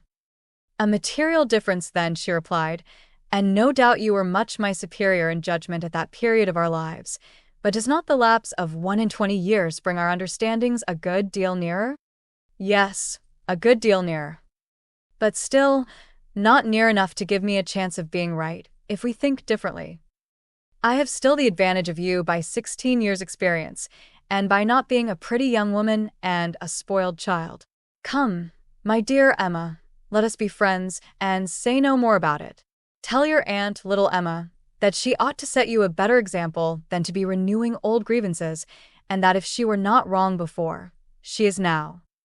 "That's true," she cried. "Very true. Little Emma, grow up a better woman than your aunt. Be infinitely clever, and not half so conceited. Now, Mr. Knightley, a word or two more and I have done. As far as good intentions went, we were both right, and I must say that no effects on my side of the argument have yet proved wrong. I only want to know that Mr. Martin is not very, very bitterly disappointed." "A man cannot be more so," was his short, full answer. "Ah, indeed I am very sorry. Come, shake hands with me." This had just taken place, and with great cordiality, when John Knightley made his appearance, and "How do you do, George?" and "John, how are you?" succeeded in the true English style, burying under a calmness that seemed all but indifference the real attachment which would have led either of them, if requisite, to do everything for the good of the other. The evening was quiet and conversable, as Mr. Woodhouse declined cards entirely for the sake of comfortable talk with his dear Isabella, and the little party made two natural divisions. On one side he and his daughter, on the other the two Mr. Knightleys, their subjects totally distinct, or very rarely mixing, and Emma only occasionally joining in one or the other. The brothers talked of their own concerns and pursuits, but principally of those of the elder, whose temper was by much the most communicative, and who was always the greater talker. As a magistrate, he had generally some point of law to consult John about, or at least some curious anecdote to give, and as a farmer, as keeping in hand the home farm at Donwell, he had to tell what every field was to bear next year, and to give all such local information as could not fail of being interesting to a brother whose home had had equally been the longest part of his life, and whose attachments were strong. The plan of a drain, the change of a fence, the felling of a tree, and the destination of every acre for wheat, turnips, or spring corn, was entered into with as much equality of interest by John as his cooler manners rendered possible, and if his willing brother ever left him anything to inquire about, his inquiries even approached a tone of eagerness. While they were thus comfortably occupied, Mr. Woodhouse was enjoying a full flow of happy regrets and fearful affection with his daughter.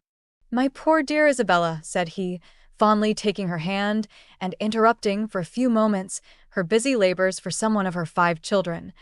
"How long it is, how terribly long since you were here. And how tired you must be after your journey. You must go to bed early, my dear, and I recommend a little gruel to you before you go. You and I will have a nice basin of gruel together. My dear Emma, suppose we all have a little gruel." Emma could not suppose any such thing, knowing as she did, that both the Mr. Knightleys were as unpersuadable on that article as herself, and 2 basins only were ordered. After a little more discourse in praise of gruel, with some wondering at its not being taken every evening by everybody, he proceeded to say, with an air of grave reflection, "It was an awkward business, my dear, your spending the autumn at Southend instead of coming here. I never had much opinion of the sea air. Mr. Wingfield most strenuously recommended it, sir, or we should not have gone. He recommended it for all the children, but particularly for the weakness in little Bella's throat, both sea air and bathing." Ah, My dear, but Perry had many doubts about the sea doing her any good, and as to myself, I have been long perfectly convinced, though perhaps I never told you so before, that the sea is very rarely of use to anybody. I am sure it almost killed me once. "Come, come," cried Emma, feeling this to be an unsafe subject, "I must beg you not to talk of the sea. It makes me envious and miserable, I who have never seen it. Southend is prohibited, if you please. My dear Isabella, I have not heard you make one inquiry about Mr. Perry yet, and he never forgets you." oh, "Good Mr. Perry, how is he, sir?" "Why, pretty well, but not quite well. Poor Perry is bilious, and he has not time to take care of himself. He tells me he has not time to take care of himself, which is very sad, but he is always wanted all round the country. I suppose there is not a man in such practice anywhere. But then there is not so clever a man anywhere. And Mrs. Perry and the children, how are they? Do the children grow? I have a great regard for Mr. Perry. I hope he will be calling soon.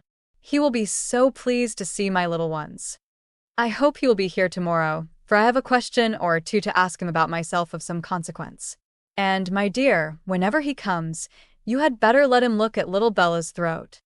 oh, "My dear sir, her throat is so much better that I have hardly any uneasiness about it. Either bathing has been of the greatest service to her, or else it is to be attributed to an excellent embrocation of Mr. Wingfield's, which we have been applying at times ever since August. It is not very likely, my dear, that bathing should have been of use to her, and if I had known you were wanting an embrocation, I would have spoken to." "You seem to me to have forgotten Mrs. and Miss Bates," said Emma. "I have not heard one inquiry after them." oh, "The good Bateses, I am quite ashamed of myself, but you mention them in most of your letters. I hope they're quite well. Good old Mrs. Bates. I will call upon her tomorrow and take my children. They are always so pleased to see my children, and that excellent Miss Bates. Such thorough, worthy people. How are they, sir?" "Why, pretty well, my dear, upon the whole. But poor Mrs. Bates had a bad cold about a month ago." "How sorry I am. But colds were never so prevalent as they have been this autumn.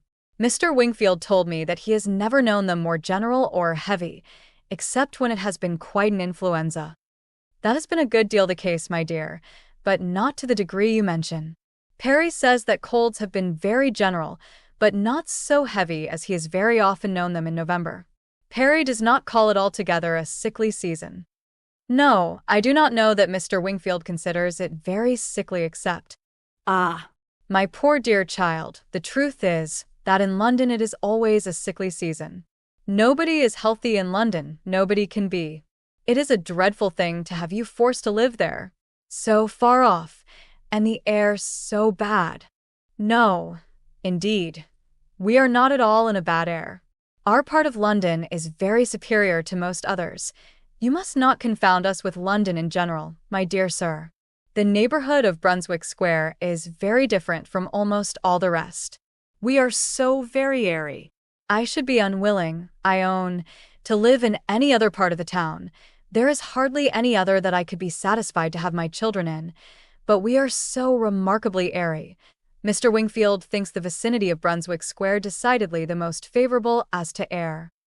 Ah, My dear, it is not like Hartfield. You make the best of it, but after you have been a week at Hartfield, you are all of you different creatures. You do not look like the same. Now I cannot say that I think you are any of you looking well at present. I am sorry to hear you say so, sir, but I assure you, excepting those little nervous headaches and palpitations which I am never entirely free from anywhere, I am quite well myself, and if the children were rather pale before they went to bed, it was only because they were a little more tired than usual from their journey and the happiness of coming.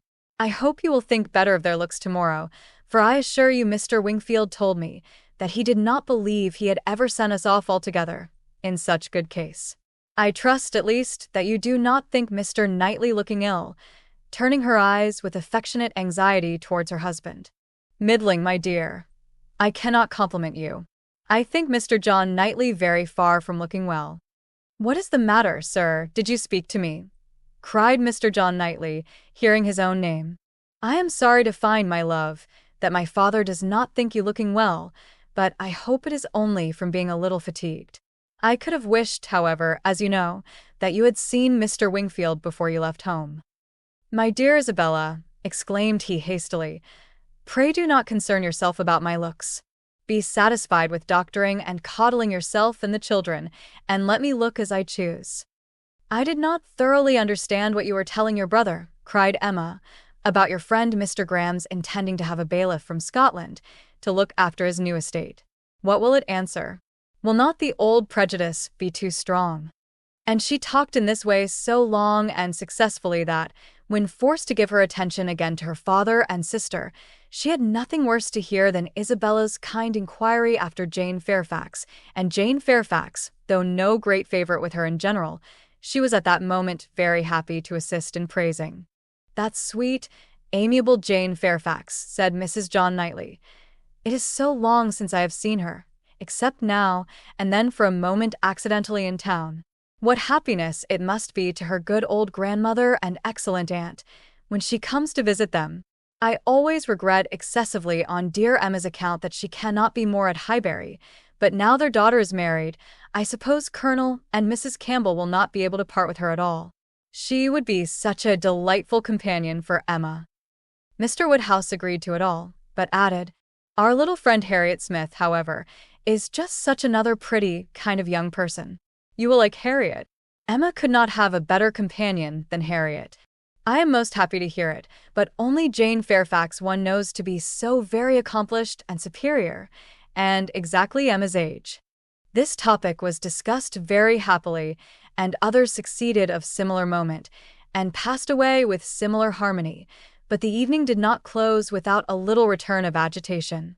The gruel came and supplied a great deal to be said, much praise and many comments, undoubting decision of its wholesomeness for every constitution, and pretty severe philippics upon the many houses where it was never met with tolerably, but, unfortunately, among the failures which the daughter had to instance, the most recent, and therefore most prominent, was in her own cook at Southend, a young woman hired for the time, who never had been able to understand what she meant by a basin of nice, smooth gruel, thin but not too thin.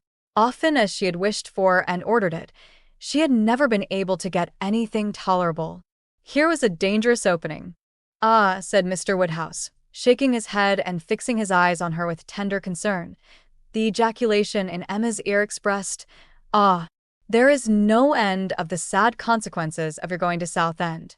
It does not bear talking of.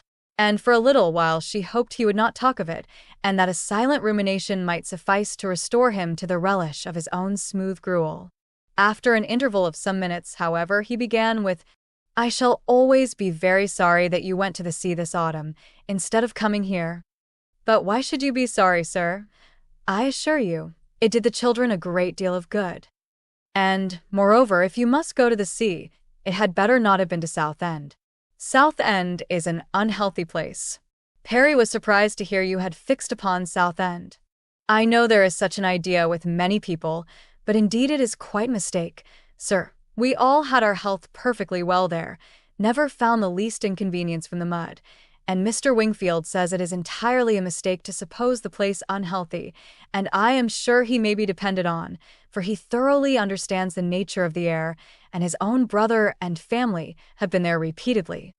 You should have gone to Cromer, my dear, if you went anywhere. Perry was a week at Cromer once, and he holds it to be the best of all the sea-bathing places. A fine open sea, he says, and very pure air. And, by what I understand, you might have had lodgings there quite away from the sea, a quarter of a mile off, very comfortable. You should have consulted Perry. But, my dear sir, the difference of the journey. Only consider how great it would have been, 100 miles, perhaps, instead of 40. Ah, My dear, as Perry says, where health is at stake, nothing else should be considered, and if one is to travel, there is not much to choose between 40 miles and 100. Better not move at all. Better stay in London altogether than travel 40 miles to get into a worse air. This is just what Perry said. It seemed to him a very ill-judged measure. Emma's attempts to stop her father had been vain, and when he had reached such a point as this, she could not wonder at her brother-in-law's breaking out. Mr. Perry, said he, in a voice of very strong displeasure, would do as well to keep his opinion till it is asked for. Why does he make it any business of his to wonder at what I do?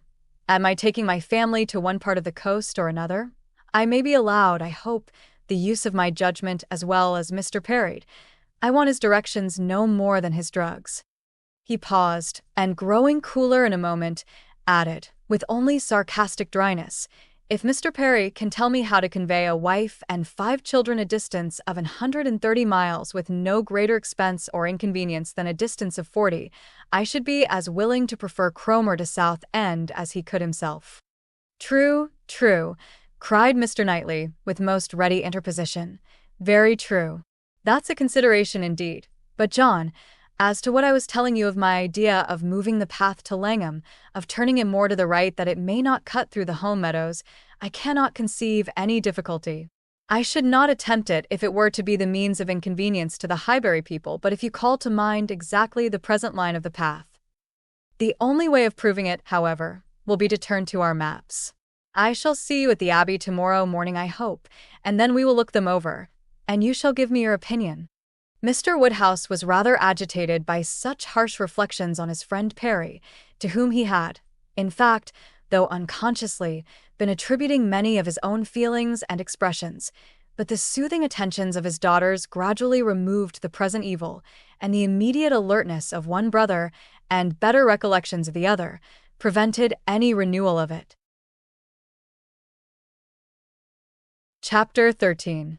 There could hardly be a happier creature in the world than Mrs. John Knightley, in this short visit to Hartfield, going about every morning among her old acquaintance with her 5 children, and talking over what she had done every evening with her father and sister.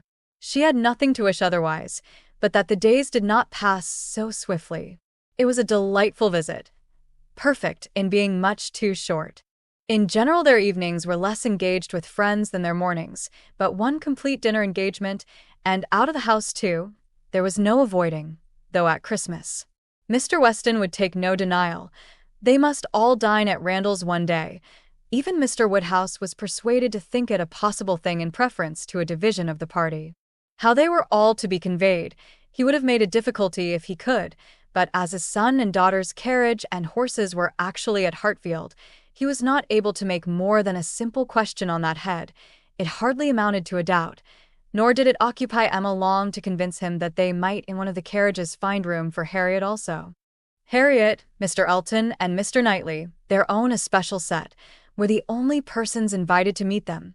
The hours were to be early, as well as the numbers few, Mr. Woodhouse's habits and inclination being consulted in everything. The evening before this great event, for it was a very great event that Mr. Woodhouse should dine out, on the 24th of December, had been spent by Harriet at Hartfield, and she had gone home so much indisposed with a cold, that, but for her own earnest wish of being nursed by Mrs. Goddard, Emma could not have allowed her to leave the house. Emma called on her the next day, and found her doom already signed with regard to Randalls. She was very feverish and had a bad sore throat. Mrs. Goddard was full of care and affection, Mr. Perry was talked of, and Harriet herself was too ill and low to resist the authority which excluded her from this delightful engagement, though she could not speak of her loss without many tears. Emma sat with her as long as she could, to attend her in Mrs. Goddard's unavoidable absences, and raise her spirits by representing how much Mr. Elton's would be depressed when he knew her state, and left her at last tolerably comfortable, in the sweet dependence of his having a most comfortless visit, and of their all missing her very much. She had not advanced many yards from Mrs. Goddard's door, when she was met by Mr. Elton himself, evidently coming towards it, and as they walked on slowly together in conversation about the invalid, of whom he, on the rumor of considerable illness, had been going to inquire, that he might carry some report of her to Hartfield, they were overtaken by Mr. John Knightley returning from the daily visit to Donwell, with his two eldest boys, whose healthy, glowing faces shewed all the benefit of a country run, and seemed to ensure a quick dispatch of the roast mutton and rice pudding they were hastening home for. They joined company and proceeded together. Emma was just describing the nature of her friend's complaint, a throat very much inflamed, with a great deal of heat about her, a quick, low pulse and she was sorry to find from Mrs. Goddard that Harriet was liable to very bad sore throats, and had often alarmed her with them. Mr. Elton looked all alarm on the occasion, as he exclaimed, "A sore throat? I hope not infectious. I hope not of a putrid infectious sort. Has Perry seen her? Indeed, you should take care of yourself, as well as of your friend. Let me entreat you to run no risks. Why does not Perry see her?" Emma, who was not really at all frightened herself, tranquilized this excessive apprehension by assurances of Mrs. Goddard's experience and care, but as there must still remain a degree of uneasiness which she could not wish to reason away, which she would rather feed and assist than not, she added soon afterwards, as if quite another subject, "It is so cold, so very cold, and looks and feels so very much like snow, that if it were to any other place or with any other party, I should really try not to go out today, and dissuade my father from venturing. But as he has made up his mind, and does not seem to feel the cold himself, I do not like to interfere, as I know it would be so great a disappointment to Mr. and Mrs. Weston. But, upon my word, Mr. Elton, in your case, I should certainly excuse myself.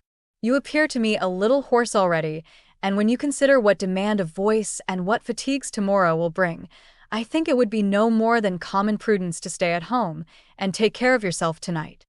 Mr. Elton looked as if he did not very well know what answer to make, which was exactly the case, for though very much gratified by the kind care of such a fair lady, and not liking to resist any advice of hers, he had not really the least inclination to give up the visit.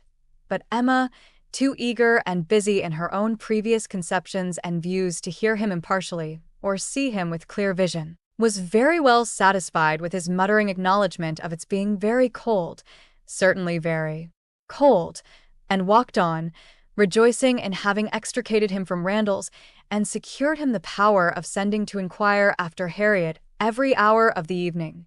"You do quite right," said she. "We will make your apologies to Mr. and Mrs. Weston."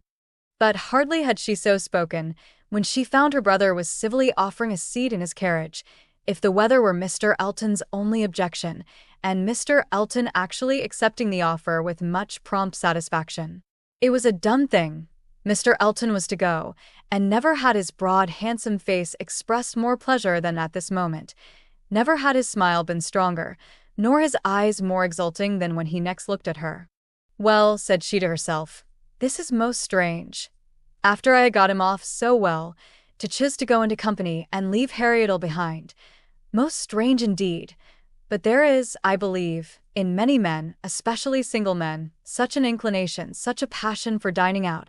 A dinner engagement is so high in the class of their pleasures, their employments, their dignities, almost their duties, that anything gives way to it, and this must be the case with Mr. Elton, a most valuable, amiable, pleasing young man undoubtedly, and very much in love with Harriet.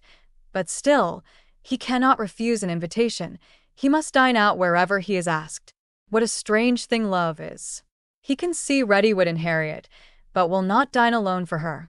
Soon afterwards, Mr. Elton quitted them, and she could not but do him the justice of feeling that there was a great deal of sentiment in his manner of naming Harriet at parting, in the tone of his voice while assuring her that he should call at Mrs. Goddard's for news of her fair friend, the last thing before he prepared for the happiness of meeting her again, when he hoped to be able to give a better report. And he sighed and smiled himself off in a way that left the balance of approbation much in his favor. After a few minutes of entire silence between them, John Knightley began with, "I never in my life saw a man more intent on being agreeable than Mr. Elton. It is downright labor to him where ladies are concerned. With men he can be rational and unaffected, but when he has ladies to please, every feature works." "Mr. Elton's manners are not perfect," replied Emma, "but where there is a wish to please, one ought to overlook, and one does overlook a great deal. Where a man does his best with only moderate powers, he will have the advantage over negligent superiority. There is such perfect good temper and goodwill in Mr. Elton as one cannot but value." "Yes," said Mr. John Knightley presently, with some slyness, "he seems to have a great deal of goodwill towards you." "Me," she replied with a smile of astonishment. "Are you imagining me to be Mr. Elton's object?" "Such an imagination has crossed me, I own, Emma, and if it never occurred to you before, you may as well take it into consideration now. Mr. Elton in love with me. What an idea! I do not say it is so, but you will do well to consider whether it is so or not, and to regulate your behavior accordingly. I think your manners to him encouraging. I speak as a friend, Emma. You had better look about you and ascertain what you do and what you mean to do." "I thank you, but I assure you you are quite mistaken. Mr. Elton and I are very good friends and nothing more." And she walked on, amusing herself in the consideration of the blunders which often arise from a partial knowledge of circumstances, of the mistakes which people of high pretensions to judgment are forever falling into, and not very well pleased with her brother for imagining her blind and ignorant, and in want of counsel. He said no more. Mr. Woodhouse had so completely made up his mind to the visit that in spite of the increasing coldness, he seemed to have no idea of shrinking from it, and set forward at last most punctually with his eldest daughter in his own carriage, with less apparent consciousness of the weather than either of the others, too full of the wonder of his own going, and the pleasure it was to afford at Randall's to see that it was cold, and too well wrapped up to feel it. The cold, however, was severe, and by the time the second carriage was in motion, a few flakes of snow were finding their way down, and the sky had the appearance of being so overcharged as to want only a milder air to produce a very white world in a very short time. Emma soon saw that her companion was not in the happiest humor. The preparing and the going abroad in such weather, with the sacrifice of his children after dinner, were disagreeables at least, which Mr. John Knightley did not by any means like. He anticipated nothing in the visit that could be at all worth the purchase, and the whole of their drive to the vicarage was spent by him in expressing his discontent. "A man," said he, "must have a very good opinion of himself when he asks people to leave their own fireside and encounter such a day as this, for the sake of coming to see him. He must think himself a most agreeable fellow. I could not do such a thing. It is the greatest absurdity, actually snowing at this moment, the folly of not allowing people to be comfortable at home, and the folly of people's not staying comfortably at home when they can. If we were obliged to go out such an evening as this, by any call of duty or business, what a hardship we should deem it. And here are we, probably with rather thinner clothing than usual, setting forward voluntarily, without excuse, in defiance of the voice of nature, which tells man, in everything given to his view or his feelings, to stay at home himself and keep all under shelter that he can. Here are we setting forward to spend 5 dull hours in another man's house, with nothing to say, or to hear that was not said and heard yesterday, and may not be said and heard again tomorrow. Going in dismal weather, to return probably in worse, for horses and 4 servants taken out for nothing but to convey 5 idle, shivering creatures into colder rooms and worse company than they might have had at home." Emma did not find herself equal to give the pleased assent, which no doubt he was in the habit of receiving, to emulate the very true "my love," which must have been usually administered by his traveling companion, but she had resolution enough to refrain from making any answer at all. She could not be complying. She dreaded being quarrelsome. Her heroism reached only to silence. She allowed him to talk, and arranged the glasses, and wrapped herself up, without opening her lips. They arrived, the carriage turned, the step was let down, and Mr. Elton, spruce, black, and smiling, was with them instantly. Emma thought with pleasure of some change of subject. Mr. Elton was all obligation and cheerfulness. He was so very cheerful in his civilities indeed, that she began to think he must have received a different account of Harriet from what had reached her. She had sent while dressing, and the answer had been, "Much the same, not better." "My report from Mrs. Goddard's," said she presently, "was not so pleasant as I had hoped." "Not better," was my answer. His face lengthened immediately, and his voice was the voice of sentiment as he answered, "Oh, "No, I am grieved to find. I was on the point of telling you that when I called at Mrs. Goddard's door, which I did the very last thing before I returned to dress, I was told that Miss Smith was not better, by no means better, rather worse." Very much grieved and concerned, I had flattered myself that she must be better after such a cordial as I knew had been given her in the morning. Emma smiled and answered, "My visit was of use to the nervous part of her complaint, I hope, but not even I can charm away a sore throat. It is a most severe cold indeed. Mr. Perry has been with her, as you probably heard." "Yes, I imagined, that is, I did not. He has been used to her in these complaints, and I hope tomorrow morning will bring us both a more comfortable report. But it is impossible not to feel uneasiness. Such a sad loss to our party today." "Dreadful. Exactly so. Indeed, she will be missed every moment." This was very proper. The sigh which accompanied it was really estimable, but it should have lasted longer. Emma was rather in dismay when only half a minute afterwards he began to speak of other things, and in a voice of the greatest alacrity and enjoyment. "What an excellent device," said he, "the use of a sheepskin for carriages. How very comfortable they make it. Impossible to feel cold with such precautions. The contrivances of modern days, indeed, have rendered a gentleman's carriage perfectly complete. One is so fenced and guarded from the weather that not a breath of air can find its way unpermitted. Weather becomes absolutely of no consequence. It is a very cold afternoon, but in this carriage we know nothing of the matter. Huh, snows a little, I see." "Yes," said John Knightley, "and I think we shall have a good deal of it." "Christmas weather," observed Mr. Elton. "Quite seasonable, and extremely fortunate we may think ourselves that it did not begin yesterday and prevent this day's party, which it might very possibly have done, for Mr. Woodhouse would hardly have ventured had there been much snow on the ground, but now it is of no consequence. This is quite the season indeed for friendly meetings. At Christmas everybody invites their friends about them, and people think little of even the worst weather. I was snowed up at a friend's house once for a week. Nothing could be pleasanter. I went for only one night, and could not get away till that very day se'nnight." Mr. John Knightley looked as if he did not comprehend the pleasure, but said only, coolly, "I cannot wish to be snowed up a week at Randall's." At another time Emma might have been amused, but she was too much astonished now at Mr. Elton's spirits for other feelings. Harriet seemed quite forgotten in the expectation of a pleasant party. "We are sure of excellent fires," continued he, "and everything in the greatest comfort. Charming people, Mr. and Mrs. Weston. Mrs. Weston indeed is much beyond praise, and he is exactly what one values, so hospitable and so fond of society.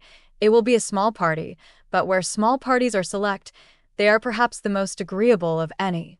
Mr. Weston's dining room does not accommodate more than 10 comfortably, and for my part, I would rather, under such circumstances, fall short by 2 than exceed by 2. I think you will agree with me." Turning with a soft air to Emma, "I think I shall certainly have your approbation, though Mr. Knightley perhaps, from being used to the large parties of London, may not quite enter into our feelings." "I know nothing of the large parties of London, sir. I never dine with anybody." "Indeed." In a tone of wonder and pity, "I had no idea that the law had been so great a slavery."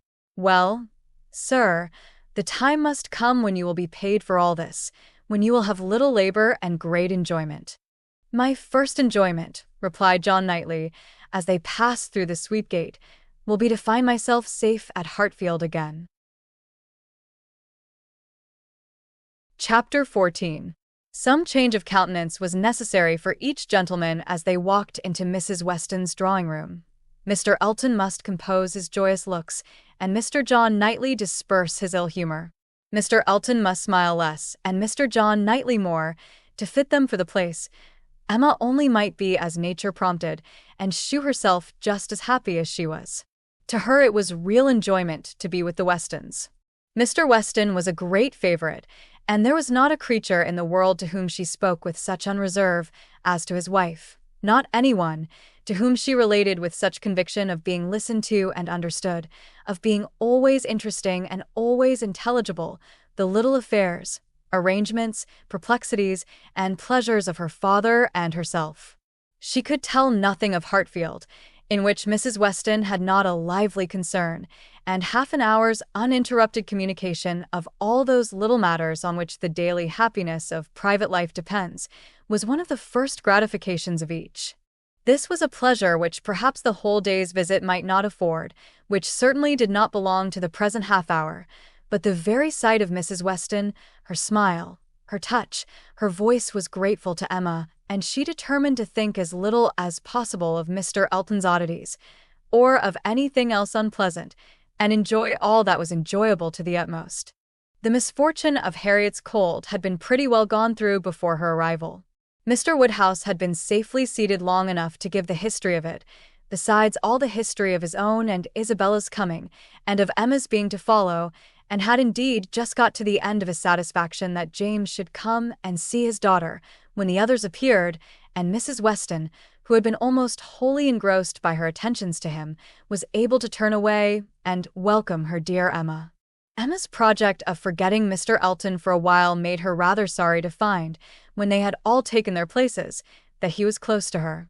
The difficulty was great of driving his strange insensibility towards Harriet from her mind, while he not only sat at her elbow, but was continually obtruding his happy countenance on her notice, and solicitously addressing her upon every occasion.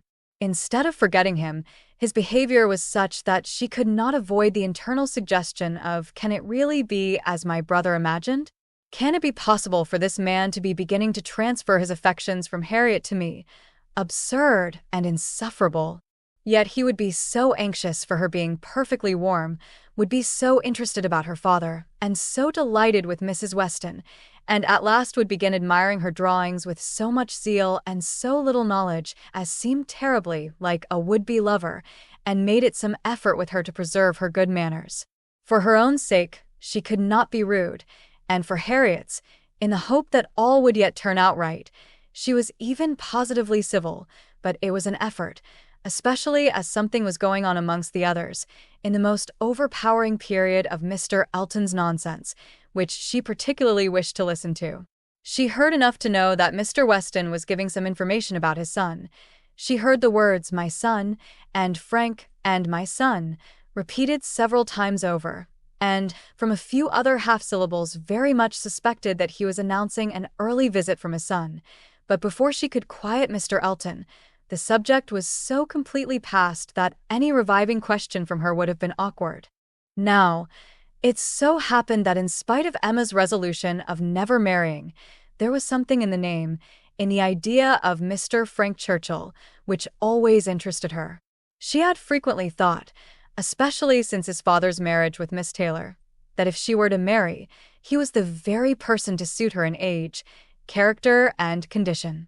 He seemed by this connection between the families quite to belong to her. She could not but suppose it to be a match that everybody who knew them must think of. That Mr. and Mrs. Weston did think of it, she was very strongly persuaded, and though not meaning to be induced by him, or by anybody else, to give up a situation which she believed more replete with good than any she could change it for, she had a great curiosity to see him, a decided intention of finding him pleasant, of being liked by him to a certain degree, and a sort of pleasure in the idea of their being coupled in their friends' imaginations.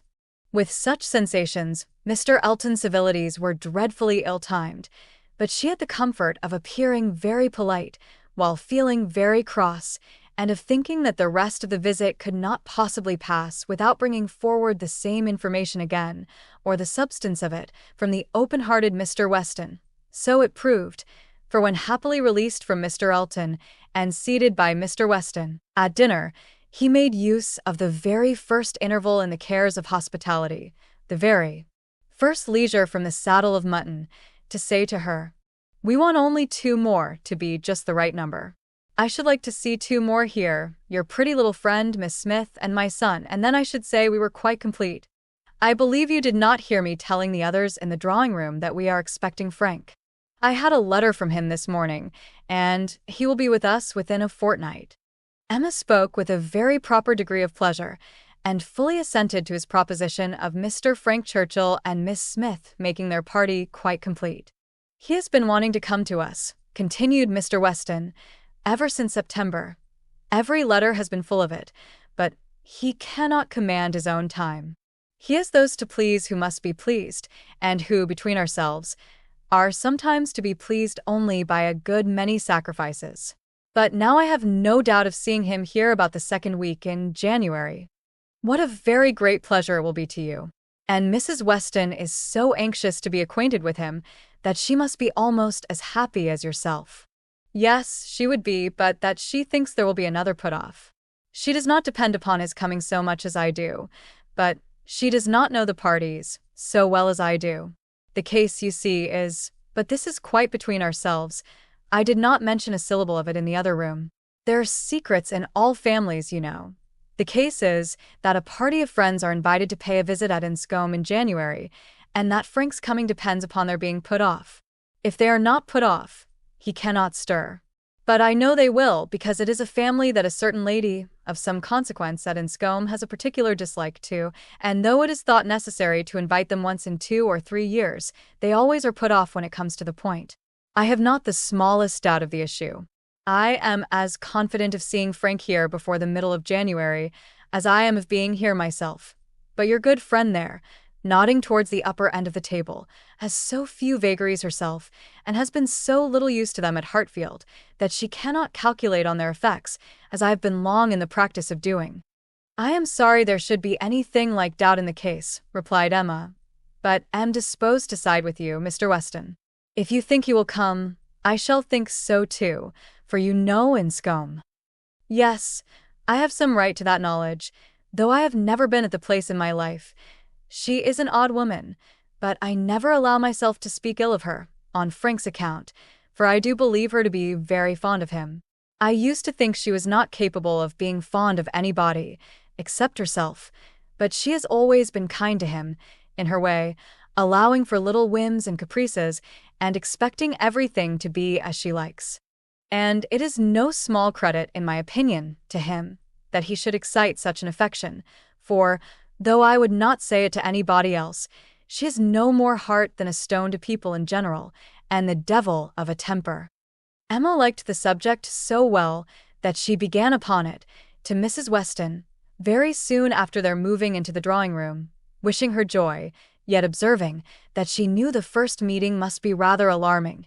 Mrs. Weston agreed to it, but added that she should be very glad to be secure of undergoing the anxiety of a first meeting at the time talked of, "for I cannot depend upon his coming. I cannot be so sanguine as Mr. Weston. I am very much afraid that it will all end in nothing. Mr. Weston, I dare say, has been telling you exactly how the matter stands." "Yes, it seems to depend upon nothing but the ill humor of Mrs. Churchill, which I imagine to be the most certain thing in the world." "My Emma," replied Mrs. Weston, smiling, "what is the certainty of caprice?" Then, turning to Isabella, who had not been attending before, "You must know, my dear Mrs. Knightley, that we are by no means so sure of seeing Mr. Frank Churchill, in my opinion, as his father thinks. It depends entirely upon his aunt's spirits and pleasure, in short, upon her temper. To you, to my 2 daughters, I may venture on the truth. Mrs. Churchill rules at Enscombe, and is a very odd-tempered woman, and his coming now depends upon her being willing to spare him. Oh, Mrs. Churchill, "Everybody knows Mrs. Churchill," replied Isabella, "and I am sure I never think of that poor young man without the greatest compassion. To be constantly living with an ill-tempered person must be dreadful. It is what we happily have never known anything of, but it must be a life of misery. What a blessing that she never had any children. Poor little creatures, how unhappy she would have made them." Emma wished she had been alone with Mrs. Weston. She should then have heard more. Mrs. Weston would speak to her with a degree of unreserve which she would not hazard with Isabella, and, she really believed, would scarcely try to conceal anything relative to the Churchills from her, excepting those views on the young man, of which her own imagination had already given her such instinctive knowledge. But at present there was nothing more to be said. Mr. Woodhouse very soon followed them into the drawing-room. To be sitting long after dinner was a confinement that he could not endure. Neither wine nor conversation was anything to him, and gladly did he move to those with whom he was always comfortable. While he talked to Isabella, however, Emma found an opportunity of saying, "And so you do not consider this visit from your son as by any means certain. I am sorry for it. The introduction must be unpleasant whenever it takes place, and the sooner it could be over, the better." "Yes, and every delay makes one more apprehensive of other delays. Even if this family, the Braithwaites, are put off, I am still afraid that some excuse may be found for disappointing us. I cannot bear to imagine any reluctance on his side, but I am sure there is a great wish on the Churchills to keep him to themselves. There is jealousy. They are jealous even of his regard for his father. In short, I can feel no dependence on his coming, and I wish Mr. Weston were less sanguine." "He ought to come," said Emma. "If he could stay only a couple of days, he ought to come, and one can hardly conceive a young man's not having it in his power to do as much as that. A young woman, if she fall into bad hands, may be teased and kept at a distance from those she wants to be with, but one cannot comprehend a young man's being under such restraint as not to be able to spend a week with his father if he likes it. One ought to be at Enscombe and know the ways of the family before one decides upon what he can do," replied Mrs. Weston. "One ought to use the same caution, perhaps, in judging of the conduct of any one individual of any one family, but Enscombe, I believe, certainly must not be judged by general rules. She is so very unreasonable, and everything gives way to her. But she is so fond of the nephew. He is so very great a favourite. Now, according to my idea of Mrs. Churchill, it would be most natural that while she makes no sacrifice for the comfort of the husband, to whom she owes everything, while she exercises incessant caprice towards him, she should frequently be governed by the nephew, to whom she owes nothing at all. My dearest Emma, do not pretend, with your sweet temper, to understand a bad one, or to lay down rules for it. You must let it go its own way. I have no doubt of his having, at times, considerable influence, but it may be perfectly impossible for him to know beforehand when it will be." Emma listened, and then coolly said, "I shall not be satisfied, unless he comes." "He may have a great deal of influence on some points," continued Mrs. Weston, "and on others, very little. And among those, on which she is beyond his reach, it is but too likely may be this very circumstance of his coming away from them to visit us." Chapter 15. Mr. Woodhouse was soon ready for his tea, and when he had drank his tea, he was quite ready to go home, and it was as much as his three companions could do to entertain away his notice of the lateness of the hour before the other gentlemen appeared. Mr. Weston was chatty and convivial, and no friend to early separations of any sort, but at last the drawing-room party did receive an augmentation. Mr. Elton, in very good spirits, was one of the first to walk in. Mrs. Weston and Emma were sitting together on a sofa. He joined them immediately, and, with scarcely an invitation, seated himself between them. Emma, in good spirits too, from the amusement afforded her mind by the expectation of Mr. Frank Churchill, was willing to forget his late improprieties and be as well satisfied with him as before, and on his making Harriet his very first subject, was ready to listen with most friendly smiles. He professed himself extremely anxious about her fair friend, her fair, lovely, amiable friend. Did she know? Had she heard anything about her since their being at Randall's? He felt much anxiety. He must confess that the nature of her complaint alarmed him considerably. And in this style he talked on for some time very properly, not much attending to any answer, but altogether sufficiently awake to the terror of a bad sore throat, and Emma was quite in charity with him. But at last there seemed a perverse turn. It seemed all at once as if he were more afraid of its being a bad sore throat on her account than on Harriet's, more anxious that she should escape the infection than that there should be no infection in the complaint. He began with great earnestness to entreat her to refrain from visiting the sick chamber again, for the present, to entreat her to promise him not to venture into such hazard till he had seen Mr. Perry and learnt his opinion, and though she tried to laugh it off and bring the subject back into its proper course, there was no putting an end to his extreme solicitude about her. She was vexed. It did appear, there was no concealing it, exactly like the pretense of being in love with her, instead of Harriet, an inconstancy, if real, the most contemptible and abominable. And she had difficulty in behaving with temper. He turned to Mrs. Weston to implore her assistance. Would not she give him her support? Would not she add her persuasions to his, to induce Miss Woodhouse not to go to Mrs. Goddard's till it were certain that Miss Smith's disorder had no infection? He could not be satisfied without a promise. Would not she give him her influence in procuring it? So scrupulous for others, he continued, and yet so careless for herself. She wanted me to nurse my cold by staying at home today, and yet will not promise to avoid the danger of catching an ulcerated, sore throat herself. Is this fair, Mrs. Weston? Judge between us. Have not I some right to complain? I am sure of your kind support and aid.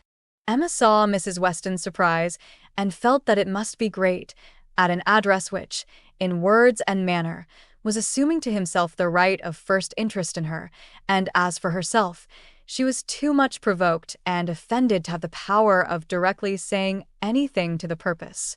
She could only give him a look, but it was such a look as she thought must restore him to his senses, and then left the sofa, removing to a seat by her sister, and giving her all her attention.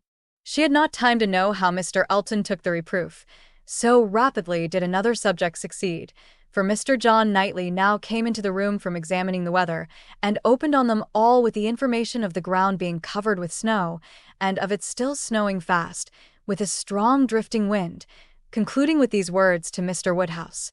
This will prove a spirited beginning of your winter engagements, sir.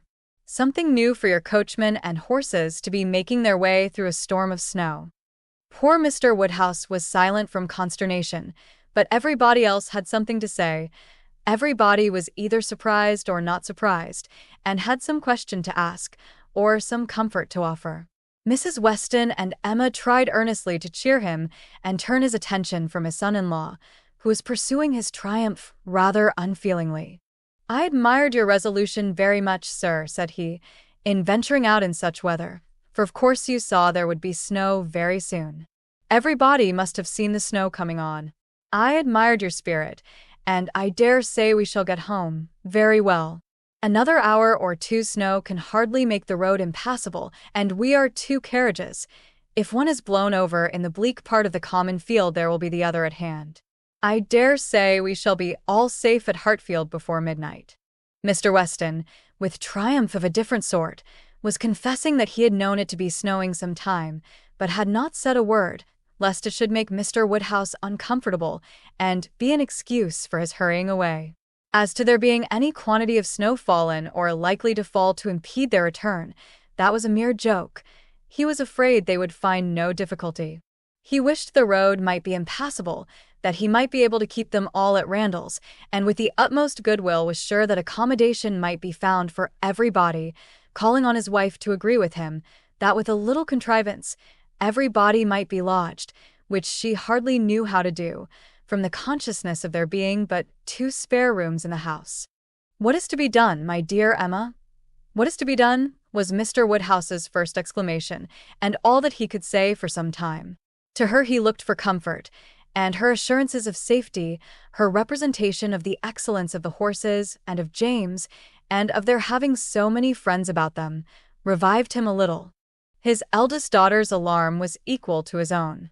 The horror of being blocked up at Randall's, while her children were at Hartfield, was full in her imagination, and fancying the road to be now just passable for adventurous people, but in a state that admitted no delay, she was eager to have it settled, that her father and Emma should remain at Randall's, while she and her husband set forward instantly through all the possible accumulations of drifted snow that might impede them.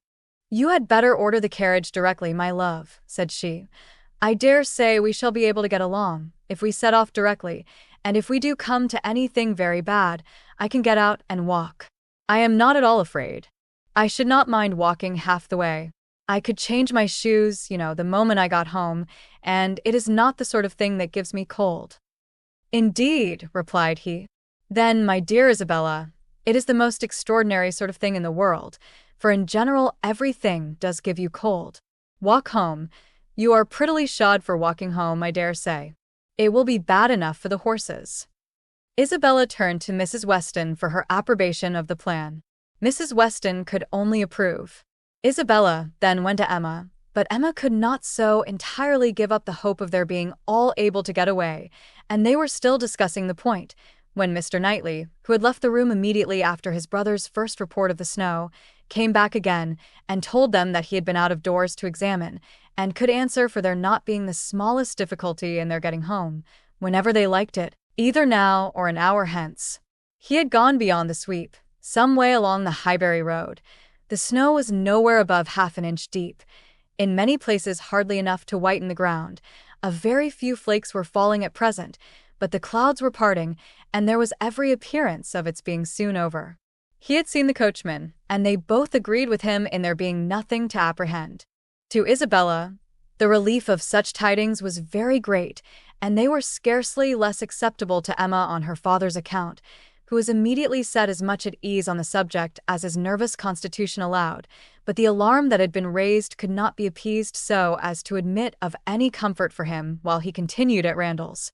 He was satisfied of there being no present danger in returning home, but no assurances could convince him that it was safe to stay, and while the others were variously urging and recommending, Mr. Knightley and Emma settled it in a few brief sentences. Thus: "Your father will not be easy. Why do not you go? I am ready, if the others are. Shall I ring the bell?" "Yes, do." And the bell was rung, and the carriages spoken for. A few minutes more, and Emma hoped to see one troublesome companion deposited in his own house, to get sober and cool, and the other recover his temper and happiness when this visit of hardship were over. The carriage came, and Mr. Woodhouse, always the first object on such occasions, was carefully attended to his own by Mr. Knightley and Mr. Weston, but not all that either could say could prevent some renewal of alarm at the sight of the snow which had actually fallen, and the discovery of a much darker night than he had been prepared for. He was afraid they should have a very bad drive. He was afraid poor Isabella would not like it, and there would be poor Emma in the carriage behind. He did not know what they had best do. They must keep as much together as they could, and James was talked to, and given a charge to go very slow and wait for the other carriage. Isabella stepped in after her father. John Knightley, forgetting that he did not belong to their party, stepped in after his wife very naturally, so that Emma found, on being escorted and followed into the second carriage by Mr. Elton, that the door was to be lawfully shut on them, and that they were to have a tête-à-tête drive. It would not have been the awkwardness of a moment, it would have been rather a pleasure. Previous to the suspicions of this very day, she could have talked to him of Harriet, and the 3/4 of a mile would have seemed but one. But now, she would rather it had not happened. She believed he had been drinking too much of Mr. Weston's good wine, and felt sure that he would want to be talking nonsense. To restrain him as much as might be, by her own manners, she was immediately preparing to speak with exquisite calmness and gravity of the weather and the night, but scarcely had she begun, scarcely had they passed the sweep-gate and joined the other carriage, than she found her subject cut up, her hand seized, her attention demanded, and Mr. Elton actually making violent love to her, availing himself of the precious opportunity, declaring sentiments which must be already well known, hoping, fearing, adoring, ready to die if she refused him, but flattering himself that his ardent attachment and unequaled love and unexampled passion could not fail of having some effect, and in short, very much resolved on being seriously accepted as soon as possible. It really was so. Without scruple, without apology, without much apparent diffidence, Mr. Elton, the lover of Harriet, was professing himself her lover. She tried to stop him, but vainly. He would go on, and say it all. Angry as she was, the thought of the moment made her resolve to restrain herself when she did speak. She felt that half this folly must be drunkenness, and therefore could hope that it might belong only to the passing hour. Accordingly, with a mixture of the serious and the playful, which she hoped would best suit his half and half state, she replied, "I am very much astonished, Mr. Elton. This to me. You forget yourself. You take me for my friend. Any message to Miss Smith I shall be happy to deliver, but no more of this to me, if you please." Miss Smith. Message to Miss Smith. What could she possibly mean? And he repeated her words with such assurance of accent, such boastful pretense of amazement, that she could not help replying with quickness, "Mr. Elton, this is the most extraordinary conduct, and I can account for it only in one way. You are not yourself, or you could not speak either to me or of Harriet in such a manner. Command yourself enough to say no more, and I will endeavor to forget it." But Mr. Elton had only drunk wine enough to elevate his spirits, not at all to confuse his intellects. He perfectly knew his own meaning, and having warmly protested against her suspicion as most injurious, and slightly touched upon his respect for Miss Smith as her friend, but acknowledging his wonder that Miss Smith should be mentioned at all, he resumed the subject of his own passion, and was very urgent for a favorable answer. As she thought less of his inebriety, she thought more of his inconstancy and presumption, and with fewer struggles for politeness, replied, "It is impossible for me to doubt any longer. You have made yourself too clear. Mr. Elton, my astonishment is much beyond anything I can express. After such behavior as I have witnessed during the last month to Miss Smith, such attentions as I've been in the daily habit of observing, to be addressing me in this manner, this is an unsteadiness of character, indeed, which I had not supposed possible. Believe me, sir, I am far, very far, from gratified in being the object of such professions." "Good heaven!" cried Mr. Elton. "What can be the meaning of this? Miss Smith, I never thought of Miss Smith in the whole course of my existence, never paid her any attentions, but as your friend, never cared whether she were dead or alive, but as your friend. If she has fancied otherwise, her own wishes have misled her, and I am very sorry, extremely sorry, but Miss Smith indeed. Oh, Miss Woodhouse! Who can think of Miss Smith when Miss Woodhouse is near?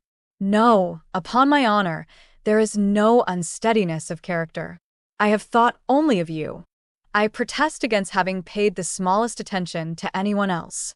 Everything that I have said or done for many weeks past has been with the sole view of marking my adoration of yourself.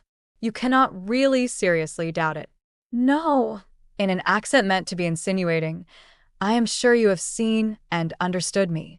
It would be impossible to say what Emma felt on hearing this, which of all her unpleasant sensations was uppermost. She was too completely overpowered to be immediately able to reply, and 2 moments of silence being ample encouragement for Mr. Elton's sanguine state of mind, he tried to take her hand again, as he joyously exclaimed, "Charming Miss Woodhouse, allow me to interpret this interesting silence. It confesses that you have long understood me." "No, sir," cried Emma, "it confesses no such thing. So far from having long understood you, I have been in a most complete error with respect to your views, till this moment. As to myself, I am very sorry that you should have been giving way to any feelings. Nothing could be farther from my wishes.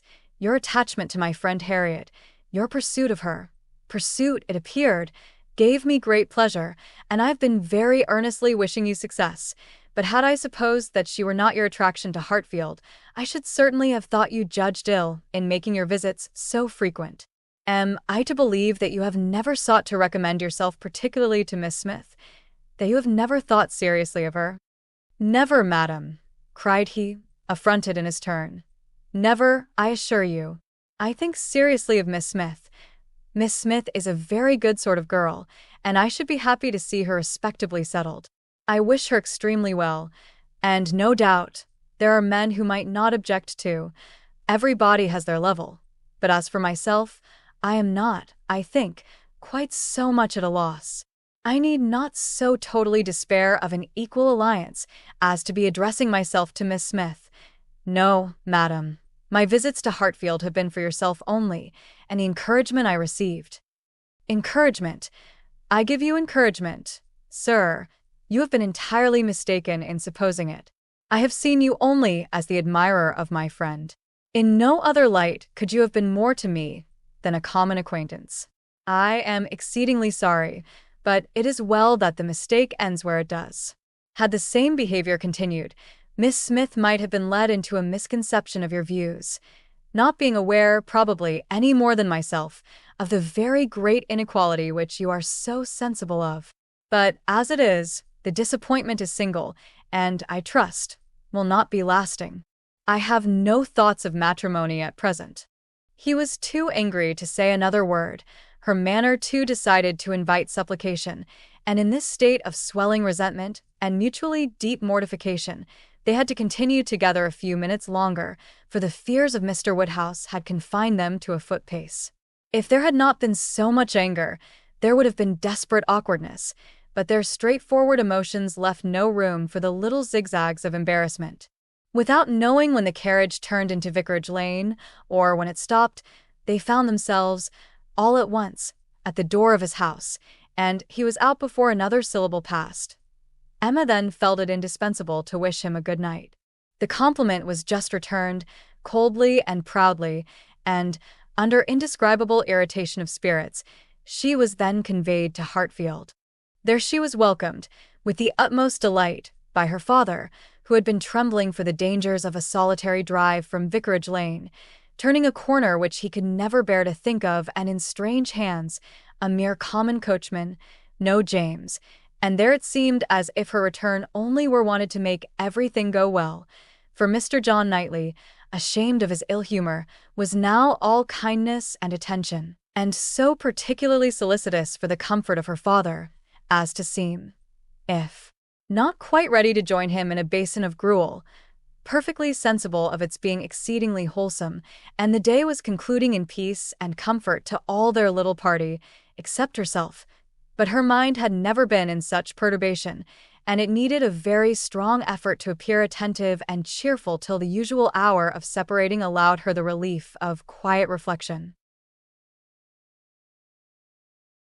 Chapter 16. The hair was curled, and the maid sent away, and Emma sat down to think and be miserable. It was a wretched business indeed. Such an overthrow of everything she had been wishing for, such a development of everything most unwelcome, such a blow for Harriet. That was the worst of all.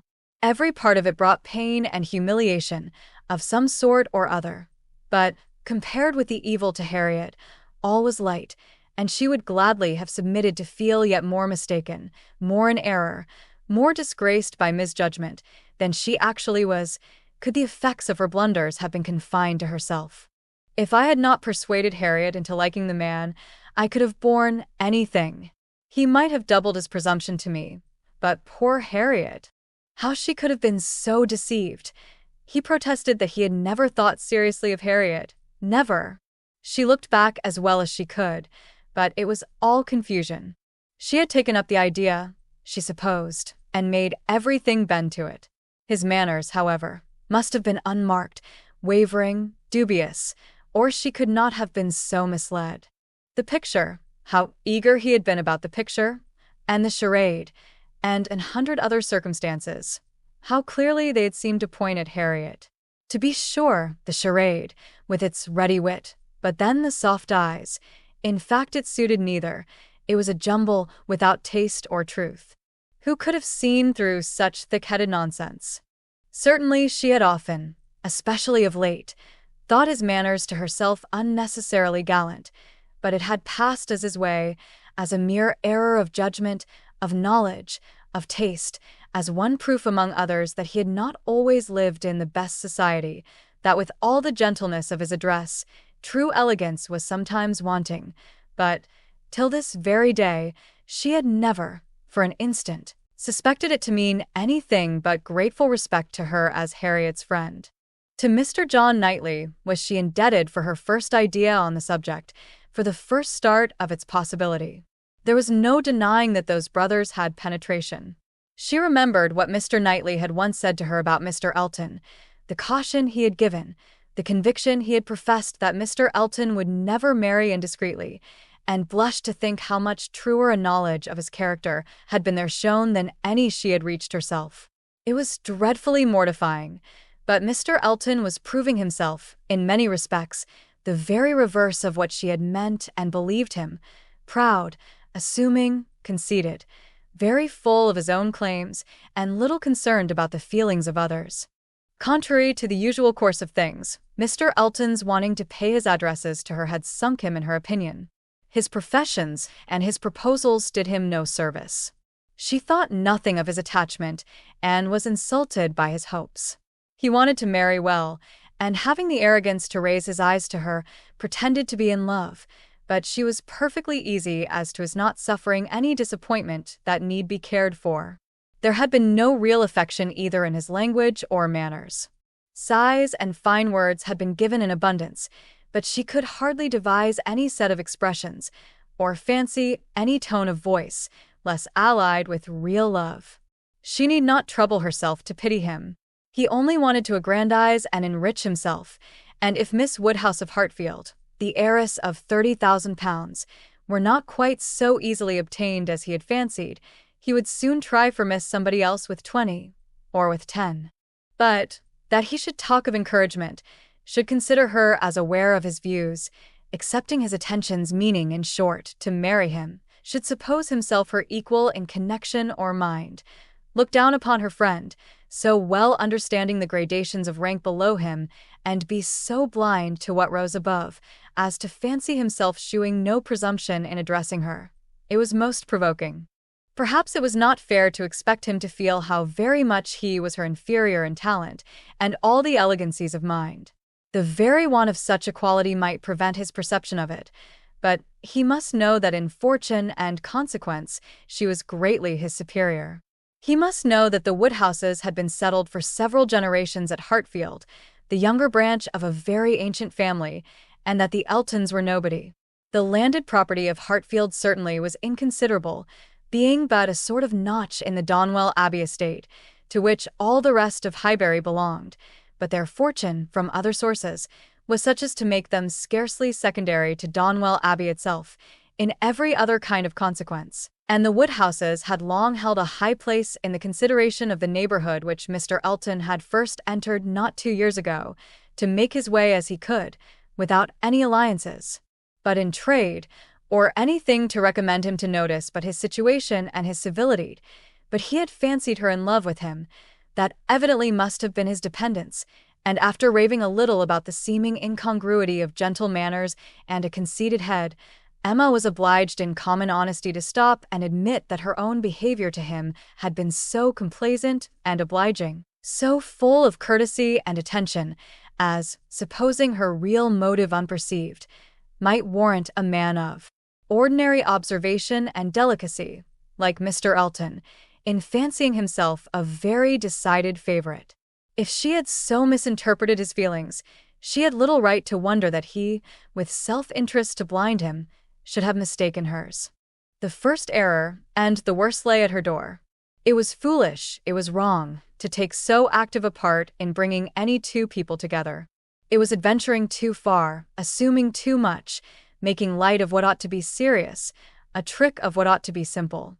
She was quite concerned and ashamed, and resolved to do such things no more.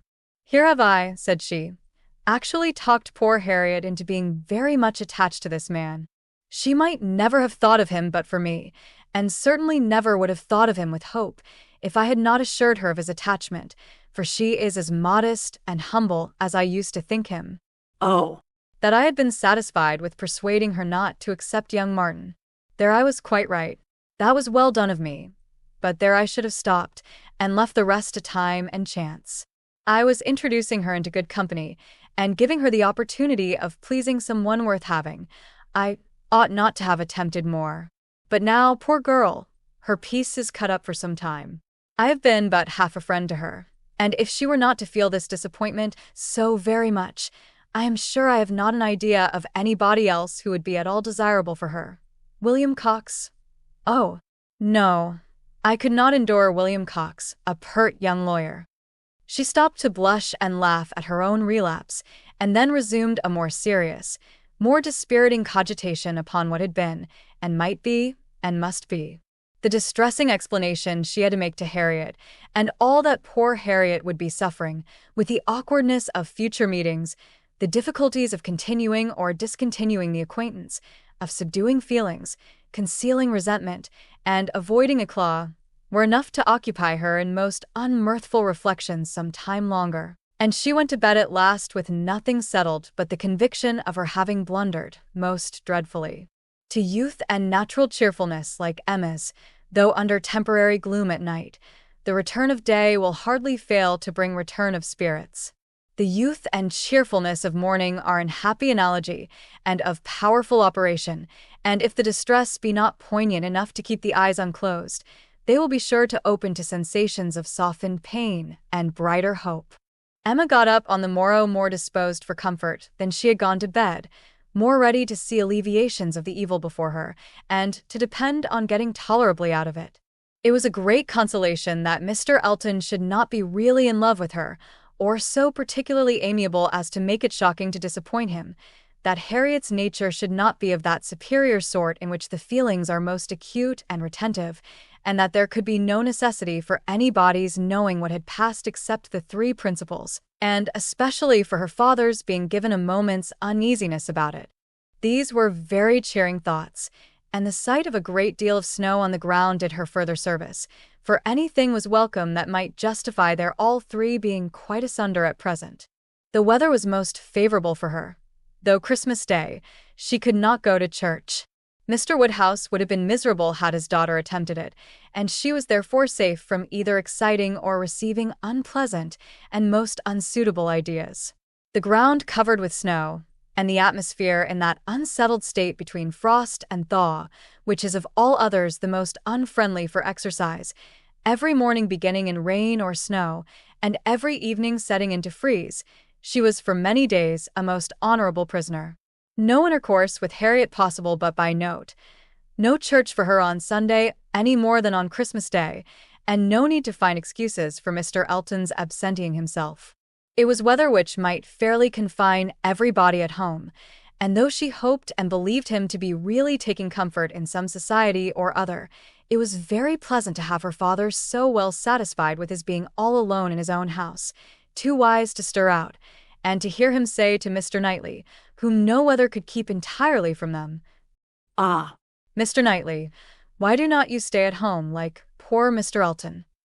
These days of confinement would have been, but for her private perplexities, remarkably comfortable, as such seclusion exactly suited her brother, whose feelings must always be of great importance to his companions, and he had, besides, so thoroughly cleared off his ill humor at Randalls that his amiableness never failed him during the rest of his stay at Hartfield. He was always agreeable and obliging, and speaking pleasantly of everybody.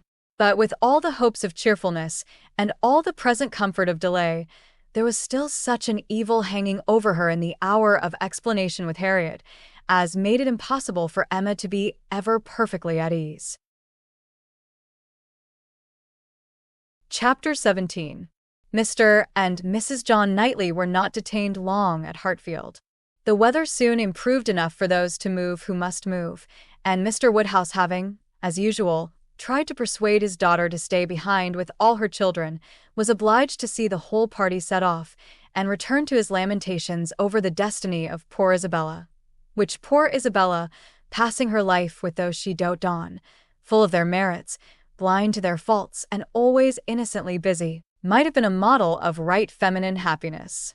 The evening of the very day on which they went brought a note from Mr. Elton to Mr. Woodhouse, a long, civil, ceremonious note, to say, with Mr. Elton's best compliments, that he was proposing to leave Highbury the following morning in his way to Bath, where, in compliance with the pressing entreaties of some friends, he had engaged to spend a few weeks and very much regretted the impossibility he was under. From various circumstances of weather and business, of taking a personal leave of Mr. Woodhouse, of whose friendly civilities he should ever retain a grateful sense, and had Mr. Woodhouse any commands, should be happy to attend to them. Emma was most agreeably surprised. Mr. Elton's absence just at this time was the very thing to be desired. She admired him for contriving it, though not able to give him much credit for the manner in which it was announced. Resentment could not have been more plainly spoken than in a civility to her father, from which she was so pointedly excluded. She had not even a share in his opening compliments. Her name was not mentioned, and there was so striking a change in all this, and such an ill-judged solemnity of leave-taking in his graceful acknowledgments, as she thought, at first, could not escape her father's suspicion. It did, however. Her father was quite taken up with the surprise of so sudden a journey, and his fears that Mr. Elton might never get safely to the end of it, and saw nothing extraordinary in his language. It was a very useful note, for it supplied them with fresh matter for thought and conversation during the rest of their lonely evening. Mr. Woodhouse talked over his alarms, and Emma was in spirits to persuade them away with all her usual promptitude. She now resolved to keep Harriet no longer in the dark. She had reason to believe her nearly recovered from her cold, and it was desirable that she should have as much time as possible for getting the better of her other complaint before the gentleman's return.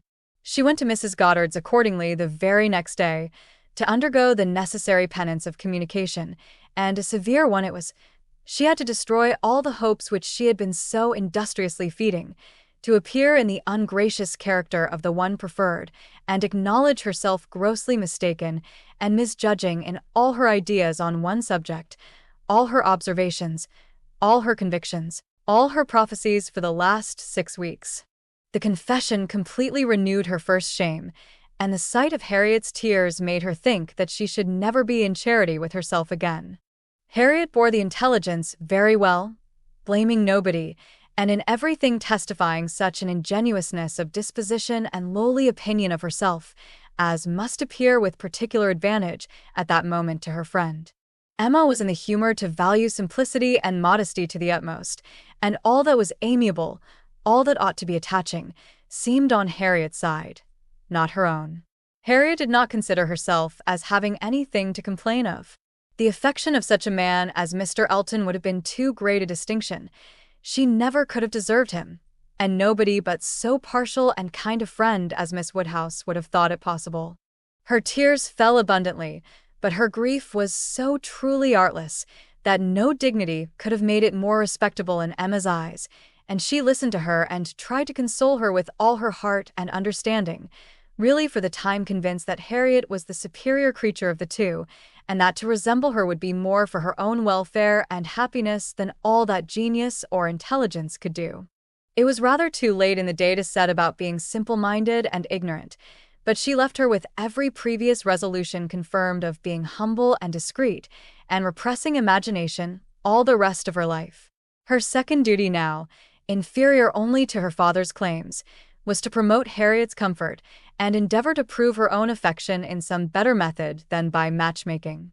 She got her to Hartfield, and shewed her the most unvarying kindness, striving to occupy and amuse her, and by books and conversation, to drive Mr. Elton from her thoughts. Time, she knew, must be allowed for this being thoroughly done, and she could suppose herself but an indifferent judge of such matters in general, and very inadequate to sympathize in an attachment to Mr. Elton in particular, but it seemed to her reasonable that at Harriet's age, and with the entire extinction of all hope, such a progress might be made towards a state of composure by the time of Mr. Elton's return, as to allow them all to meet again in the common routine of acquaintance, without any danger of betraying sentiments or increasing them.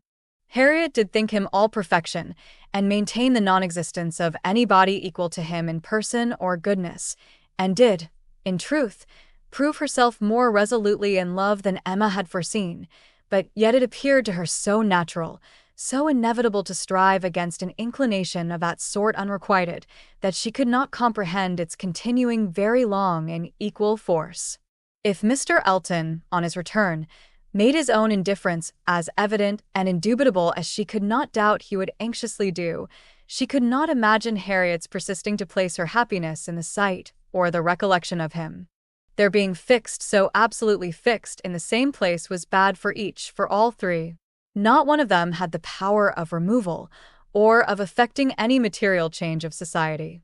They must encounter each other and make the best of it. Harriet was farther unfortunate in the tone of her companions at Mrs. Goddard's, Mr. Elton being the adoration of all the teachers and great girls in the school, and it must be at Hartfield only that she could have any chance of hearing him spoken of with cooling moderation or repellent truth. Where the wound had been given, there must the cure be found if anywhere, and Emma felt that, till she saw her in the way of cure, there could be no true peace for herself. Chapter 18. Mr. Frank Churchill did not come. When the time proposed drew near, Mrs. Weston's fears were justified in the arrival of a letter of excuse. For the present, he could not be spared, to his very great mortification and regret, but still he looked forward with the hope of coming to Randalls at no distant period. Mrs. Weston was exceedingly disappointed, much more disappointed, in fact, than her husband, though her dependence on seeing the young man had been so much more sober. But a sanguine temper, though forever expecting more good than occurs, does not always pay for its hopes by any proportionate depression. It soon flies over the present failure and begins to hope again. For half an hour Mr. Weston was surprised and sorry, but then he began to perceive that Frank's coming 2 or 3 months later would be a much better plan, better time of year, better weather, and that he would be able, without any doubt, to stay considerably longer with them than if he had come sooner. These feelings rapidly restored his comfort, while Mrs. Weston, of a more apprehensive disposition, foresaw nothing but a repetition of excuses and delays, and after all her concern for what her husband was to suffer, suffered a great deal more herself. Emma was not at this time in a state of spirits to care really about Mr. Frank Churchill's not coming, except as a disappointment at Randalls. The acquaintance at present had no charm for her. She wanted, rather, to be quiet and out of temptation, but still, as it was desirable that she should appear, in general, like her usual self, she took care to express as much interest in the circumstance and enter as warmly into Mr. and Mrs. Weston's disappointment as might naturally belong to their friendship. She was the first to announce it to Mr. Knightley, and exclaimed quite as much as was necessary, or, being acting a part, perhaps rather more, at the conduct of the Churchills, in keeping him away.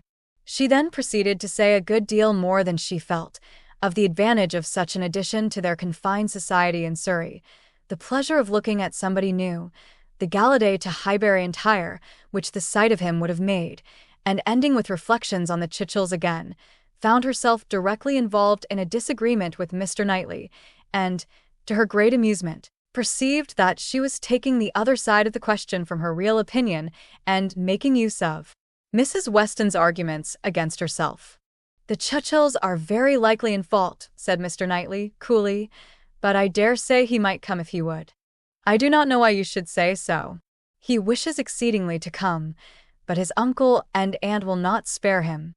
I cannot believe that he has not the power of coming if he made a point of it. It is too unlikely for me to believe it without proof." "How odd you are! What has Mr. Frank Churchill done to make you suppose him such an unnatural creature?" "I am not supposing him at all an unnatural creature, in suspecting that he may have learnt to be above his connections, and to care very little for anything but his own pleasure, from living with those who have always set him the example of it. It is a great deal more natural than one could wish, that a young man, brought up by those who are proud, luxurious, and selfish, should be proud, luxurious, and selfish too. If Frank Churchill had wanted to see his father, he would have contrived it between September and January. A man at his age, what is he? 3 or 24, cannot be without the means of doing as much as that. It is impossible. That's easily said and easily felt by you, who have always been your own master. You are the worst judge in the world, Mr. Knightley, of the difficulties of dependence. You do not know what it is to have tempers to manage. It is not to be conceived that a man of 3 or 24 should not have liberty of mind or limb to that amount. He cannot want money, he cannot want leisure. We know, on the contrary, that he is so much of both, that he is glad to get rid of them at the idlest haunts in the kingdom. We hear of him forever at some watering place or other. A little while ago he was at Weymouth. This proves that he can leave the Churchills. Yes, sometimes he can. And those times are whenever he thinks it worth his while, whenever there is any temptation of pleasure. It is very unfair to judge of anybody's conduct without an intimate knowledge of their situation. Nobody who has not been in the interior of a family can say what the difficulties of any individual of that family may be. We ought to be acquainted with Enscombe, and with Mrs. Churchill's temper, before we pretend to decide upon what her nephew can do. He may, at times, be able to do a great deal more than he can at others. There is one thing, Emma, which a man can always do, if he chooses, and that is his duty, not by maneuvering and finessing, but by vigor and resolution. It is Frank Churchill's duty to pay this attention to his father. He knows it to be so, by his promises and messages, but if he wished to do it, it might be done. A man who felt rightly would say at once, simply and resolutely, to Mrs. Churchill, "Every sacrifice of mere pleasure you will always find me ready to make to your convenience, but I must go and see my father immediately. I know he would be hurt by my failing in such a mark of respect to him on the present occasion. I shall, therefore, set off tomorrow." If he would say so to her at once, in the tone of decision becoming a man, there would be no opposition made to his going. "No," said Emma, laughing, "but perhaps there might be some made to his coming back again." Such language for a young man entirely dependent, to use. Nobody but you, Mr. Knightley, would imagine it possible. But you have not an idea of what is requisite in situations directly opposite to your own.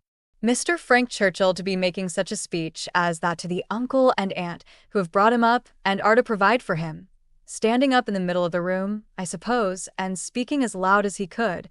How can you imagine such conduct practicable? Depend upon it, Emma, a sensible man would find no difficulty in it. He would feel himself in the right, and the declaration made, of course, as a man of sense would make it in a proper manner, would do him more good, raise him higher, fix his interest stronger with the people he depended on, than all that a line of shifts and expedients can ever do. Respect would be added to affection. They would feel that they could trust him, that the nephew who had done rightly by his father would do rightly by them, for they know, as well as he does, as well as all the world must know, that he ought to pay this visit to his father, and while meanly exerting their power to delay it, are in their hearts not thinking the better of him for submitting to their whims. Respect for right conduct is felt by everybody. If he would act in this sort of manner, on principle, consistently, regularly, their little minds would bend to his. I rather doubt that. You are very fond of bending little minds, but where little minds belong to rich people in authority, I think they have a knack of swelling out, till they are quite as unmanageable as great ones. I can imagine that if you, as you are, Mr. Knightley, were to be transported and placed all at once in Mr. Frank Churchill's situation, you would be able to say and do just what you have been recommending for him, and it might have a very good effect. The Churchills might not have a word to say in return, but then you would have no habits of early obedience and long observance to break through.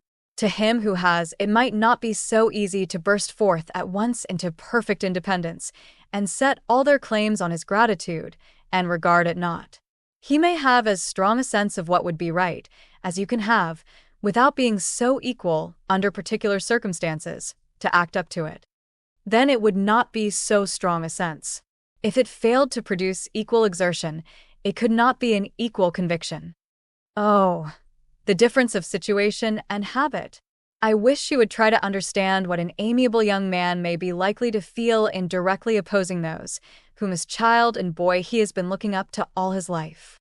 Our amiable young man is a very weak young man, if this be the first occasion of his carrying through a resolution to do right against the will of others. It ought to have been a habit with him by this time, of following his duty, instead of consulting expediency.